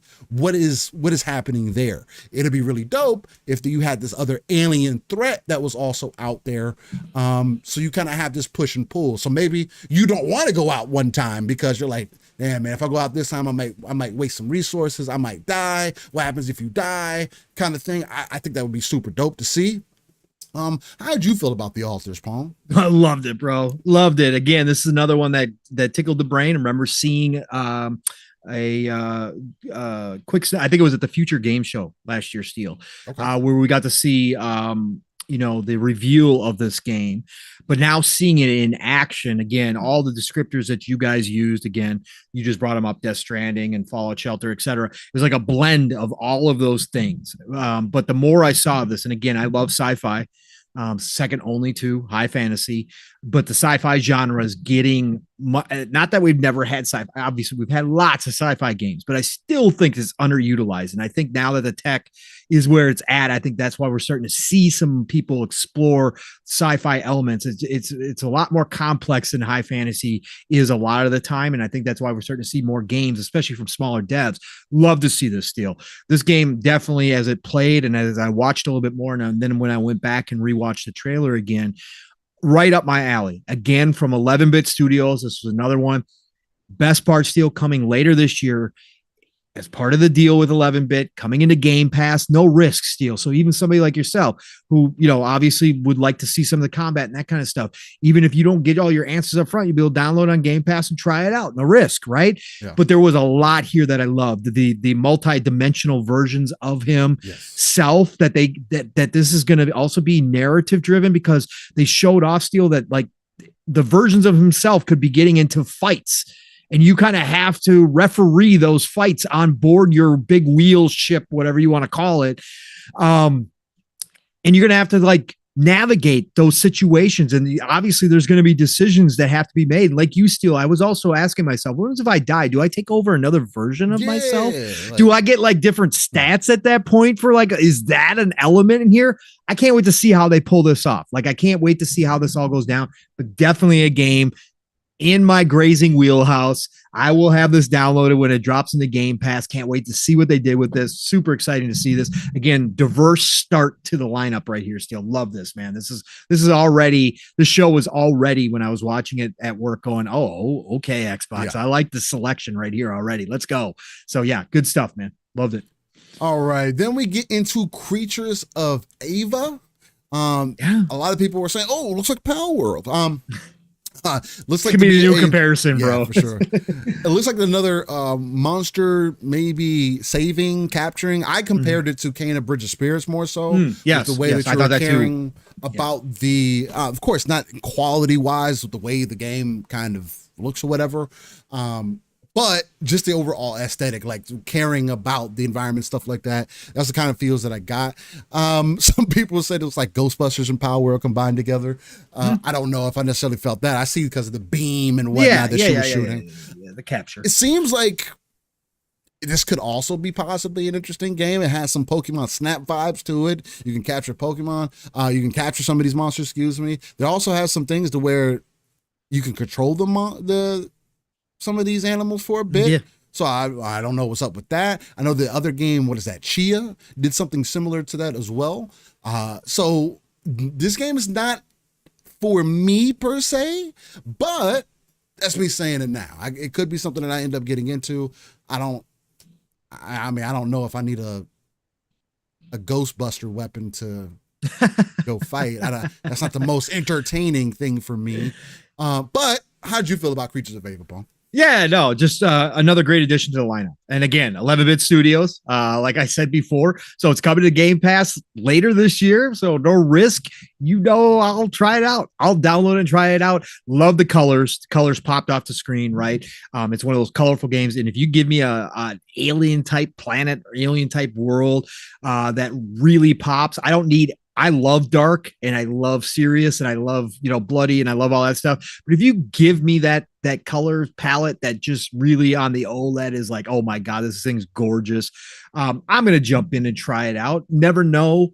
Like you said, Steel, you never know. Maybe it'll be a game that I find a lot of interest in. Do I think offhand that it's a game for me? Probably not. It's a game I'll try and then I'll be like, okay, that's cool. But I appreciate again the diversity coming in. 11-bit studios coming out with all these different types of games, man. This is just cool. It's a great addition to Game Pass, great addition for everybody, and hopefully it turns into something cool. I mean, for a lot of people. I mean, again, we need more family-friendly games. This certainly looks like one of those. So yeah, man. Again, another great addition here, man. And here they say interested in the creature taming of Pokemon, but without the gun-based violence of surprise hit Power World. Yeah. Another Xbox partner preview showing from 11-bit studios is Creatures of Ava, which is much more than creature saving than taming. You play as a young explorer named Vic, working with locals on a gorgeous alien planet named Ava. A mysterious illness is decimating the local wildlife, and it's up to you to save the creatures, investigate the illness, and work on a cure. So there is that for those who are interested in Creatures of Ava. Then I know this is probably the thing everybody was excited about, and that's Chucky coming on Roblox. Shout to Griefville. But we're gonna scroll past that real quick. Yeah. Shout out to Roblox though. Good game we never talk about, but millions of people play it every single freaking day, man. So whatever. Shout out to Roblox. But yeah, this is the weird one. I was like, okay, whatever. Anyways. Then we move into The Sinking City 2. This one looked kind of interesting. It's a Lovecraftian horror game. The Sinking City is back for the second iteration, built in Unreal Engine 5. The original developers have claimed control of its IP and is building a new entry focused on spooky combat and exploration. A standalone narrative, supernatural flood is consuming the city of Arkham in the 1920s. Gameplay will put horror at the forefront, although the detective and puzzle gameplay of its predecessor will still be present. Now, unfortunately, this will not feature Batman, but that is fine. It doesn't need Batman, even just because it is Arkham. Again, it's with it being more so focused on horror. It doesn't necessarily speak for me, but I'd be remiss to say it definitely looked interesting. Again, try the first one. Is it up there? It's up there. I tried the first one. It had its moments, but then it got too creepy for me and I was out. Right. Okay. So, but it had its moments and I'm just glad that, they got a chance to make a second one. Horror genre is huge right now. The horror fans are eating good everywhere right now. So throw it in the mix. And I thought it looked good, Seal. It definitely looked good. Like Mav said, it looked better than the Silent Hill demo, right? Game. So yeah, no, I'm happy for everybody and I'm happy for the dev team that they got a chance at making another one because the Sinking City 1 had a fan base, so that, and they're leading into horror because it's so popular now. So go for it, man. Again, cool concept, just not for me, but glad it's coming, man. And it's coming in 2025. So 1000%. Yeah, definitely interesting concept of the game. Can't wait to see what it ends up doing. Yeah. Then we get into Stalker Legends of the Zone trilogy. Shadow drop. This definitely was a shadow drop same day.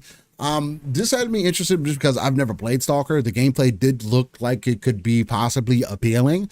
There are some mods and things that help make the game look a little bit better as well. So that was the one thing I was considering. But they got into some of the creepier moments, and I was like, I don't know, man. I don't know if I want to. It's fine, Steel. You could play this. Okay. You could play this, bro. You get guns. Yes, you don't get a lot of ammo, but again, I think you could play Metro. I don't remember if you played Metro. No, I've never played Metro. Okay, you could play both of them. Sure, it's creepy, but it's still guns, and it's still. I think you could pull it off. So, I'm just. Yeah, I mean, I've never touched Stalker. I mean, Stalker's a pretty long game, though, ain't it? Well, I mean, if you put all the games together, yes, absolutely. Yep. And there's decisions to be made, and it's kind of an open world scenario. Okay. The original Stalkers, again, this is the first time ever on console, which is the big deal. And the fact that GSC Game World, in the middle of everything else they got going on and trying to complete Stalker 2, they found a way to bring this, remaster to consoles is crazy to me. And it's only $40 if you buy the entire package. Otherwise, each individual game is $20. But it's awesome that they made this happen so that the people that never got to play the originals on the PC, and again, I did because I had a couple buddies with PC, so I did play some PC games back in the day. Stalker was one of them. Now, I didn't play the entire trilogy by any stretch of the imagination. So I'm interested in playing through this before Stalker 2 comes out. I didn't pick it up day one because, again, I got too much right now. But I eventually will be picking this up and playing through them. Great games. Now, Boxenberger, shout out to Box, brother Box. I know he lurks sometimes in our shows too on Saturdays.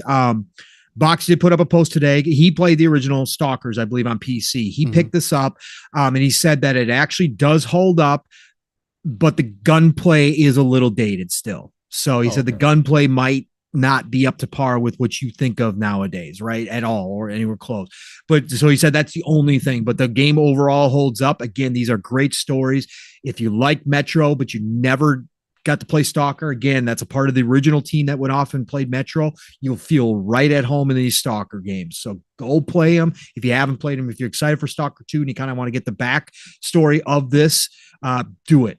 This is definitely worth it at $40 for all the DLC, all the whole trilogy, everything. Like this is a great package, man. I'm so happy for GSC. How does this compare to like Fallout? Fallout's much more RPG-ish than Stalker's, although Stalker gives you decision making and consequences, right? That was a big thing back in the day. I haven't played them in a long time, but back in the day, it was kind of up there. Like, oh my God, like I can't believe I got to make these types of decisions. But as far as gameplay goes, it's similar to Fallout. It'd be similar to it. It probably was a little bit better than Fallout 3 gunplay, right? It doesn't feel like as janky as that. But then it does bring that tenseness to it because you don't have like a bunch of ammo. Right. You can't just get a bunch of ammo. So every shot kind of counts, the same as like the Metro series. Every shot kind of counts. You got to pay attention. If you're going to play on the harder difficulties, especially, you're going to be in some tough spots where you're out of ammo and you're going to be meleeing and you're going to be fighting for your life against some of the beings. But yeah, no, it's kind of on the same level, a little bit creepier than Fallout for sure, Steel, because there's a lot of supernatural to this. I was just wondering because it looked kind of similar to what I've seen from New Vegas, for example. Sure. It just looks like it kind of looks similar in that way. So that's why I was wondering.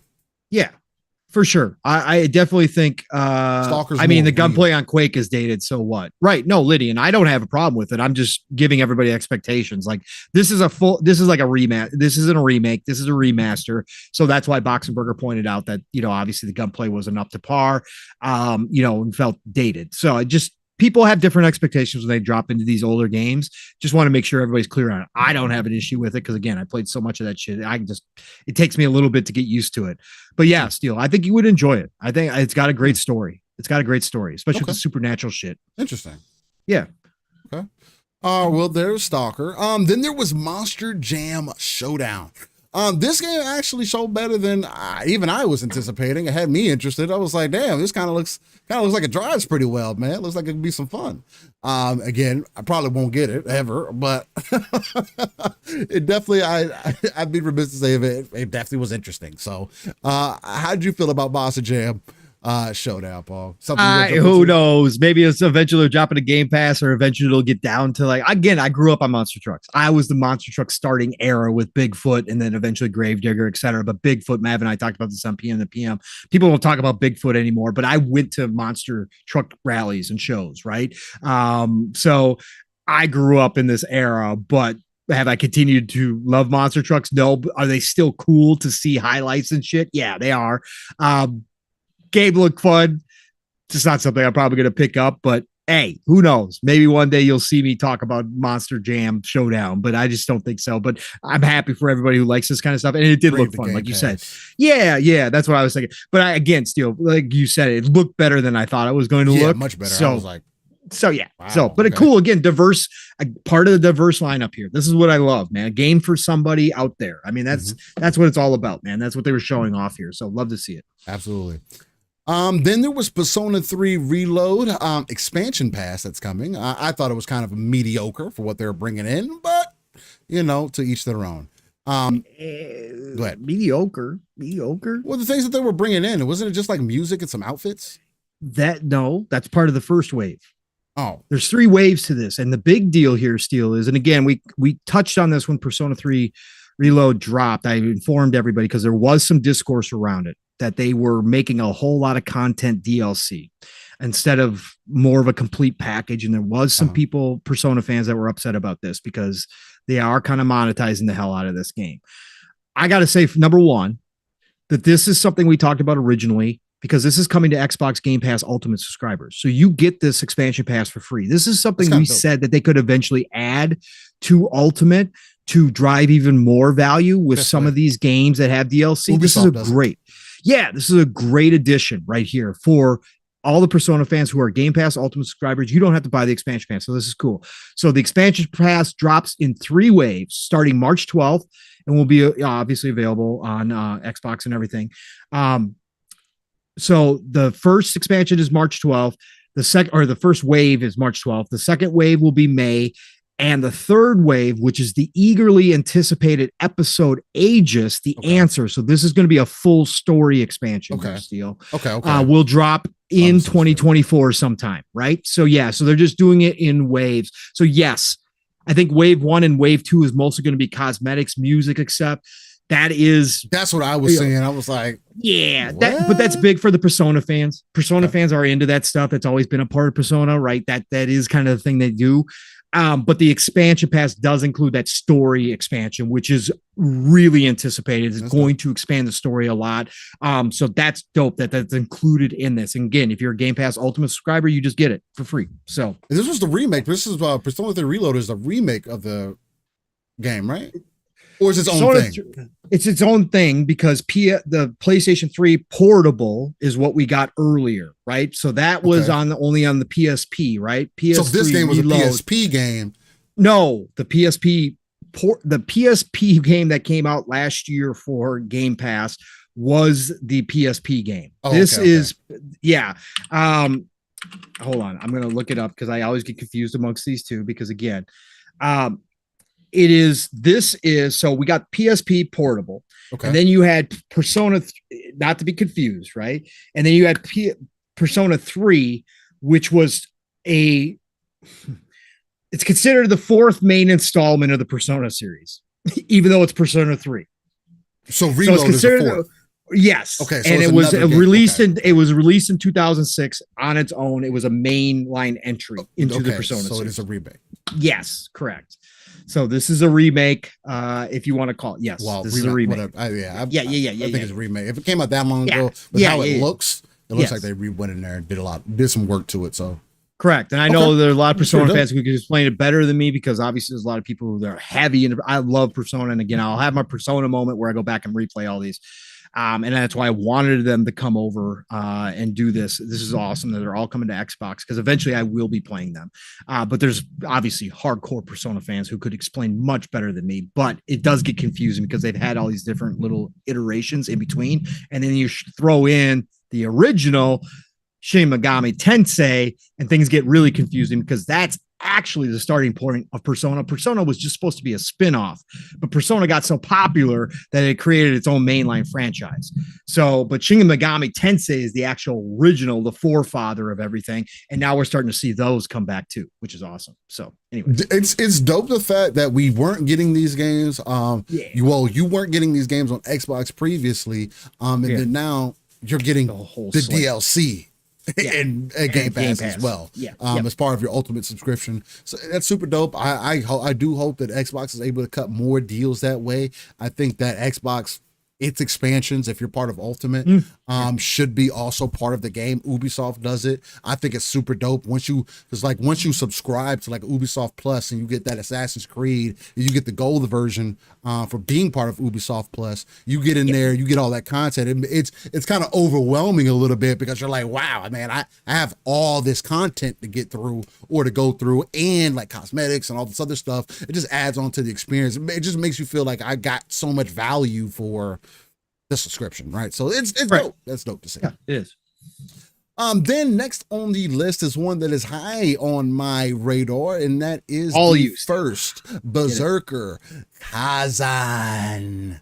It's another they read it like this. Another hardcore Souls-like, the first Berserker Kazan continues a long-running action RPG franchise with fast-paced, gore-tastic combat in a stylized, ominous world. The first gameplay trailer shows plenty of action and combat with a variety of imposing foes, and reveals that the game is heading to Xbox Series X and S. There's no release date though. Some people main takeaway was the frame rate, which I did notice as well. I think it was just the way that they presented it, because before the game looked much smoother than this. It does look like, I don't know if there was an issue recording the gameplay, if there was an issue when they transferred it or something to that nature, because it doesn't make sense for the game style. Like, it looks like it's in like 15 frames. I saw people making that reference. It looks like, why does it look so choppy? I think that that's going to be, maybe it's just this video, because again, other videos that we've seen, it didn't look like that. So I'm just going to write it off as it was just a bad example, bad frame rate example or whatever. Maybe there was an issue with the video, and just take it for what it is. I'm interested in this because it's answering the thing that I asked for out of other IPs that are similar. So like when you go to a BlazBlue or a Guilty Gear, these are games that I wanted to see their mainline characters get their own game. Like in BlazBlue, you got Ragnar. I would like to see a Ragnar the Blood Edge kind of main focus on the character, his over-the-top moves, get into his demon arc and all the devil nature of all of that. It could be like a DMC game. Instead of just being a fighter and kind of playing it that way, kind of extend. This is based off of DNF, which is Dungeon Fighters, if I'm not mistaken. DNF is popular as a fighting game, or it's a newer IP and it's a fighting game. Again, could be mistaken on that. I've just been made aware of DNF like over the last couple of years, I would think. And that's because of their fighting game. So to see a game like this, although it is in the Souls-like vein, it does remind me, no pun intended, of Code Vein, which was another Souls-like anime style kind of game. Except for this one, not so much of the focus on other characters and things like that, and weapons or whatever the case, transforming weapons and whatnot. Although it does take some of that and put it in here. You saw his sword when he slashed him with it, it transformed into like a great sword or whatever the case. So obviously they've seen some other elements, taken some elements from some other games, but this game is definitely highly appealing to me. Love the art style of the game and just in totality. Very unique in many ways. Like the enemy design as well. That's different compared to some other games that we have seen recently. So yeah, it's right up my alley and something I'm looking forward to, man. Yes, sir. Game that I would absolutely love to play, but I'm not going to. So, anyways, again, love everything about it, just like I do with Souls games. I love the animation, love the art style, love the atmosphere, love the combat, how it looks, just not the mechanics behind the combat. So, therefore, I'm going to be enjoying Steel playing this. Mav even said he's going to pick this up. Yeah, can't wait to have Mav try to stream this as well, because I will feel his frustration. Not that Mav's a better Souls player than I am, obviously, because he's played more of them. But man, oh man, what a great looking game! And this is a game that would have skipped last generation on Xbox. It is important to point out that this is a game that probably would not have showed up on Xbox last generation. This is a game that is part of that work that Phil, Sarah, and everybody's done over in the East to get this on their stage as part of their partner preview. I think it's awesome. There's a lot of hype behind this game. A lot of people are loving what they're seeing about this game. So I just thought it was cool as there, and I enjoyed watching the video. Wish I could enjoy playing it, but definitely going to just live vicariously through Steel. That's for sure in this game. So can't wait to hear his thoughts. I'll be there for you. Yeah. Then next up, we had Tales of Kanzera Zao.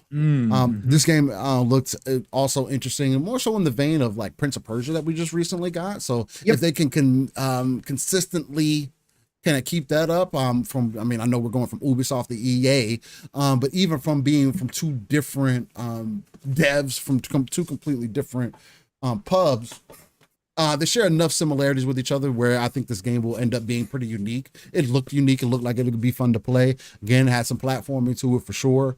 The combat seemed really dope. People were saying more in the vein of like an Ori. I was comparing it to Dead Cells because that's the closest comparison that I have. But Ori would make more sense. From the hour that I played of Ori, I could definitely see some of that in this game for sure. And the story behind this game, I think, is definitely one of the more important parts. Knowing that this is a way for him to immortalize his father in his father's death and whatnot, and dig into that African mythology that we get a high lack of attention to, that I would love to see. Again, God of War goes to Egypt.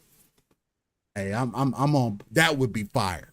But nonetheless, for those reasons, I'm definitely interested in this. Want to see what more is going to deliver on the story front side of things, and I was going to play. Again, not typically my style of game, so I may end up skipping it, but I do hope for those who like these style of games that you truly do love it and enjoy it, and it brings across all the emotions that and feelings that he's trying to get across with this game. So for anybody who didn't remember, this was first introduced at the Game Awards, the Keeleys, whatever you want to call them, with that gentleman who got up there. It's from his studio is Surgeon Studios, and just gave a heartfelt speech about making this game and what it meant to him for his dad and that kind of stuff. And again, he got some gator tears listening to him. Love to see that passion anytime. Again, we just, if you guys didn't catch the beginning of the show, you understand where we're coming from here. So I love to see it. Again, it's not a game for me. But for the Prince of Persia fans, the Ori fans, the Metroidvania fans, the platformer fans, this is a game for you. Like Steel said, I pointed this out on the PM and the PM2. It's something that we've talked about here. Again, the African mythology is underrepresented, and there's a lot to explore from that mythology. A lot of cool, really amazing tales that can come out of there. And the fact that this game is based on some of that mythology, and that it's a tribute to his father, I mean, it's absolutely incredible. And again, hats off. We criticize EA a lot, but the one thing that they've continuously do is through their EA Origins label, they've continued to promote indies and smaller dev teams. And the fact that they gave this game a chance, the studio, this gentleman a chance. I forget his name. My apologies. But I just think it's awesome, and it's awesome to see it coming to life. So really great showing here. Thought it looked really cool. Loved the artwork and the style and everything behind it. So hope a lot of people enjoyed, especially the people that have been enjoying Ori or Prince of Persia or any of those. Hope you guys all jump into this and have a great time with it, because it does look like it's going to be a highly polished, really well done game from a small studio. So looking forward to seeing people's reactions to it. Absolutely. All right, then we got Frostpunk 2. Yes, sir. For those who are interested in that, I think this might be a little bit more up. Oh, yes, sir. It's up my alley. First Frostpunk was on console. This one is not. It's going to come first to PC. So Frostpunk 2, I did play around with the first Frostpunk. Definitely got a good core idea of what the gameplay was like. Graphics were already beautiful. This Frostpunk 1 did develop a pretty solid fan base over on the PC side of things, especially. So to see them come back with Frostpunk 2, this is exciting for me. Now that I have a PC, it's coming into PC Game Pass day 1, July 25th. And this team looks like they took everything. And again, I like city builders. I like, whatever you want to call it, these sim type games. And again, the basis is you're, on this very harsh planet and you have to survive very difficult weather. And you got to make sure that you got enough workers. Yep. You got to make sure you got enough heat. You got to make sure you're building your city properly. All that good stuff to survive the harsh realities of the situation that your little I don't know what you want to call it, your little group of people, whatever you want to call it. I'm at a loss for words right now. Again, my brain's not working fully yet. But anyways, loved what I saw from Frostpunk 2. Again, another addition to PC Game Pass. I'll be downloading this day 1. Definitely up my alley. Excited to jump into this one. Looks gorgeous. So I can't wait to see it. Absolutely. Sure. Yep. I saw a lot of other people got excited about that too. It's not surprising that it's not coming to console when we're seeing some of these city builder games seemingly struggle. They are highly RAM dependent and CPU dependent. You want good running games on there. Again, when you have these games that are expansive, have a lot going on, there's a lot more variables that you got to start throwing in there. And hopefully it does end up coming to consoles when it's ready for sure. Yeah, absolutely. Then they showed a little bit more of Final Fantasy 14 Online, letting you know that it is coming officially on March 21st of 2024. Keep in mind, sooner than expected. Sooner than expected. Keep in mind, if anybody's playing the beta currently, that all of your information, your character does move forward into the full game. Yep. The other thing too is that I want to make this perfectly clear for anybody that is concerned about Final Fantasy. The beta, the demo, the full game when it releases, if you have a brand new account, you have bare minimum 100 hours of gameplay to get through before you have to concern yourself about paying for anything in this game. Just keep that in mind. I play 10 hours. The game is boring as fuck to me. I am good. If I would have played this before I played Black Desert, then there probably would have been a different line of expectation there. But again, I can be honest and say that Black Desert has ruined me when it comes to my expectation in combat in games. The last time I played a game where it was skill-based, not necessarily action-based, but it's more so you just popping your abilities, getting your rotation off and things. And even BDO still has that. But nonetheless, the last game that I played with like that was DCUO. I don't want to play another game that's like that. World of Warcraft, I guess, is another one for people to use as an example. I like my action-based combat. I like the way that feels. It's over the top. I know. You can call me a weeb if you want, anime lover, whatever you want to say. Although I think this fits in that same spectrum. But nonetheless, if you're looking for an MMO to get into that's highly supported, has a huge community, a ton of content for you to check out, definitely jump into Final Fantasy 14. It's now officially everywhere. Cross-play, cross-progression, all that good stuff. And that's awesome to see. So shout out to it being on Xbox. How you feel? And on top of that, you get the starter edition for free. Yes, that is true. If you're a Game Pass Ultimate, which is a $20 value. So again, another addition, another part of a bigger game that Xbox is adding value to the Game Pass Ultimate. So if you've got it, you get the starter edition, $20 value. But yeah, Steel, again, this was a game that I was hyped for, that I've been calling for again for a long time. It just so happens that they're dropping it in the middle of the golden age. It just so happened that it's dropping it in the middle of just some of the best gaming that we've had ever, as far as just game after game after game. It's the only reason why I didn't jump into the beta. I don't even know if I could have gotten into the beta because I can't remember if I created an account on my PlayStation 4, if it would have nixed me out of that, but it didn't matter. I will eventually jump back into this because I love Final Fantasy Online. Again, I played on 11 a lot back on the PS2 days. I've still got the hard drive that you had to buy.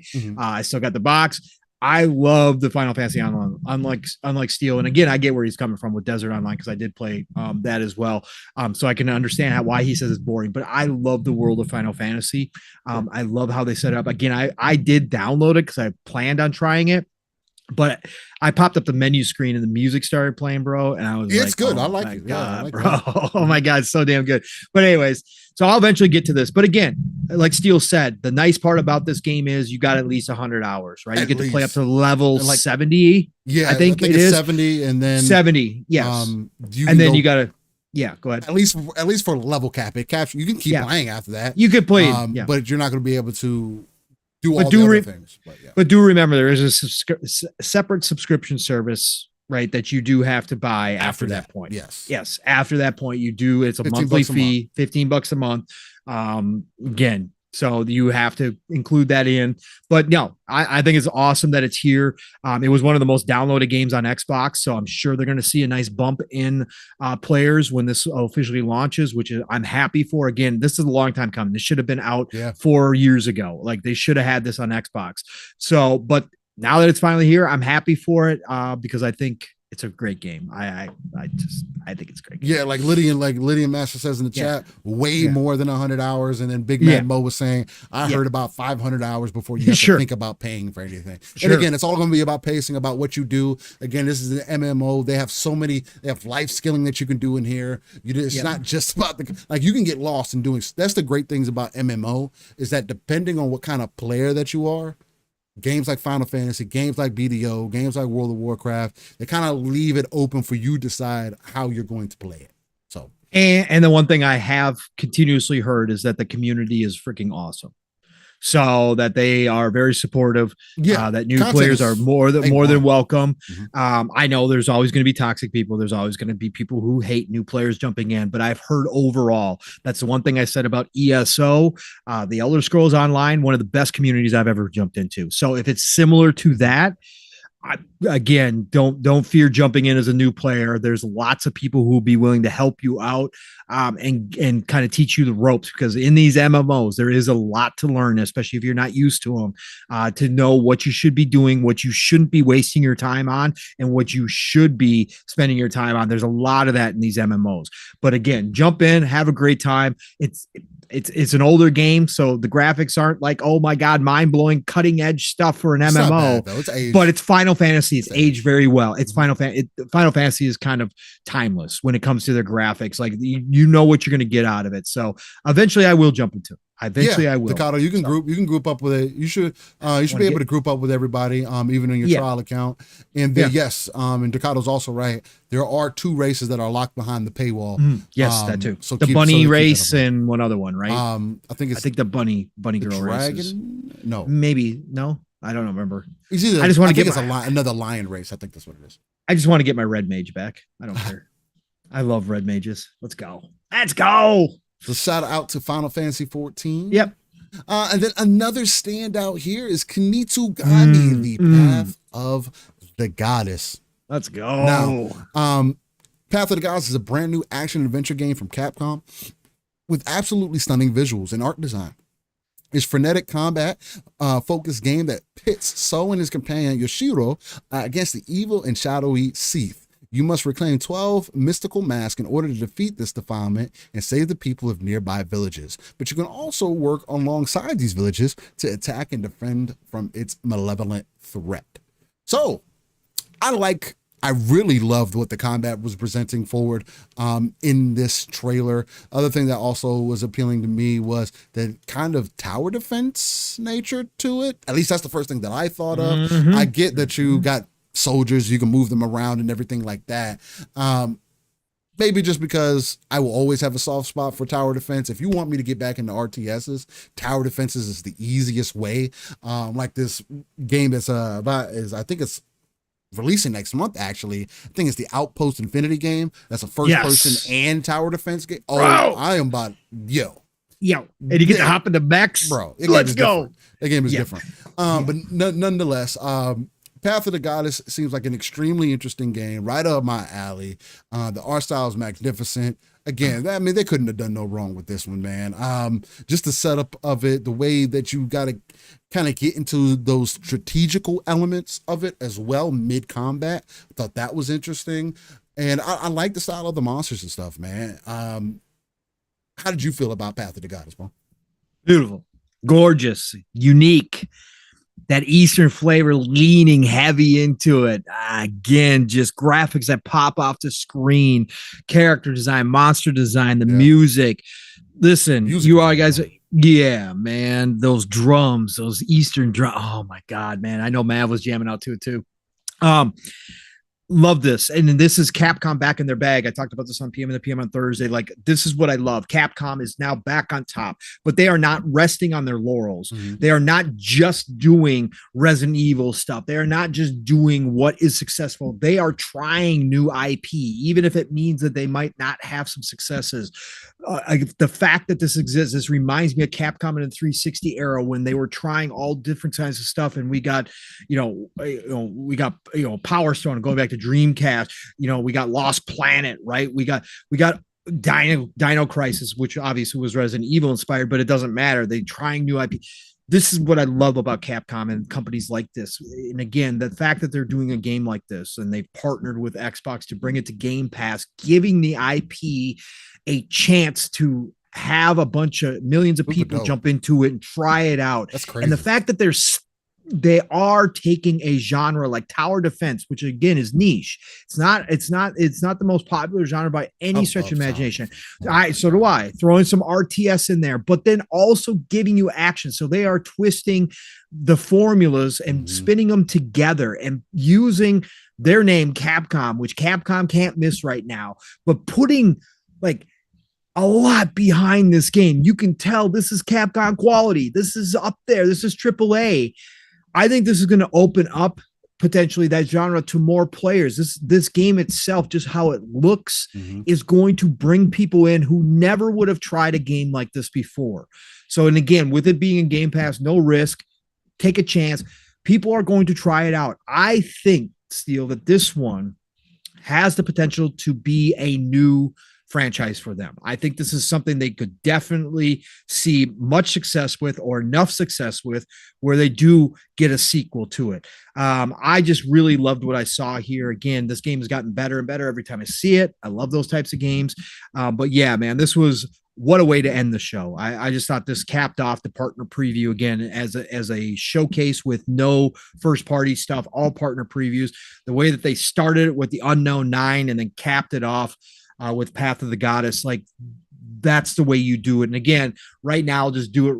I don't, know how much more we're going to talk about this, but I will continue to give flowers and continue to shout out Tina Amini, and as one of the best hires Xbox has had, and the team that she's obviously put together around her that is putting these shows together. And we're going to see her on the big stage because she confirmed through the business update that she's doing the whole showcase for Xbox. Tina Amini, you just keep knocking it out of the park. You and your team are crushing it right now. Love what you guys are doing. The show is so well put together with the bookends and everything in between, except for Roblox and Blood and Chucky, but whatever. It had to be in there.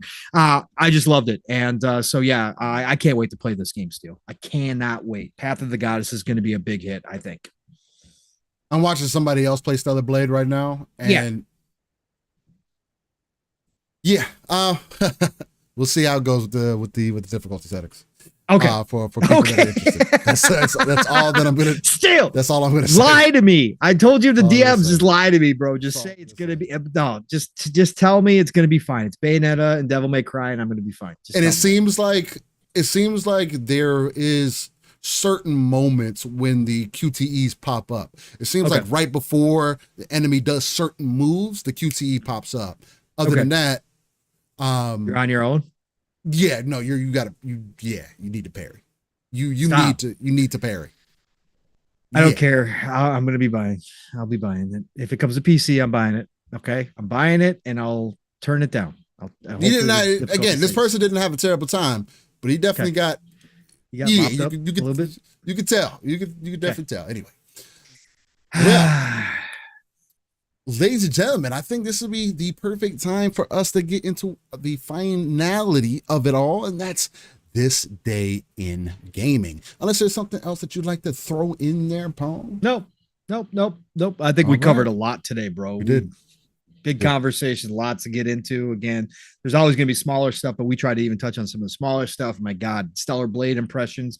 Watching that. I mean, again, this is what we try to do. We love talking games. We love talking high level. We try to get a mix of it in every show. And I think we did a fantastic job, if I say so myself today, of doing both, man, because we had a lot of conversations. So let's do it, man. Absolutely, man. Let's get into it. This day in gaming. This is the section where we go back 30 plus years in gaming history, because gaming is art and should be treated as such. Not only that, it's also really, I think it's dope to kind of remember where we kind of came from and appreciate where we are today.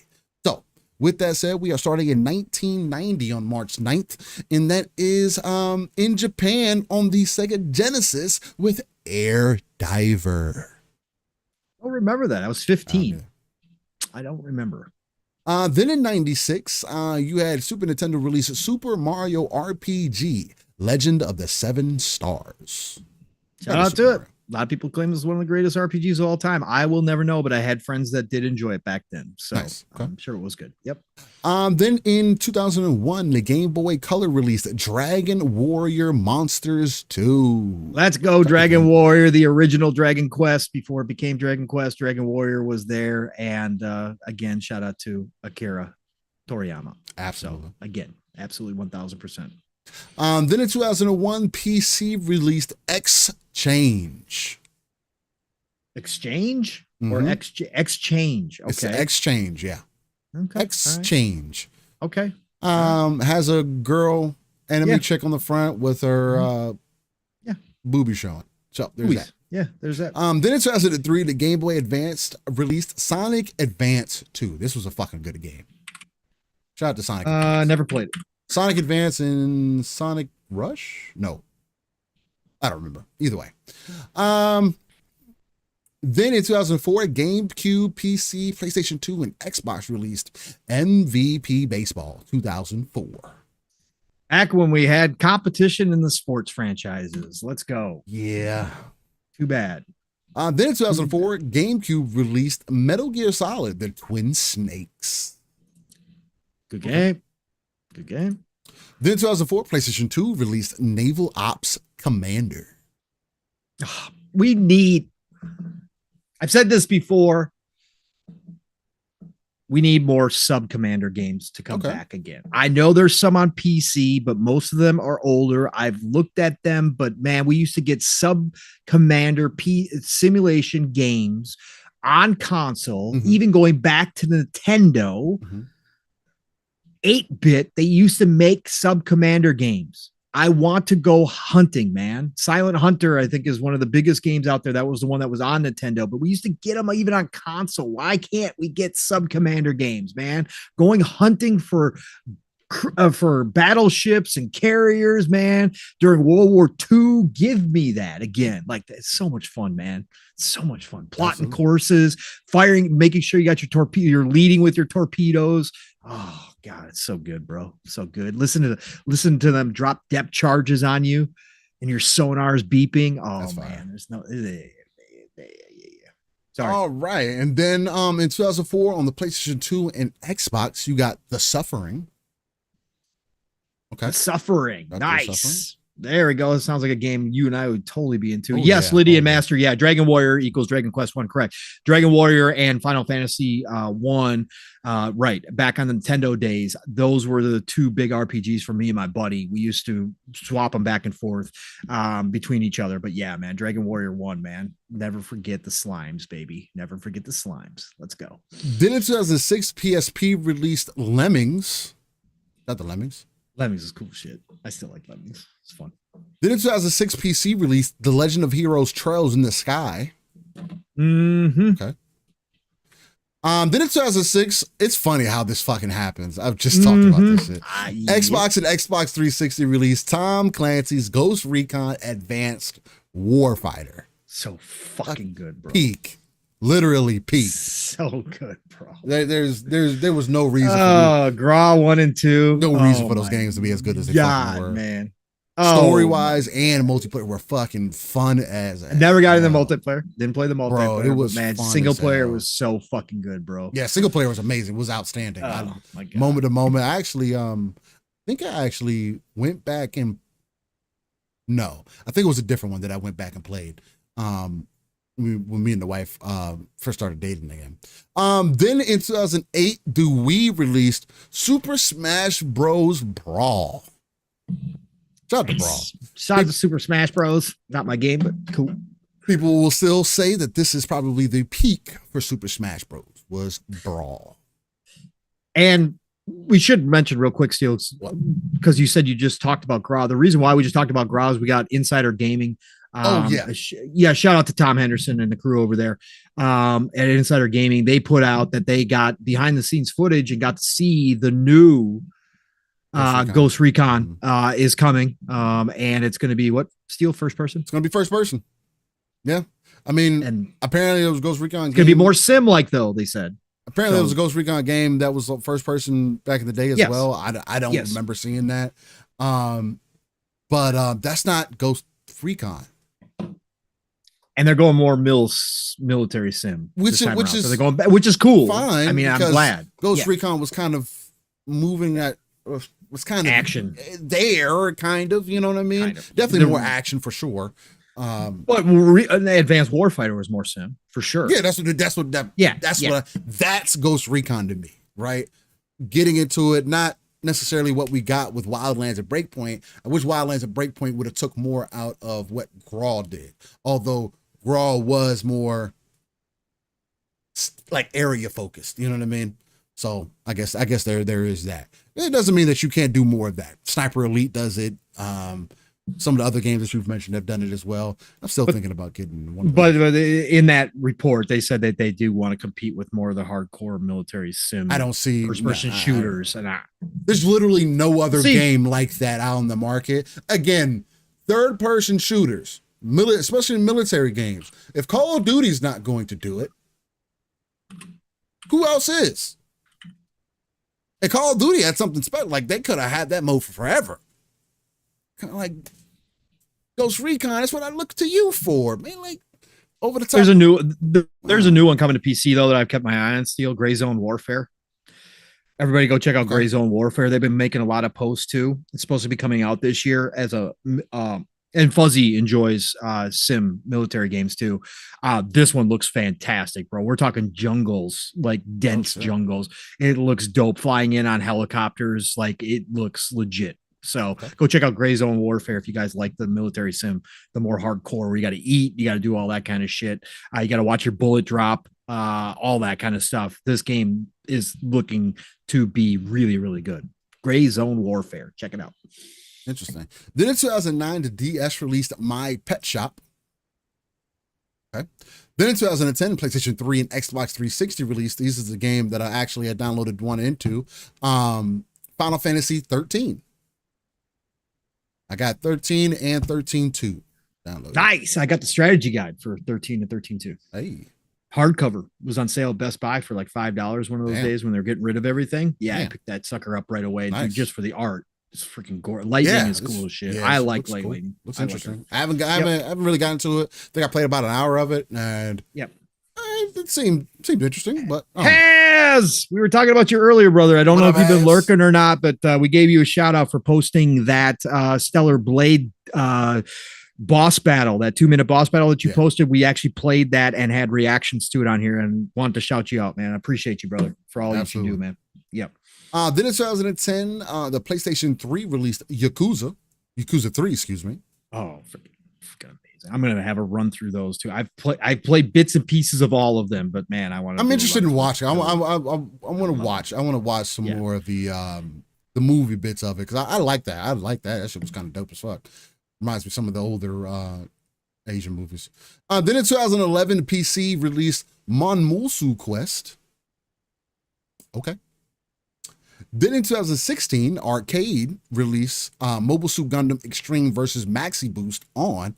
This is actually an extremely popular game in Japan. Still to this day, I believe. I could be off on that. But there's one of them that is still extremely popular in arcades. Like, stupid popular. Right? Really? Okay. Yeah. Like they got specific, like that's all the machines that they have in a building is these machines, as an example. Okay. Like it's supposedly right. it's a super huge thing over there. Like there's a whole community that's fucking supporting. Just the thought of that stuff is still dope to me. So, then in 2017, Android and iOS released Archaea. Okay. Then in 2017, Macintosh and PC released Bad Dream Coma. I mean, I'm pretty sure that's what I would call a coma. A bad dream. Mm-hmm. Yeah. Bad dream, sure. Then in 2017, 3DS and Nintendo Switch released Blaster Master Zero. Are you a Blaster Master? Back in the day, let's go. Nintendo. Blaster Master, let's do it. Then in 2017, PlayStation 4 released Kingdom Hearts HD 1.5 plus 2.5 remix. Sure. Roll with it, bro. Again, one of the most confusing series of all time. I tried. But I do like them because I like how well they did the Disney stuff, right? Yeah, for sure. That's so I do enjoy them, but my God, what a confusing series and what a bombastic, like the hardcore Kingdom Heart fan, they are on another level, man. The new one looks good. The new one does look good. I can't wait to see more. We haven't seen much of it. We haven't seen it like what was that? 3 years? 3 years ago? Yeah, it was almost. Yeah, it's been forever, man. But yeah. Kingdom Hearts is again. I'll never downplay it. I think it's got its place, and I love what they did. I'll play the new one. I tried to play the older ones, and I just couldn't get into it. I don't know. Then in 2018, PC released Superland. Let's go. Okay. Then in 2023, PC, PlayStation 4, PlayStation 5, and Xbox Series X released Resident Evil 4. Yes, sir. And then I guess coming out soon, maybe it came out today. Who knows? 2024, Nintendo Switch released Cat Survivors. Hey, it wouldn't be a This Day in Gaming without a cat game. So you gotta get one in there. Instead of Vampire Survivors, you got Cat Survivors. Jump in there, check it out, have fun. Maybe it is the same. I think I did see this game. I don't know if it's out yet, but I think I saw somebody post something about it. It's an action shooter, shoot 'em up, top down. Yeah, it's a roguelike. So it's a roguelike. So it is literally Vampire Survivors, but with cats. Shoot, dodge, and create powerful combos to become stronger with each attempt. Okay. Yep. So it is. Hey. Okay. So if you guys want to become a cat in Vampire Survivors, there you go. I think I'd prefer to be a mech instead, but definitely. Do you shoot balls of yarn or what do you catnip? Do you pick up catnip? The cat is holding a staff. A staff. Okay, so we're going full fledged. Yeah, fuck it. Okay. Cat holding a staff. Yeah. Why not? Best Anamorphic cats. That's it. Yeah. Let's go. Yeah, Let's go. Let's go. All right, ladies and gentlemen. Well, I think we've ran our course here on Living Split Screen today, episode 140 in the books. Look, I think I'm gonna start separating these episodes out an hour at a time, to make it more consumable for the YouTube viewership. I think that'll help get some of our numbers up there too. Nonetheless, I greatly appreciate everybody for locking in with us today on Living Split Screen, giving you that live, raw, and uncut content, opinions, thoughts, and just taking that RTS view. That's where we take ourselves out of the world, pull ourselves out of the world, look at the darker crevices of the map, pull our resources together, and build up not only our own foundation, but the potential of those 3 billion gamers out there, and also the home of that ECP, the Educated Consumer Perspective, because me and Paul, we don't work in the industry, but we do have years of customer service sales, professional experience that we bring to the table, and most importantly, more so, is that we've been gaming for quite some time. With that said, I want to appreciate everybody in chat for rocking out. Y'all, again, we're just on fire, consistent in conversation, winding down as we get further into the show, as you guys do, but appreciate you locking in with us. You can find me, Steel Rain, the T is a 7 everywhere. Easiest place to type that in is Google. But I am uploading content on TikTok, YouTube, and Instagram under that tag. That's I Still Reign, the T is a 7, just so it gets some additional reach. I got some, trying to make some room also on my PC, and I want to get some things uploaded just so I can potentially have just a library of things that's offloaded from my PC, because I definitely got to work on getting some additional space at some point and getting that set up. But knowing me, I like to go big on space, and I'm trying to get like 4 terabytes of like SSD. And that's expensive right now. So here's what it is. Paul. Oh, also Tuesdays, Xbox Factor podcast, where we do bleed green, good Xbox content that coming in there. Come check out Mr. Boomstick XL and myself, along with Infinite Umbra, chopping it up there, talking about everything that's going on within the Xbox ecosystem. Just, another place to bring that live, raw, and uncut content. And with that, Pong, the uncanny gentleman himself, the brother from another. Let these beautiful people know where they can find you. Another awesome day podcast. And again, I heard you talk about it on a Thursday. Never know how long the shows end up going, where we're going to take it, where the conversations are. But again, you see where we are, and we just, if anything, we're definitely consistent. Yes, sir, we are. No matter what the week looks like, no matter what the news cycle is, you and I just come out here and do our thing, man. And we find a way to have conversations that evolve and roll around and go every which way. And so, no, man, this was fantastic. And if you guys weren't here for the beginning of the show, first of all, shout out to everybody who joined us again, whether 5 minutes or the full 5 hours. We appreciate every single one of you. You guys are a part of the show as much as we are, and that includes the people that listen down the road in the future to us as well. I hope we gave you something to think about. Hope you had some enjoyment. If you're working, if you're doing chores, or if you're just chilling out, whatever the case may be, I hope we brought a smile to your face.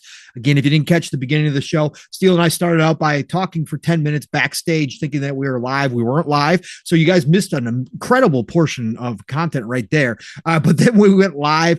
But do go back. I had Steele talk about his thoughts on Akira Toriyama in his passing. Again, Godspeed to him, blessings to his family, and blessings to everybody who's felt that loss. But I had Steele talk about that. Very emotional. Again, it's not just always about business here. It's not just always about the gaming. It's about the passion, the love for the art and the creative process. And obviously, Toriyama was a big part of a lot of different things that meant so much to so many people. So go check that out if you didn't catch it. But we covered a whole lot today. I had great conversations about Shawn, Layden, and Peter Moore and their interviews this week, and obviously covered a lot about games. Again, we had a whole kind of just impromptu Stellar Blade boss demo 2-minute video that got impressions on too in the middle of the show. So thank you all for joining us today. It was an awesome show. Again, thank you, Brother Steele, for all that you do. Again, this is my therapy session. All these shows are my therapy session. I couldn't give it a go last night on Xbox Ultimate. I was just too drained, but I got my sleep in and got here this morning, and I already feel fantastic for freaking doing this show with you, brother. So thank you for everything you do. And Chad, again, for you guys bringing all the discussions in there. Love to see your comments in there. And thank you for helping me as well. But anyways, you know where to find me. Pong Soul on X, formerly known as Twitter. Pong Soul on Xbox. You can find me Pong Soul on Steam if you so wish. So I did actually go into my requests today. I had a few in there, so I went ahead and followed everybody back over on Steam. But otherwise, tonight it's going to be the Shop Podcast, PTK Blam. That's his channel. Go find the Shop Podcast because it's Blam, it's Fuzzy, it's myself, and I think tonight we have Game Pass Daily on tonight. So we're going to have an awesome show tonight, and this will be the last week because we have the changing of time. So this week it still will be 8 p.m. Eastern, 7 o'clock Central Time. Again, the best way to end your Saturday night, I believe, chill conversations, perfect conversations while you're gaming. If you can do the podcast thing in the background, do it. The Shaw podcast is the place to be. And then, of course, next week it starts all over again. Tuesdays, like Steele said, even before Steele was on the show, I will always shout out this man. And Xbox Factor podcast is always got a special place in my heart. So Tuesdays, 12 p.m. Eastern, 11 o'clock Central Time, all good things green. Double Barrel Gaming is the channel. Mr. Boomstick is the man. And, of course, now including the one and only Steele Rain when he is available on Tuesdays. He is on panel, so extra special to go watch that. And then, of course, Thursday nights, it is PM in the PM Pong and Mav in the PM, another two-man show, unless we do have the occasional guest. But otherwise, it's a lot like this, free-flowing conversation, no planned out podcast. Just kind of go where me and Mav go. We get the chat involved, but be there on Thursday night, 7 p.m. Eastern, 6 o'clock Central Time. The Fun Speculation Network gets my podcasting week started. And then Friday nights, Xbox Ultimate back over on the Fun Speculation Network, 10 p.m. Eastern, 9 o'clock Central Time, where the family gets together. Supposedly they had some interesting conversations last night. Supposedly even 3-Bit showed up last night. So I'm going to have to go check that out. You can come by every Friday night over on the Fun Speculation Network for Xbox Ultimate and join the rest of the family. And then, God willing, I'll be back here next Saturday with my brother from another Steel Rain for another episode of the Living Split Screen. Listen, y'all, it's the golden age of gaming. All the nonsense going on is just nonsense. It's interesting to talk about sometimes. There's a lot of BS happening in the community right now. Just never forget, man. At our core, we're all gamers, man. And right now, man, you can go just randomly pick a game and probably find a fantastic experience the way they're pumping these things out. So get out there, play what you love what you play. Have a great rest of your weekend. And I will talk to you all real soon tonight, in fact. But Steele, get us out of here, brother. Ladies and gentlemen and beautiful people, I want to say thank you again for tuning into Living Split Screen episode 140. We will catch you on the next episode of 141. We'll be on happening next Saturday. Much love, stay safe, and we'll catch you on the next one. Peace. Ow. Just one question. What if you miss?